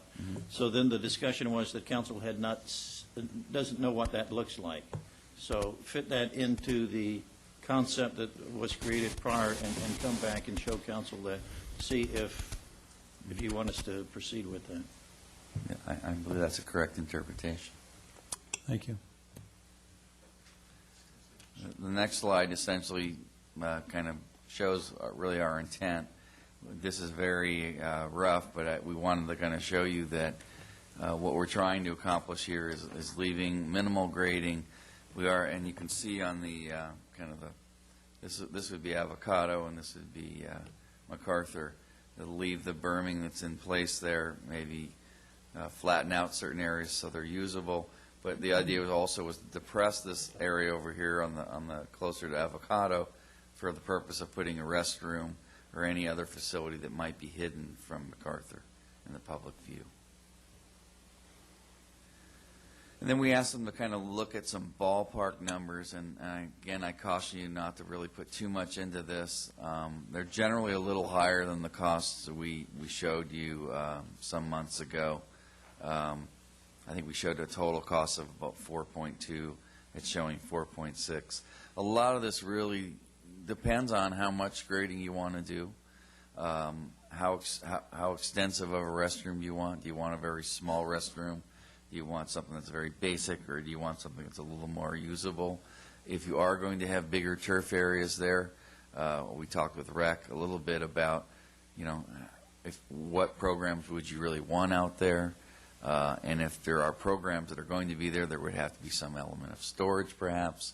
So there are a lot of factors here that we did not address, and so again, this is like one snapshot of one possible way to go. We could certainly try to reduce those costs, or if you wanted something more elaborate, they would increase. I could propose a plan that would take care of paying for all that library parking lot. We talked about it a little earlier this evening. Yeah. And we could take that 2.3, move it just a little bit to the north, and have a wonderful park.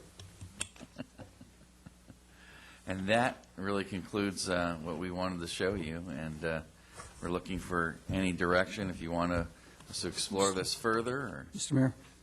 Yes, Councilman Selig. Yeah, you get the lights.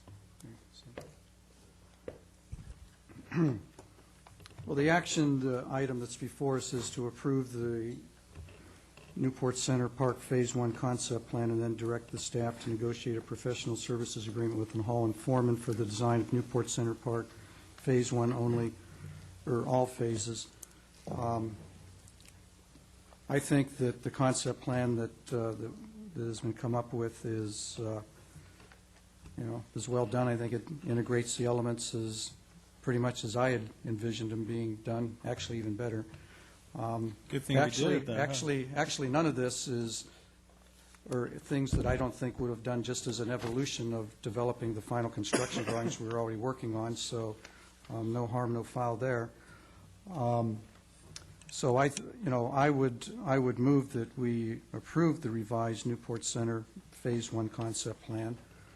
And I would also move that we direct the staff to negotiate a professional services agreement with Hall and Foreman for the design of Newport Center Park in 2 phases. Phase 1 would be the Phase 1 we see here, and Phase 2 would be the complete remainder of the park.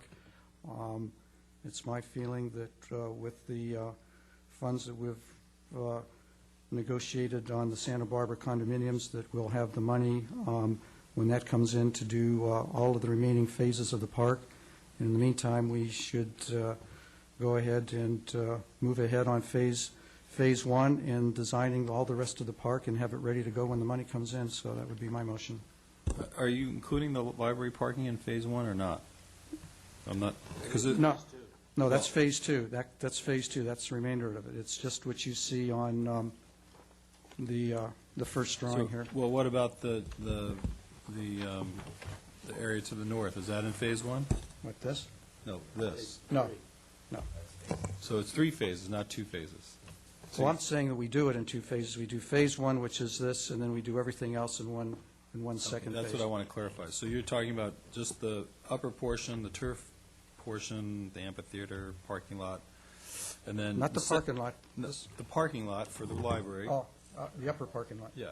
And then the library parking and the natural area will be done in a later phase together. Correct. Okay. Just I'll want to second clarify that. Anybody else that has any discussion? Mike? I just had a question. Is there an approximate cost of the rework in Phase 2 associated, with that slope? Yeah, I think the cost that we gave you included the cost to rework that. One of the things that does occur when you do it in phases that instead of some of the dirt staying on site, all of it has to leave the site. So it makes it a little more expensive, although there was a lot of export going off the site initially on the original design anyway, but it does add a few bucks to it.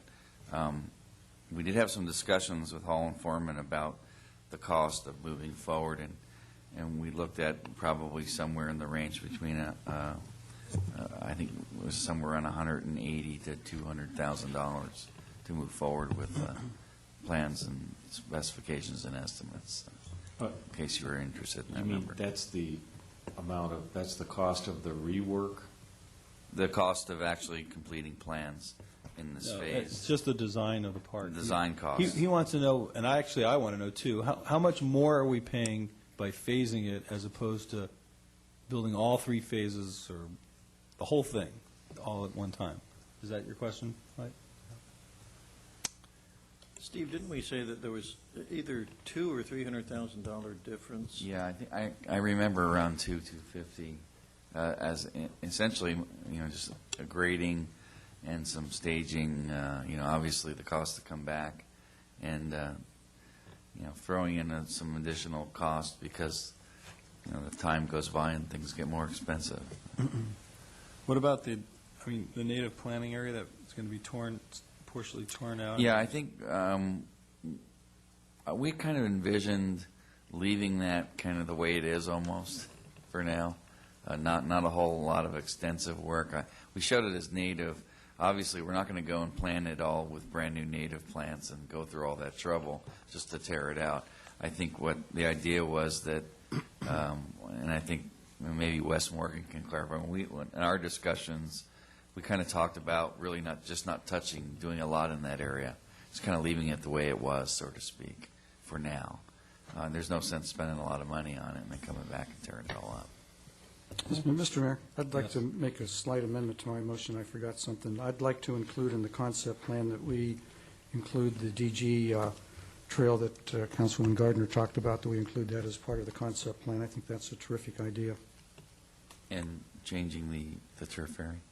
No, she had suggested that there be, and we incorporate in the concept plan, a DG trail that goes all around the park, including the native planting area and the developed portion of the park. Okay. We'll And you had that mentioned somehow. increasing the turf area. Oh, and increasing the turf area, yes. Thank you.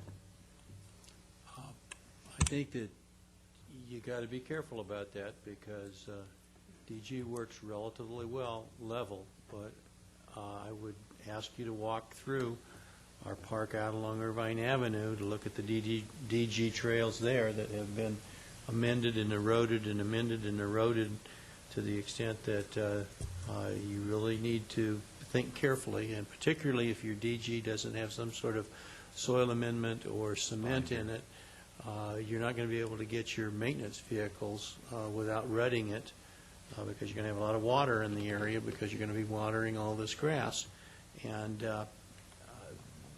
DG is nice, but unless you have someplace to get your maintenance vehicles in and about and around, it's going to be a real maintenance headache for you. Well, Don, I'll further amend that to the point that they are engineeringly feasible. Still not voting for the motion. All right, is there any other council comment? All right, I'm going to open up for public comment. Anybody from the public that wants to comment on this item?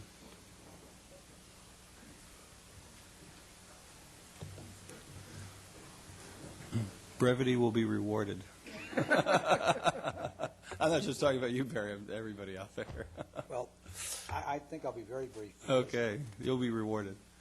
I have a set of plans at home. I wish I would have brought them with me that were the last full set of plans that Hall and Foreman prepared.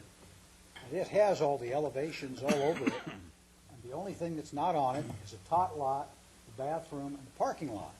So it doesn't seem like Hall and Foreman is going to have to spend a lot of time to redesign it if they just add a bathroom and they add the tot lot and they add the parking lot.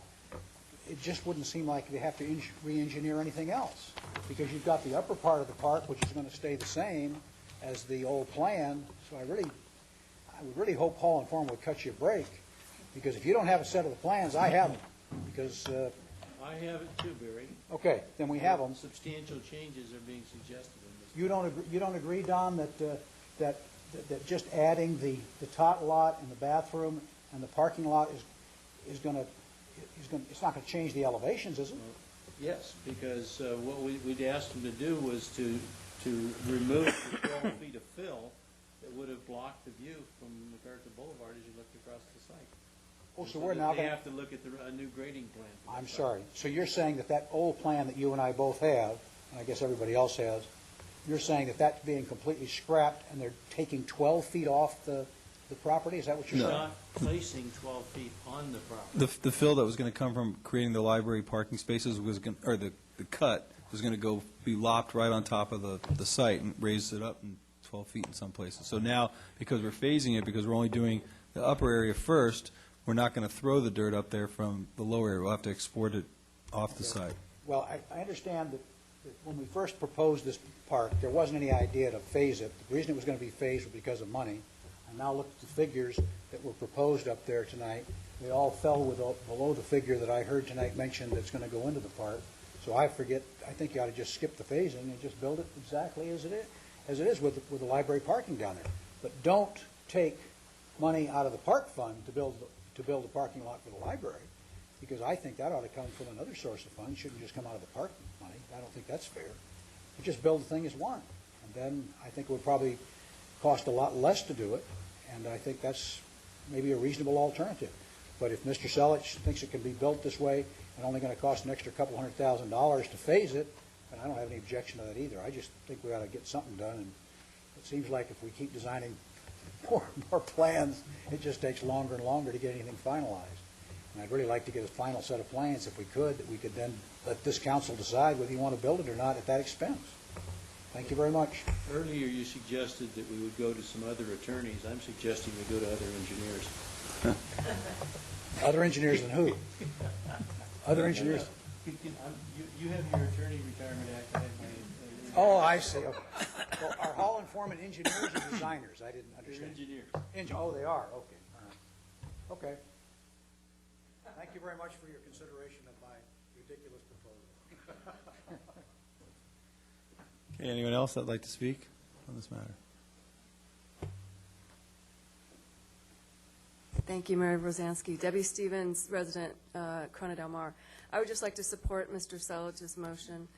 I think, even though it's late, it's exciting to see us discussing the amenities that can be at this park, and so that we can actually use it. I've been out and about in the community lately talking about the park, and one of the things that they say when they see, well, this is a park, and I said, this is a park site. There's no amenities there yet, and I think it's just exciting to start to see the amenities come to fruition. So I support the motion. Thank you.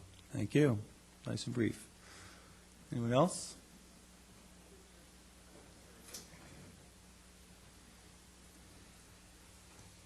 Jan Vandersloot, Newport Heights. I also agree with the approving the concept plan and increasing the turf area to the southern part, because I think one of the view issues that you missed earlier when you were talking about City Hall is not the view that's across the library, not that view straight out to the ocean, but the view right up towards the coast. That's the view that you're going to lose if you put City Hall. That was the view I was referring to from the plaza, Jan. Pardon me? That was the view I was referring to from the plaza when I was talking to Mr. Palacios. But I don't think he would. I don't think he understood recognized because that he didn't know what the views were. nuance. But that's what I'm talking about. And by extending the turf area south, then you get that view that's up the coast. When you're saying south, are you saying closer to the library? Yeah, close to the library being south, right. And so I think that when you design this park, you should maximize that view. I mean, the park should go out there and look and see, where's that view? Because if you go too far north, you can't see that view. So you have to be at the right spot. Secondly, as far as the parking lot on top, that may not have to be so big if you consider that there is parking already on Farallon for the park. I mean, you can get about 10 or 12 cars parked on Farallon that can use the park. So you may not have to take up 31 spaces on top. Yeah, how far do you think I can walk, Jan? Come I on, remember I'm getting old. when the senior housing project was considered for this site, they talked about how the seniors were going to love climbing up there to their doctor's Just like they offices. climb up to Back Bay View Park. And then the third, Admitted that this is used besides parks. Senior housing. well, that was true for, in the Sciosa agreement, that was a footnote to any of the open space sites, right? That was just a footnote. And then the third thing, I agree with making minimal changes to the natural water quality feature that you have there, the natural habitat. I don't really think that you need to spend $700,000 on that. In fact, I would spend very little on that. That has been there forever. It's been done by nature, our creator. It looks great. I mean, we don't have to mess with it, is what I'm trying to say. We don't have to spend the money on it. So I hope that you do approve the concept. Thank you. Thank you, Jan. Thank you for being a good sport. Anybody else that'd like to speak? Okay, seeing no one, I'll close public comment. I'm glad that we finally got a conceptual design. I mean, I didn't really know what this park was going to look like until I saw it, so I think it was a good exercise and time well spent. I'm sorry to hear that we haven't vetted it further through other departments for their comments before it was brought to the council. If we were ever going to build a park here on the entire parcel with no city hall there, I'd say, hey, this plan looks as good as probably any other plan. I would agree with Jan that we probably don't need as many parking spaces up on top because I don't think it's going to be used a whole heck of a lot. So I guess we agree for different reasons, Jan, but Really won't be used if you don't provide parking. yeah, it really won't be used if we don't provide parking. But it gets back to what I said before. I think we need to focus on active parks, not passive parks, and so I will not support Councilman Selich's motion. I think also, in light of the fact that there is an initiative out there, that I feel that the signatures will be coming back fairly soon, and that there will be a vote at some point in time on whether or not to put City Hall on this property, to move forward and blow another couple $100,000 in engineering fees, as our Public Works Director has said, is not a wise way to expend our funds. I'd rather see that $200,000 spent on a design for Marina Park or Sunset Ridge Park or any other active park in town that we're going to build that has a demonstrated need today, not for residents that may live in Fashion Island at some point in the future, may not, depending on how our negotiations come out with the Irvine Company or other landowners there. So my feeling is it's not a bad design. Probably can use a little more tweaking, but at this point in time, I can't support spending more money on passive parks when we have other active park needs in town for residents that are already living in town and suffering from a lack of active park space in their section of town. That's all I have to say about it. I can't support the motion either. I'm slightly different. I feel that a $10 million difference between the other site and this one, maybe a $15 million difference is significant, and that I don't feel that I can support even though I do like the idea of paying engineers more money to keep on doing things, I just don't think that those plans are ever going to be used. And I'm sorry to see us wasting money on a design that won't be used, particularly with the large difference between this site and the other site. I'd also like to add that all the design elements in here, with the turf area, the restrooms, the parking, the tot lot, even the amphitheater, all can be incorporated in a park next to City Hall, and that we would not have to suffer, any loss of quality of the experience of using this park, and as far as the suitability size for the demand that I think that will be anticipated. If anything, I think it'll be the other way, that there'll be more demand on a park next to City Hall than this one will have. So, is there anybody else that wants to make a comment? Okay, please vote. With Councilmember Daigle, Webb, and Mayor Rosansky voting no, the motion carries. Okay, our last last agenda item we have any more agenda items? I think we're out of agenda items. Oh, the league thing, sorry. Okay. I nominate that we appoint Leslie to attend the league meeting in Sacramento as our official. I'll second that. Gosh, are you sure I can swing Open it for 4 public votes? comment. Seeing none, please vote. Okay, before you leave, we are adjourning the meeting in honor of Rob Masters, who's an employee, and since Don worked with Rob and knew him, I'm going to let him speak. Rob Masters passed away after a short illness while he was visiting back east on July 19th. Rob began work with the city in August of 1989. He was a very unique individual in that he was one of our public works inspectors. He ended up being our senior inspector, but he was a little more than that because his hobby and training was as an archaeologist, and so he had dual roles for the city and what better way to do that than construction inspection, because I can remember the Irvine Avenue bike trail, him coming into the office and saying, "Don, got to shut it down. We found a bone." And we did. We shut it down, and they excavated, and they found a little bit more than just one bone. And he turns around and several years later does the exact same thing on the north end of this park. When we widened MacArthur Boulevard, we found an entire skeleton there. Thanks to Rob, he worked and was able to quickly work out with the Native American Association how to do it. But he had many more talents than that. You can enjoy some of his talents by just going up to the Cliff Drive Park behind the Girl Scout house. There's a mosaic that he created as a part of that park on his own. So he wasn't a hired artist. He worked with, I think, some other students and put it together. He was into stained glass work and had a number of stained glass windows that he made, and he occasionally would display them down here when we had deploy programs. It's kind of interesting. He and his wife would ride around on a golden wing motorcycle. He had fun, too. And they liked to square dance. And I know that Rob really put his heart into turning out the best product that could be turned out as far as our public works projects are concerned. And I always appreciated his advice, and he was a good city employee, and we'll miss him. Thank you, Don. We're adjourned.